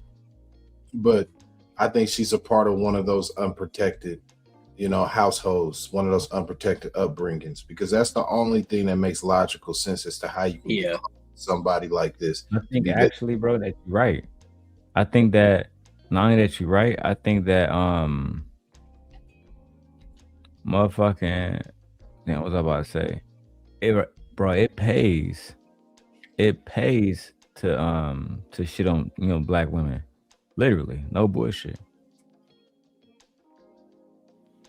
Like, if I came on here tomorrow and was like, man, fuck these black women, child support, they don't do them, you know, bro, I get so much money and subscribers because I never understood why, but there's a certain group of men online that genuinely, I guess, just have issues with women to the point where they have grown bitter, bro. Yeah, you're not lying. No, you good? Go ahead. No, I'm about to say, no, that's real shit. I mean, it's a lot of brothers that do that, man. I mean, it sucks because my algorithm, I test it a lot, man, when I make my little reaction videos. And I noticed that when I say anything positive about the sisters in the video, you know, maybe, you know what I mean, you know, the obvious way of me trying to bring, you know, the fellas into the content is to show, you know, her endorsements. You feel me? To show her curves. So I you know, they'll have those type of videos out there, and I'll be like, and I'll say something funny and something to kind of like compliment her, and then in the comments they'll be like, no, I'm good, and I choose peace, and I choose God, as if God and peace now no longer correlates. You know what I mean? With having a woman. And I'm like, yo, like, where do we come with such dissociation with women? Like, this shit low-key rainbow. And it's not the shit on, you know what I mean, that community, that alphabet community. I'm just saying that when heterosexual men, you know what I mean, or quote unquote heterosexual men are saying, hey, I choose peace and I choose God over, you know what I mean, me just asking you 1 through 5 out of the black women in the video look the best to you. You know what I mean? Which one was your flavor? Like Baskin Robbins. I don't need you to say I choose peace and God, nigga. Just is it 1 through 5? You know what I mean? Which one is it? I agree. Yep. I agree. Get straight to it, bro. All right, let's see what Anton and the crew had to say about R. Kelly. Thoughts on the now adult Jane Doe speaking out about her R. Kelly experience and how she was mesmerized as a teenager that was going through puberty. And then ultimately that resulted in everything else that we know that it resulted in. Thoughts? Everyone failed her. Mm-hmm. Sparkle trash for that. Yeah, her parents. Well, she does go on to say, let me say this to defend Sparkle. She does go on to say that she once seen it starting to turn into something like inappropriate or something like that, or she's seen something in passing. And I think she said that Sparkle called the authorities, or I don't remember what it is, but she said that Sparkle DCFS. actually just, I'm sorry, go ahead. I'm sorry, I was saying DCFS, I think is what she said. Was saying. Something like that. So Sparkle didn't just stand by. I think that she actually wanted her to, was like, yo, I got my niece or something like that. And I think that she's going to be awesome. It would be great if you would work with her. And then when she noticed something, she said something, but I don't know from there. I only seen pieces in the interview. So sit on his lap and rub his head. Right. I don't get that. Why don't you get? I mean, do y'all think that Sparkle did that shit? Based on what y'all know about the story. So sit on R. Kelly's lap and rub his head. I mean, it depends, because in that context, for face value, it can sound disturbing, but it can also be used to make him feel comfortable in a setting that makes her uncomfortable. You know what I mean? Either way it go, I wouldn't tell a little girl to go rub on R. Kelly's head. I'm gonna keep it a beam with you. 100%. Like, my friend said he was gonna take money to stab me. If bro came to me and was like, I got 5 M's right here, cash. Nah. But your daughter gotta rub my head. We gonna rob that nigga. Right. Right. Yeah, I definitely would not. I mean, but let's keep it G, man. Them fraternities and all the other shit, man. Them people be over there turning their eyes and their heads to shit, man. So no, fuck all that, man. I want to stick on topic. Anton never been to college. So we ain't got to talk about fraternity. That nigga's a bum. Because she said that that's where it started, but Sparkle was saying that she didn't groom, because I remember like back in the day when Sparkle had came out and was saying that she, things that she had seen, and she tried to tell the parents, and that the parents didn't really believe it because they felt, especially the mother, didn't believe it because the mom was saying like that's her godfather or something to that nature. But if the girl is out of her own mouth saying that Sparkle was the one that told her to sit on his lap and ask him to be her godfather, I don't understand how that's not grooming. Like, that kind of comes off as grooming to me. Because why, she was a preteen maybe when that happened? Like, why would you have her or a child in jail? Sparkle has denied those allegations that she had her niece sitting on lap, motherfucking R. Kelly lap. However, I don't know. This girl is 14 years old. I feel like she needs to be believed and supported. That's how I feel. Facts. She do need to be supported. But if she said, nigga, you did it. You did it, blood. Real. You should never have her around this nigga in the first place. She was 14. Right. It sounds so much like she was using the opportunity for herself. Like she was trying to find a way in, I guess, so to speak, or she was trying to make something for herself happen through the daughter. No, you can't make this shit up. Or niece. I'm sorry, niece. Child. Yeah, I think she was trying to make a way out of no way, and out of that, she ended up playing herself. Let's get in. General, sit on a grown man's lap and ask, that's not your dad, and ask them to be your godfather. So maybe I was trying to understand if that was her intention, but it's hard to kind of not see that being your intention when you ask a child to sit on a grown man's lap like that. I feel like she was horny and willing to sleep with a grown man for some money and let him record it. That's what I personally think, because what? When you ask a child to sit on a grown man's lap like that. I feel like she was horny and willing to sleep with a grown man for some money and let him record it. That's what I personally think, because she didn't sleep with him, Molly. She got urinated. You gotta be real careful when you say something so bold like that, man, without knowing like all the facts. You know what I mean? Like that's some dangerous. That's real dangerous to be like so sure. Yeah. That is true. All I know is I wouldn't want my daughter in that situation. Yeah, point blank period. And if I find out a family member, it's like I will be in jail for the rest of my life. Yeah. Because I would expedite you to God. That same day delivery. No bullshit. But the fact that Molly told me something, I don't think that. Nah, I think she wanted that shit. You think she took money as a 14-year-old girl, Molly? Oh, we clipping this, Molly. No, you fucked up, right? Yeah, you gotta watch out for the spirit that somebody got when they say something. There's no. Now she could have been starstruck. Like she hears R. Kelly on the radio and be like, "Oh my God, it's R. Kelly! I get to hang out with R. Kelly." And I want a career, and maybe this might help. By an adult. But I don't think she was like, I'm going to do this favor for that favor. I don't think that was how her mind was at 14. Like right.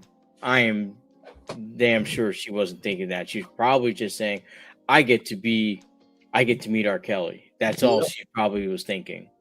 Yeah. I don't fuck with Molly, bro. She be saying some real wild shit, low key, bro. Like people gotta understand. That just caught me off guard, low key. Like people gotta understand, man. Regardless, if you even if we use your same context, right? Of basically, she wanted to sit on the lap, or she wanted to do this, she wanted to do that. Point blank, period. It's all based on the manipulative influence that the male is able to use with his money, status, or thus power, or whatever he got. You get what I mean?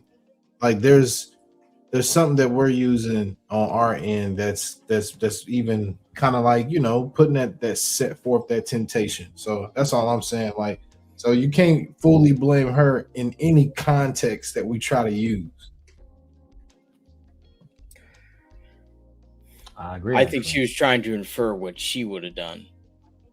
I think that was a Freudian slip where if she was in that position, she would have done it. I think that's what might have slipped out. Yeah. Most 14-year-olds aren't thinking of that. If they are thinking about the opposite sex, if they are thinking about boys, they're thinking about in relation to what a 14-year-old does. You know what? I think you're 100% right. She just exposed that she grew up in a hypersexualized, you know what I mean, community. I think that it was a 14, because my daughter's 13. She doesn't say any of that. She's like, "Oh, this boy was cute. Oh, why was he cute? Well, because he gave me he gave me half his pizza today." Okay. Or he was wearing something, or I got to hear him speak. We did a group project together. Like they're not really like in that depth, even at 13, 14, or 16. Like they're probably going to get towards like when they are getting to the end of high school, they'll get more curious about. But it's nothing like this.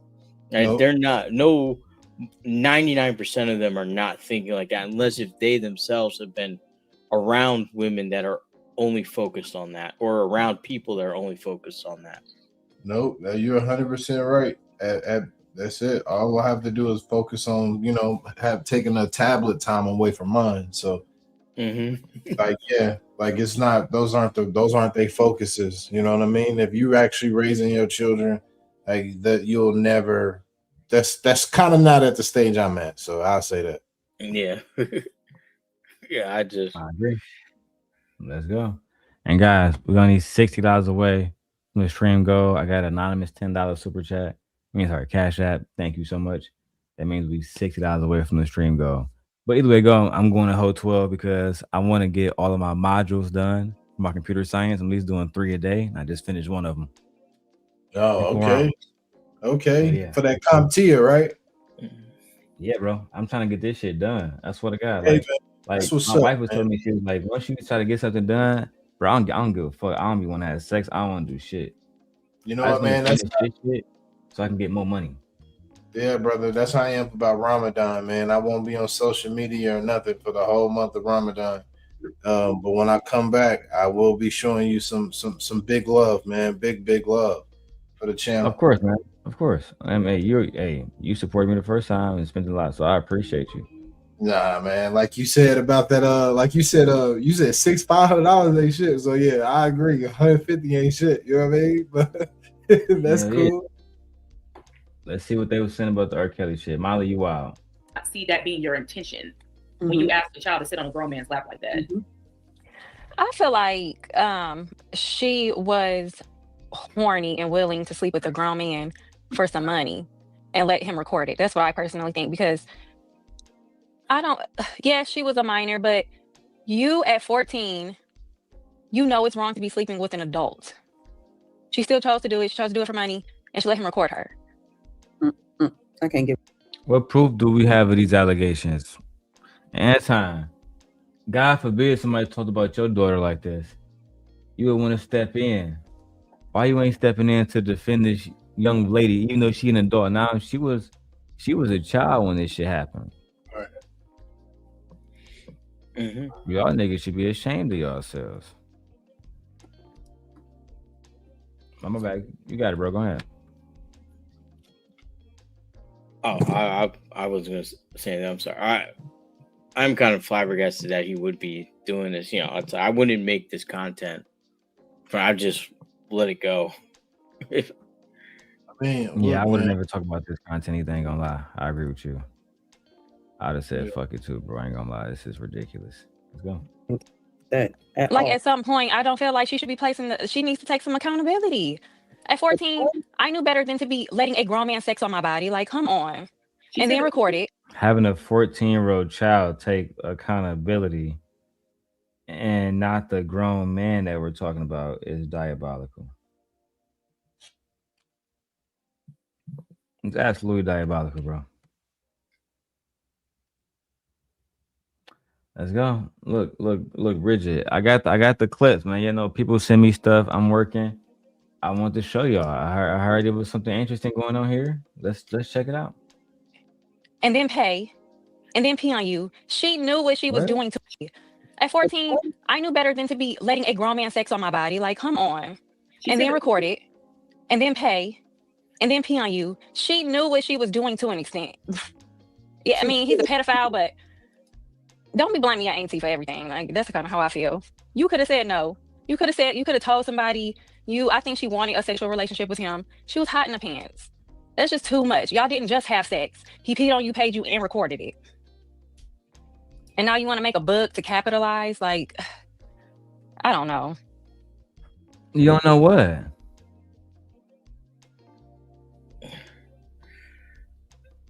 I don't know. I wouldn't want anyone to say that it was my daughter's fault if it was in a situation that. No, I wouldn't either. That is. I mean, like everything she's saying is right. If you grew up in a hypersexualized, if you grew up in that, but it's a hypersexualized community, then yeah, you've been butt hunching since you was fucking 11, 12 years old. Oh yeah, with third generations of cousins in them. And then all I'm saying is that's what the product of what she's talking about, and not everybody lives like that. So for her to assume that's just the jacket that she needs to wear is kind of fucked up. Yeah, and that's the loud minority of what actually happens. Most kids are not thinking about this, right? At all. Not even it doesn't really start occurring until 18, 19 years old. Man, I'm telling you, dude, I don't know what age it occurs because my daughter ain't gonna never, ever, ever see at nobody's house. No. I'm trying to get some time away or whatever. Hell. No, like the whole point is they trying to blame the young lady. You know what I'm saying? They're trying to blame this young woman for things that occurred to her and her lifestyle, whether she, accepted it or not. Let's entertain the fact that Molly may be right. She wanted it. It doesn't fucking matter because he is the adult in the situation. Exactly. So it don't fucking matter. Yeah. See, at the time she was 14, she has no ability to consent to anything. Exactly. And there's nothing. It's all the onus is on every adult. Even even if she's agreeing, that does not mean she's consenting. That is influence. That's manipulation. You know what I mean? Like, she's a fucking baby. She's trying to play it like just because she might have agreed or whatever the case may be. She's trying to play it like, oh, she knows what she's doing. And it's like, even if you think she knows what she's doing, at that age, she don't truly know what she's doing. You know what I mean? Like, it's hard to explain, but I just don't. I don't know. It's like what context? Right. I do have to get going. So, but thank you so much for having me on the stream. I didn't want to cut short.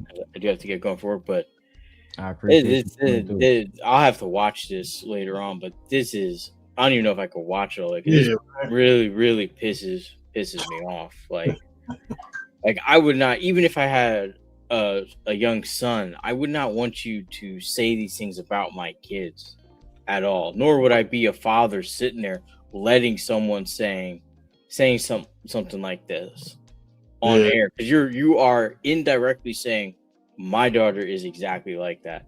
That's just terrible. That is terrible. I mean, all of us live our own lives. She may have lived that life or been around that, but that does not mean every black girl is like that. Right. Hey man, I appreciate you coming through, man. It was nice meeting you too. Nice meeting you too. I've been watching. I've been kind of in the shadows lurking, but I've been a subscriber for a while. So I hope you keep growing, and hope you hit 1,000 pretty soon. That's what's up. Appreciate you, brother. And hey, man, you be safe out there, bro. Hey, yo, D, man, I'm gonna go ahead and step off the chat thing, but I'm gonna be still I'm gonna still be in the chat. I just got some other stuff to do. All right, man. Take your time. Appreciate the time, bro. All right, brother. All right, peace. Hey, Black Dahlia. Hey, bro, what's up? Welcome to the show, girl. What brings you up here today? This topic is absolutely disgusting. That whole panel, is diabolical. And thought processes like theirs is why children go unprotected. And people like R. Kelly and Epstein and Diddy and all of them, they get away with what they're doing because enablers like them make excuses for what they do, and they blame the children. And this is also why victims don't come forward. I agree.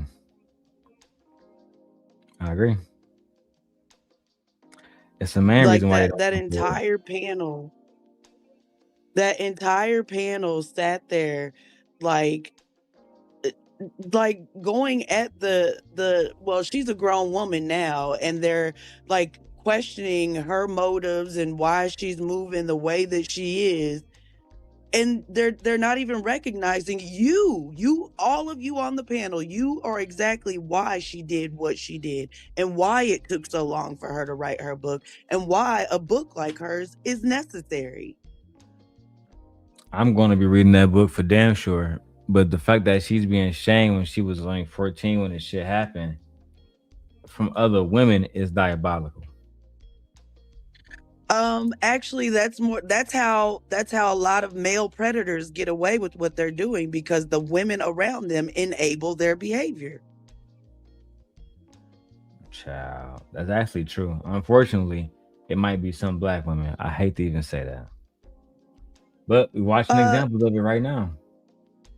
Oh, I've lived the example of it. Like, whenever I came forward and told my story about being a product of being molested by my own father and being attacked by Bomb Cherry and Mule and all types of people on YouTube, they thought because they saw my video of me shitting on myself, oh, it's okay to also make fun of her for what her father did. And come like that. Let me tell you this too. I know my wife gonna be watching this, but we trying to cut out some of the language because we monetize. We don't want to get hit with language and stuff like that. Okay. But you're good. I'll just let you know moving forward. But you can still tell the story though. Okay. Just try to be careful with the language, just so they don't hit me for language. Because my wife got a community strike the other day for language.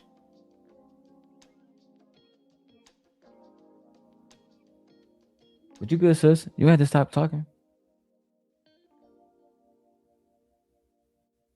Well, I'm just saying, I've lived the experience, so it's not hard to fathom for me.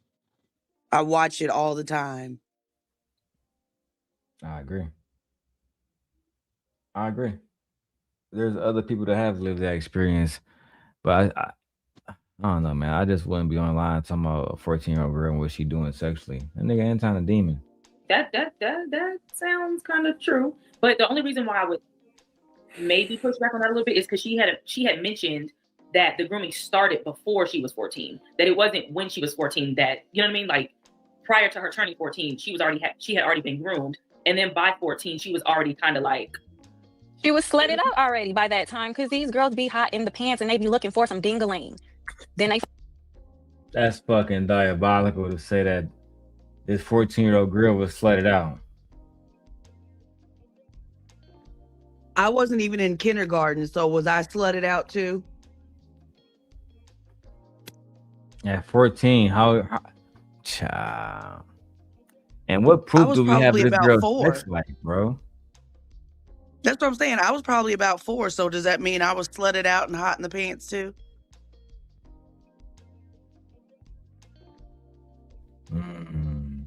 I think this is something that deliberately that they do just to shit on women. And most likely, like she said, it was her own auntie that took her there and told her to do that. Her auntie set her up. You think so? Absolutely. She told her to go sit on his lap, rub his head, and ask him to be her godfather? What? Your own auntie? Introducing a nigga to her, the family and shit. That shit weird as hell. But it happens so much. And the Black community just sweeps it under the rug. And it's not just the Black community, it's the entire population of the world. That's why it's so prevalent. People know what's happening. They know the roles that they play in it. But it's always blame the children. They always go after the weaker target. I couldn't agree more. Let's go. And shout out to Dark Lake. Dark Lake says this. Isn't that someone's daughter that they're talking about? I thought children was off the table. I thought talking about a minor was off the table for Anton. Interesting. I think they will try to argue, Dark Lake, maybe Black Dahlia can back me on this. I think they'll try to argue that they're not talking about a minor because she's drawn now. But I would push back and say when it happened, she was a minor. And Molly just referred to her as a 14-year-old girl. So you're talking about a minor. Therefore, you're right, Dark Lake. Let's go. Find a pervert that's gonna give it to him. Then they want to say, "Oh, I was sexually abused." That's beyond sexually abused. That is some consent. Like she probably snuck off, did the most. Like I hate to even be like this. I be having women's back, but girl, this is beyond sex. You straight up prostituted yourself and let him record it. It got circulated. People can probably still see it today. No, that go beyond grooming. Some of these girls be hoes as teenagers. It just is what it is. And how do we know that she wasn't groomed? I mean, he's clearly a pedophile. This is clearly what he did. He has a record of this. At the end of the day, she was a child. It's not her place to be making decisions about what happens between her, a child, and Why a is he a grown pedophile? You can't say no. What? Between her, a child, and a Why is he a grown pedophile? What the fuck are you talking about? So first of all, they clearly haven't even taken the time out to read the woman's book because they're coming up with assumptions about her sneaking off and all this stuff. How did she sneak off if her auntie took her there? Child. And gave her instructions on what to do? You can't make this shit up. They should have read the book before they even had this discussion. I agree. And then read about, listen, Quentin, to answer your question, if you have a 13-year-old girl get naked for you, so you can do some sexual things with her, then you are a PDF file, sir. I'm sorry. That's just what it is, sir. There's no other way around it. That's just what it is. You're telling some why is he that? Because he was convicted for fucking with minors. That's why. And I'm willing to bet that even though they haven't read the book, they've probably seen the video. So what does that make them for viewing that kind of content? That's true. Especially if you viewed it in your adulthood. Nigga sick. Because I don't think that video was still even out here. If you did, it's crazy. Let's go. Yeah, I've never seen the video and I don't want to. I had, when I was younger, like when I was in high school and it first came out, I remember people, showing this shit, but I never really fully watched it. I do remember glimpses of it. You can't say no. You can't tell somebody. What age? Did he threaten your family if you said something? Like, I need a little bit more answers. The only thing that I like is that these girls sneak out for subpoenas. I do feel like she was trying to justify it as her adult self, saying, well, I was going through puberty and my hormones were everywhere and whatever and all of that. I think that was justification for it. I would have felt better about it had she left that part out. But at the end of the day, she was still a child. Like she doesn't have the capability to think as an adult. She was still a child and we don't know what the circumstances were. Does she want to be around somebody rich and famous? Absolutely. She's a child. There's adults that are like that. She, in my opinion, just... Shout out to this girl, Kim, who seems to be actually the voice of reason. Did not have the ability to have the thoughts that she needed to have as a child to stop that from happening. But 14 is a child, but 14 is also old enough to know something is wrong. This person has a camera. He's having sex with me. He's peeing on me, and I'm letting him pay me. That a lot of thought has to go into that. Like children ain't gonna be thinking none at all. There could be no thought at all. And I'm not saying I think he's wrong, but at the end of the day, to me, I think some of these females also be super horny teenagers who be looking to be humped on by some of these men too. That's all. She probably was like more fast for her age. She was on tour. She said she was a rapper on Clearly, tour. Like she definitely probably was a fast teenager. But to me, that still begs the question. Well, not begs the question. That still, to me, it still stands to say that her parents still failed her, because where were y'all at? Like you guys are dropping her off at the studio with this grown man that I guess the dad was he played an instrument or something for R. Kelly. I don't know. But it's like you're dropping your kid off at the studio. Now, granted, they said that she was with Sparkle because Sparkle was supposed to be at the studio. But at some point, because if I'm not mistaken, she said that the grooming started at 12. I think she was like 12 years old. So I know a lot of very immature 12-year-olds. Like I know a lot of immature 14, 15, and 16-year-olds. So I don't know her personally to say that she was. Bro, she was a child. Like we talking about babies. That woman is dangerous. That woman is dangerous, and she does not need to be around any young girls because she would probably have them in that same position with the language that she's using. And it's really disheartening to know that people are so oblivious to how this stuff works. Like people need to do more research before they go opening their mouths about topics that they have no idea how a child could end up in a situation like that. Her auntie encouraged it. That's what it seemed like. That's what it seemed like. This is some diabolical shit. I ain't gonna lie, bro. It's absolutely disgusting, and it's going to continue as long as people stay in the dark and pretend like, oh, well, I thought that, well, the knowledge is out there. You can find it out if you want to. And to actually listen to the women that are telling their stories and stop trying to chastise them back into silence. You need to be quiet and just listen.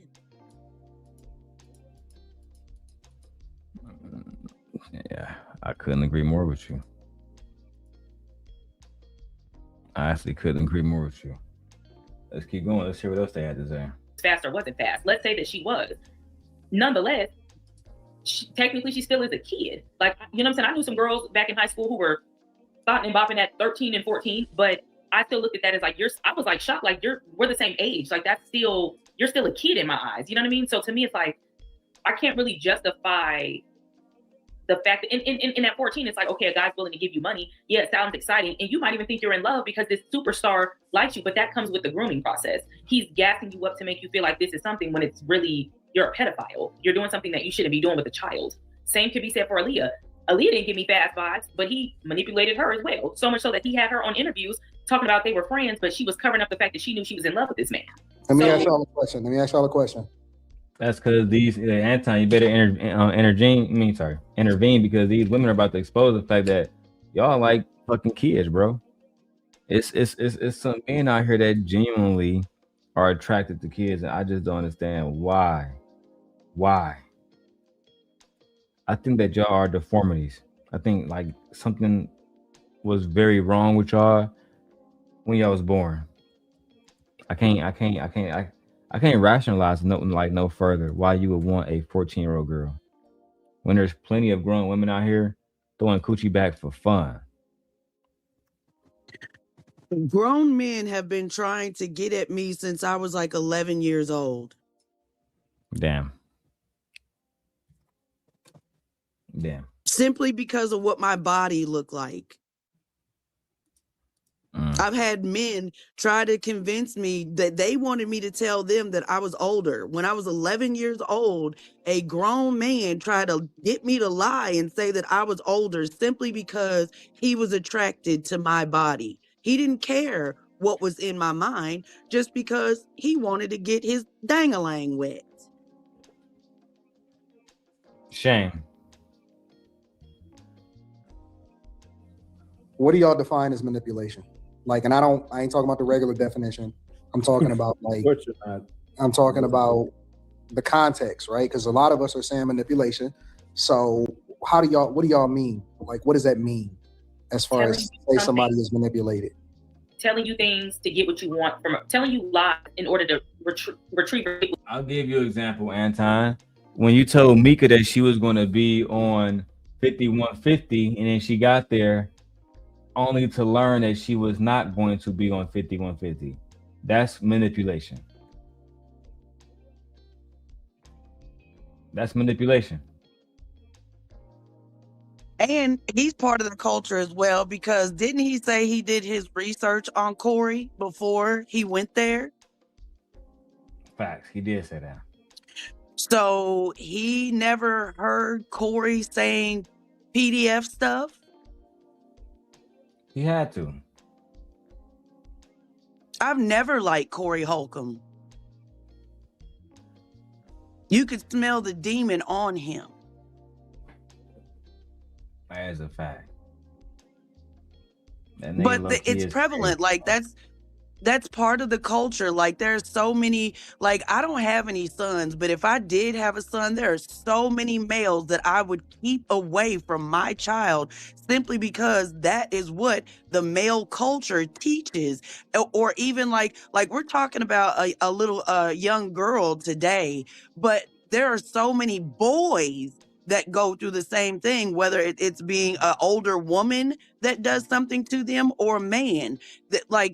There's a reason why boys don't speak up about their abuse either, because it's part of the culture. It's okay. Boys are bigged up by other men. Oh yeah, that's cool that an older woman did. No, absolutely not. Like I remember being on a panel talking to a male that was saying, I think he said he was like 15 or 16 messing with a 40-something-year-old woman. And all the other men were like, oh yeah, that's cool. You got some grown coochie. And I was like, absolutely not, sir. You were taken advantage of. And instead of having a conversation as a grown-up, they chose to sexualize me.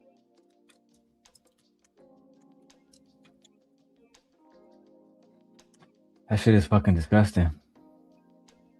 Yeah, I had to be the problem because I spoke up and said that was not okay. That shit is fucking disgusting. It's hard for me to even say anything else. Hey, shout out to Voice in the Box.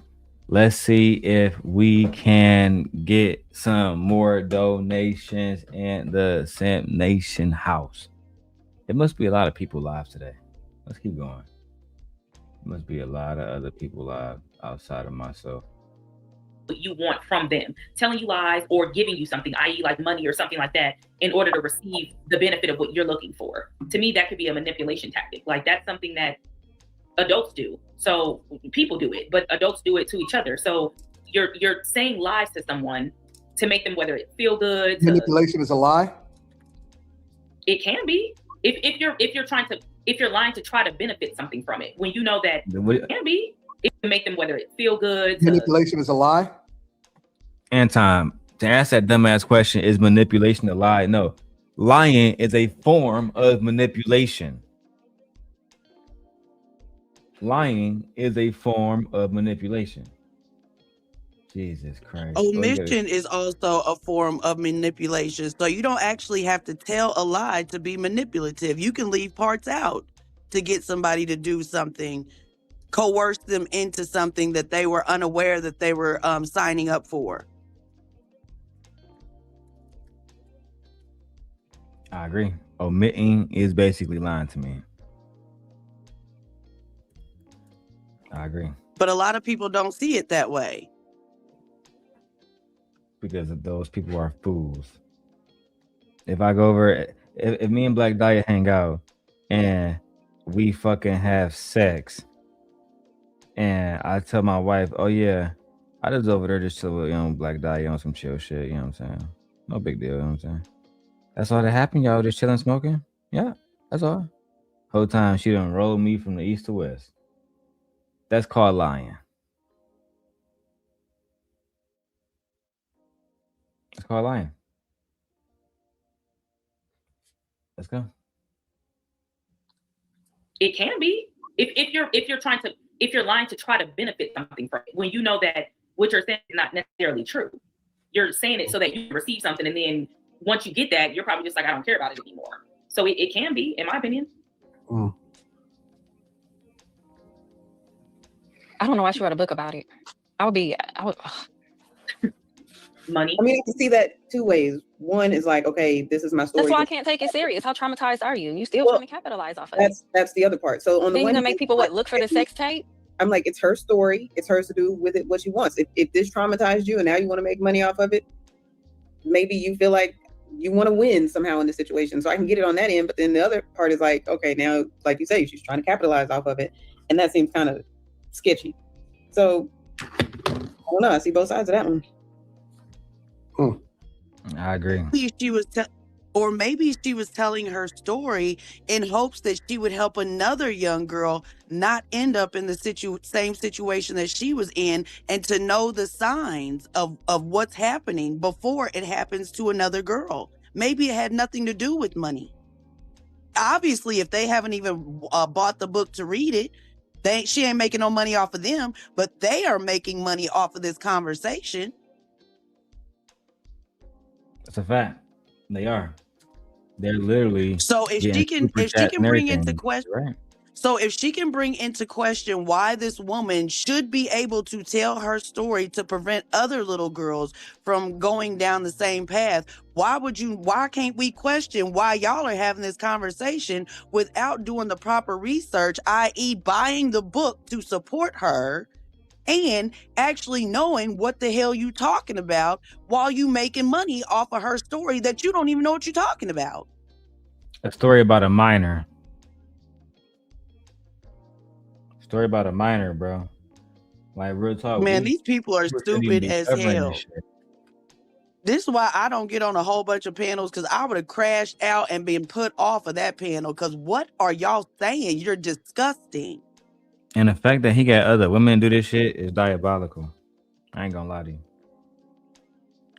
Yeah, but like they were saying, he brings people on these panels to say the stuff that he wants to, but he doesn't want it to be a clippable moment for other people to take his words. So he just employs other people. So he's manipulating all of them on this panel to do his bidding. You damn dummies. You are being manipulated.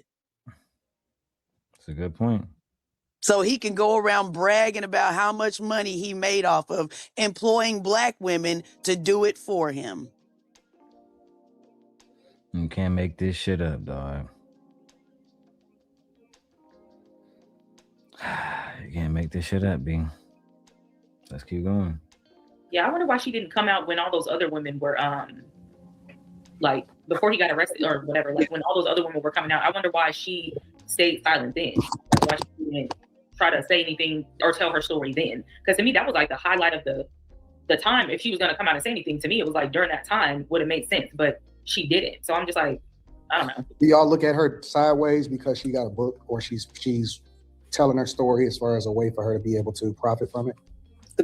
Why shouldn't she be able to profit from it, Anton? Like you are now. I was going to say that was a leading question. He wanted to get a certain response. That's why he worded it that way, so they could say it for him again. And like I've worked in healthcare, and like a lot of women never tell their story, and it's because of people like on this panel. Like I've like had 80-year-old women crying to me and telling me their stories for the first time because they felt comfortable, because they knew that they were in a safe place and they weren't going to be subject to judgment like people like these idiots.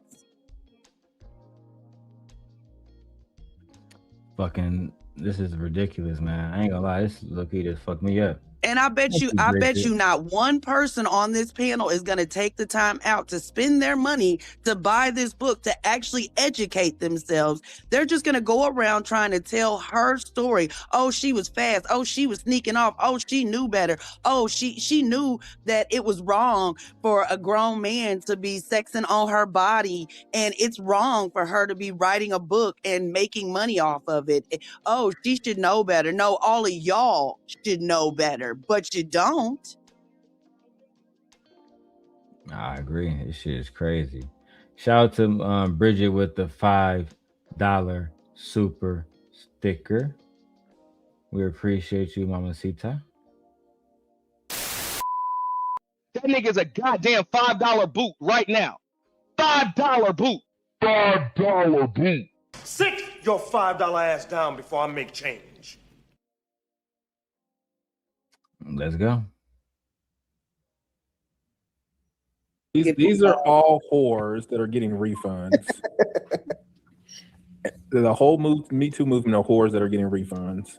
I'm not gonna you got slutted out, and now you want a refund. How the fuck she get slutted out and she was a kid and he was grown, Quentin? Sparkle. This is fucking why isn't there more discussion about Sparkle and what she did and how that little girl would have never been in the predicament she was in if her auntie didn't advise her to put herself in that situation? They're more focused on this woman telling her story, her truth of what happened to her, but they're not focusing on the perpetrators. This is a problem. Absolutely diabolical. Absolutely diabolical, dog. I'm disappointed, to be honest. I'm not disappointed. I'm just This is like a kid. immune They was to just it. Like mad about Corey in a situation with his kid. Yeah, but that's what I'm saying. This is the culture. I'm 45 years old, and people are always trying to shun me and shush my mouth and tell me not to tell my story, but they have no problem trying to get online and make fun of me in order to get clicks and views on their channel. They don't even know me. They don't try to know me. They just want to try to make fun of my situation and my story because they know it's going to bring views to their channel. You can't make this shit up. Let's go. And again, shout out to Bridget M7 with her $5. Let's go. That's what they're getting by taking these niggas to court. They're getting their money back. I believe that both of y'all are right, or everybody is right. I don't see anybody with an actual bad take, in my personal opinion, on this, because I think that Molly is correct. I think that a lot of these young girls, although they are children, know the difference between right and wrong.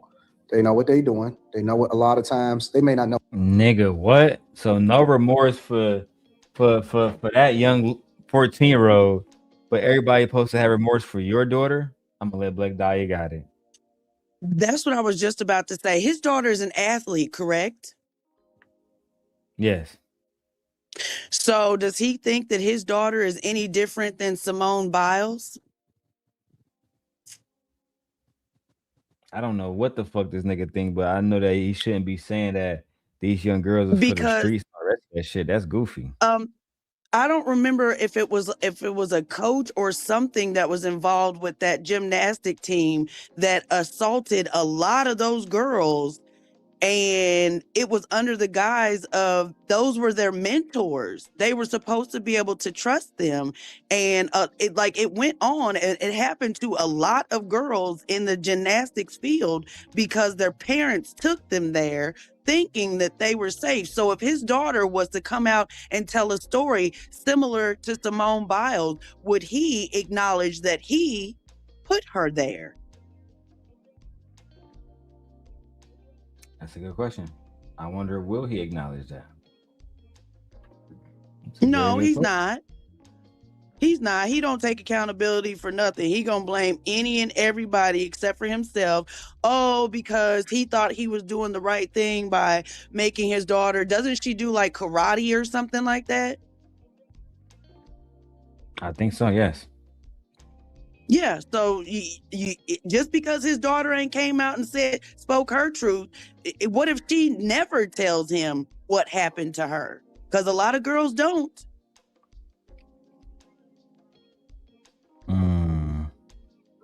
I think that she And the told fact Sparkle that- what and the happened fact- to her, and Sparkle allegedly sent her right back in that shit. Yeah, they tell you, oh no, that's part of the game. That's part of the game. That's what you got to deal with. There's so many different industries and avenues in which people like this get a hold of children. And it's usually the parents or family that are sending them in to the crossfires of this. And with Anton running panels like this and allowing these kind of narratives to be spun, he is going to be the reason why, if something like this has happened to his daughter, she's never going to come and tell him, because he's not creating a safe space in order for her to feel like she can do so. And that is his fault. But hey, anything for $1, he chasing that bag, right? That's a fact. He is chasing that fucking bag. Lord have mercy. Shout out to Just Being Jazzy. Hey y'all, that happened to me all my life. That's why I don't have a relationship with my parents. I already knew my mom was against me. Child, let's keep going. Yeah, she's absolutely right. I just had the conversation a couple days ago with my auntie about how my whole life, my mom tried to make me a cash cow and she tried to slut me out. My own mother. I'm sorry to hear that, Black Dahlia. Oh, it's okay. You didn't do nothing wrong. My mama thought it was perfectly fine. Like, people think that I'm making it up whenever I say that I turned down a $10 million marriage contract because I knew that there was something wrong with that situation. And at the time, my daughter, the first time he offered me the money, my daughter was 13 years old. The second time, my daughter was 15 years old. And I said to myself, if this man is willing to pay $10 million just to have sexual access to my body, if I moved into a house with him and my child, what the hell would he be willing to do to my daughter? People were like, oh, you really think he would do something to your daughter? I would have been a terrible parent if I didn't think such a thing. And my own mother, when I turned down that contract, she told me point blank, you was a stupid bitch. All right. She never thought about me. She never thought about my daughter and what could happen. She didn't care because she wanted me to get that money to take care of her.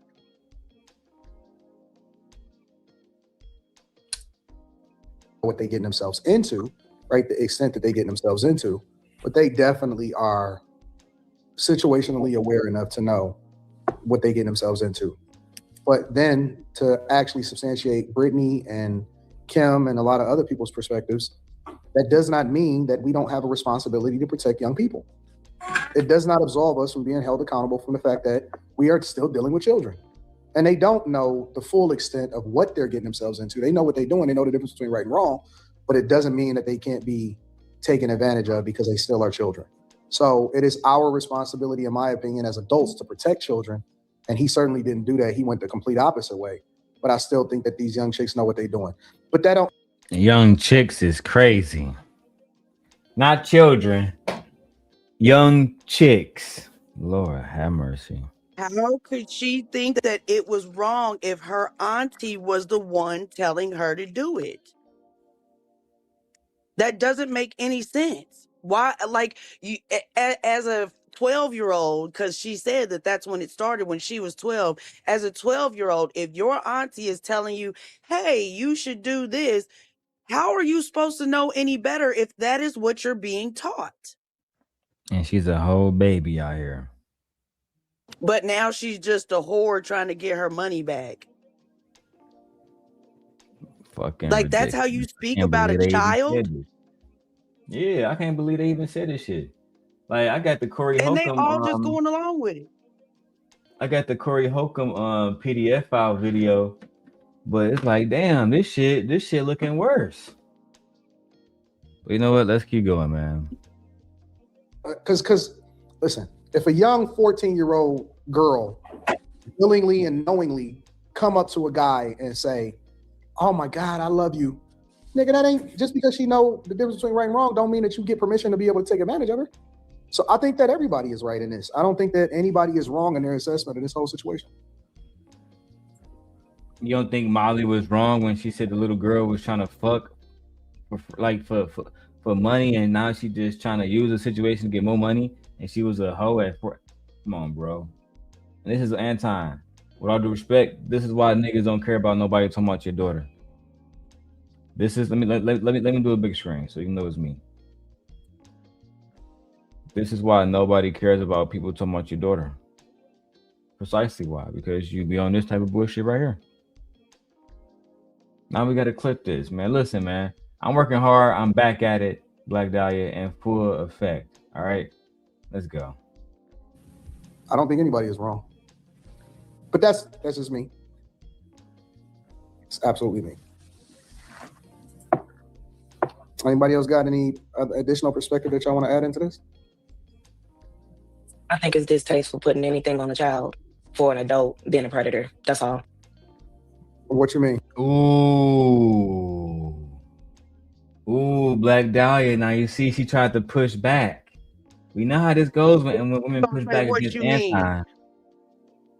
But the fact that he is the father of a daughter and only a daughter, and then you gonna turn around and say, what do you mean by that? That's how I know if something happened to his daughter, she's never going to tell him. And even if she did, he would not own up to his part in putting her in that situation. He is disgusting. This is some nasty content, Anton. I ain't gonna lie. Like, I don't even know what the fuck to say right now. Right? And shout out to Lex, because not only is Lex fine as hell, but she clearly got some goddamn common sense. I don't think anybody is wrong. But that's just me. It's absolutely me. He doesn't think that anybody is wrong. This is how I know. Like, I got a sneaking suspicion something has happened to his daughter by the way that he talks.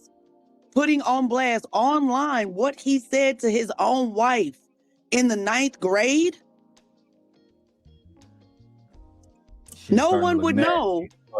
No one would know that he asked his wife if she gave fellatio in the 9th grade. That's the way you feel about women? What are you teaching your daughter, Anton? And then got her to go along with this shit is diabolical. Yeah, so that's what I'm saying. The mama and the daddy, I would not put it past. Something in my soul is telling me something inappropriate has probably happened to his daughter, and she's never going to say anything because the way the mama and the daddy is walking around here, it's like that shit's cool. That's what's supposed to happen. You supposed to get down, chase that bag. Chase that bag. If it gets you a bag, it's okay. As long as nobody knows about it, just keep the secret. Don't tell nobody. Hush your mouth, child. You can't make this shit up, bro. Let's go. Anybody else got any additional perspective that y'all want to add into this? I think it's distasteful putting anything on a child for an adult being a predator. That's all. What you mean? Elaborate, please. A child is a child. Their brains are not developed. They don't know anything about their hormones. They know right from wrong, the basic things, but what is being taught to them? What are their lifestyle looking like? What is being poured into them? So to call a child a whore, to call a child anything of that nature is very distasteful. Let me ask you a question, Lex. No, don't ask no question. Keep exactly where it's at. To call a child a whore when she was only 3 years old, when she was 14 years old when all this shit happened. Bro, y'all niggas out of line. Y'all niggas out of pocket. But Anton has already shown himself to. Anton was a predator in the 9th grade. Yeah, he was. He showed predatory behavior, undoubtedly. I mean, from my perspective, that's what I see. Because if I was in the 9th grade and a boy came up to me and said something like that, I would have kicked him in his nuts. I agree. This shit right here diabolical. Let's go. Have you ever heard the saying, "Oh, you hot in the pants"? I've heard that a multitude of times. Okay. So let's say hypothetically that you are dealing with a niece, all right? And you see that this niece is hot in the pants. Do you discipline them? Do you hold them accountable? How do you deal with that? I hold the adult accountable, but it has to be a balance. They haven't did anything. In this hypothetical scenario. But they hot in the pants. They keep on getting in men's faces. They keep on trying to throw themselves out there, even though the guys or the young little boys are not doing anything with them. How do you deal with that? Handle them, discipline them. Get on the ASS because that's what you're supposed to do as a parent. It's simple. But do you discipline them because they don't know right from wrong? I mean, because they know right from wrong, though, right? You have to correct them. They have to know why they're being disciplined. They have to know why they shouldn't be in men's faces. They have to know how to move as a young lady. If we specifically talking about little girls. Yes. I guess my thing is, I think you can only discipline somebody if they actually don't know if they actually know the difference between right and wrong. Like if somebody make a mistake, you don't discipline somebody for making a mistake. They didn't know any better. But you usually discipline people when you know that they know better, but they choose to do something different, and so they now have to have a punishment as a result of it, right? I think discipline doesn't just go into trying to punish someone. It could lead to, you know what I'm saying, having to whoop them or ground them or punish them. But you also have to understand that you have to incorporate correction. You have to incorporate a multitude of things. I'm not a parent, but I've been a child. All of us have, obviously, but I've been a child in so many other heavy spaces than an average child.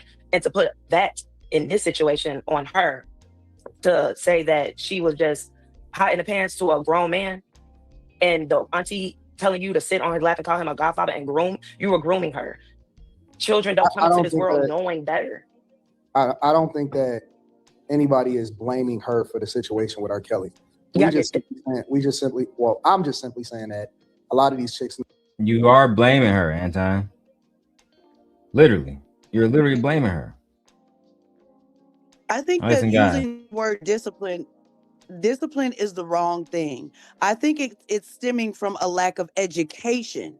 Why would you discipline a child for going through puberty? How do you incorporate the word discipline when they're just going through a normal part of life? This seems like there's a lack of education. And even if a girl is, because I mean, it's not uncommon for like the movie Crush. It's not uncommon for young girls or young boys to have a crush on somebody that's older. But that's where education comes in, not discipline. I agree. And guys, we've only been for 5 hours and we haven't reached the goal, which means we got 8 minutes to get at least $60 more to the Cash App, or we got to do it Izzy Bands, and we're gonna have to end the stream. Me and my wife do a pre-recording. So let's keep going for 8 more minutes, and then let's see if y'all want to support. If y'all don't, if y'all cool, if y'all can, y'all can't. I understand. I just make more use of my time in other ways. Let's go. Know better, and they choose and they doing wrong. And it doesn't mean that they parents or whoever is supposed to be over them shouldn't be held accountable. 100%. I just think that multiple things is true. I don't think that a child can necessarily be hot in the pants. I feel like that's a sexual deviance and something happened. They need to be counseled.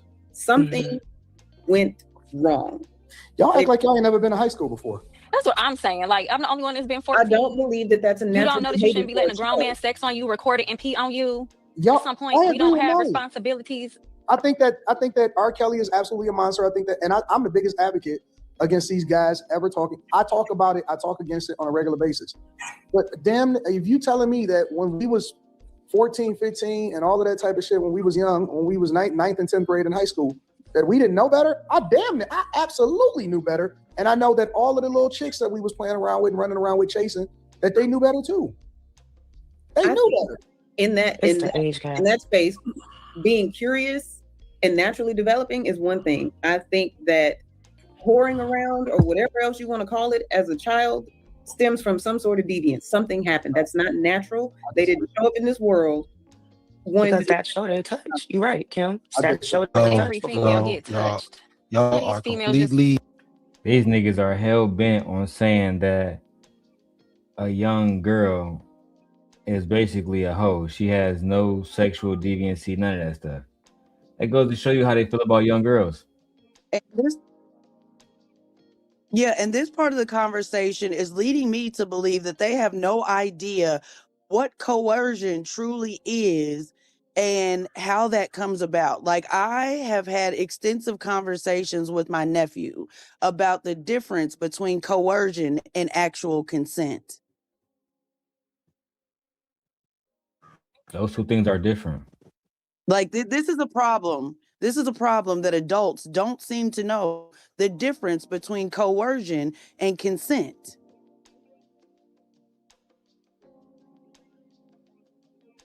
You can't make this shit up.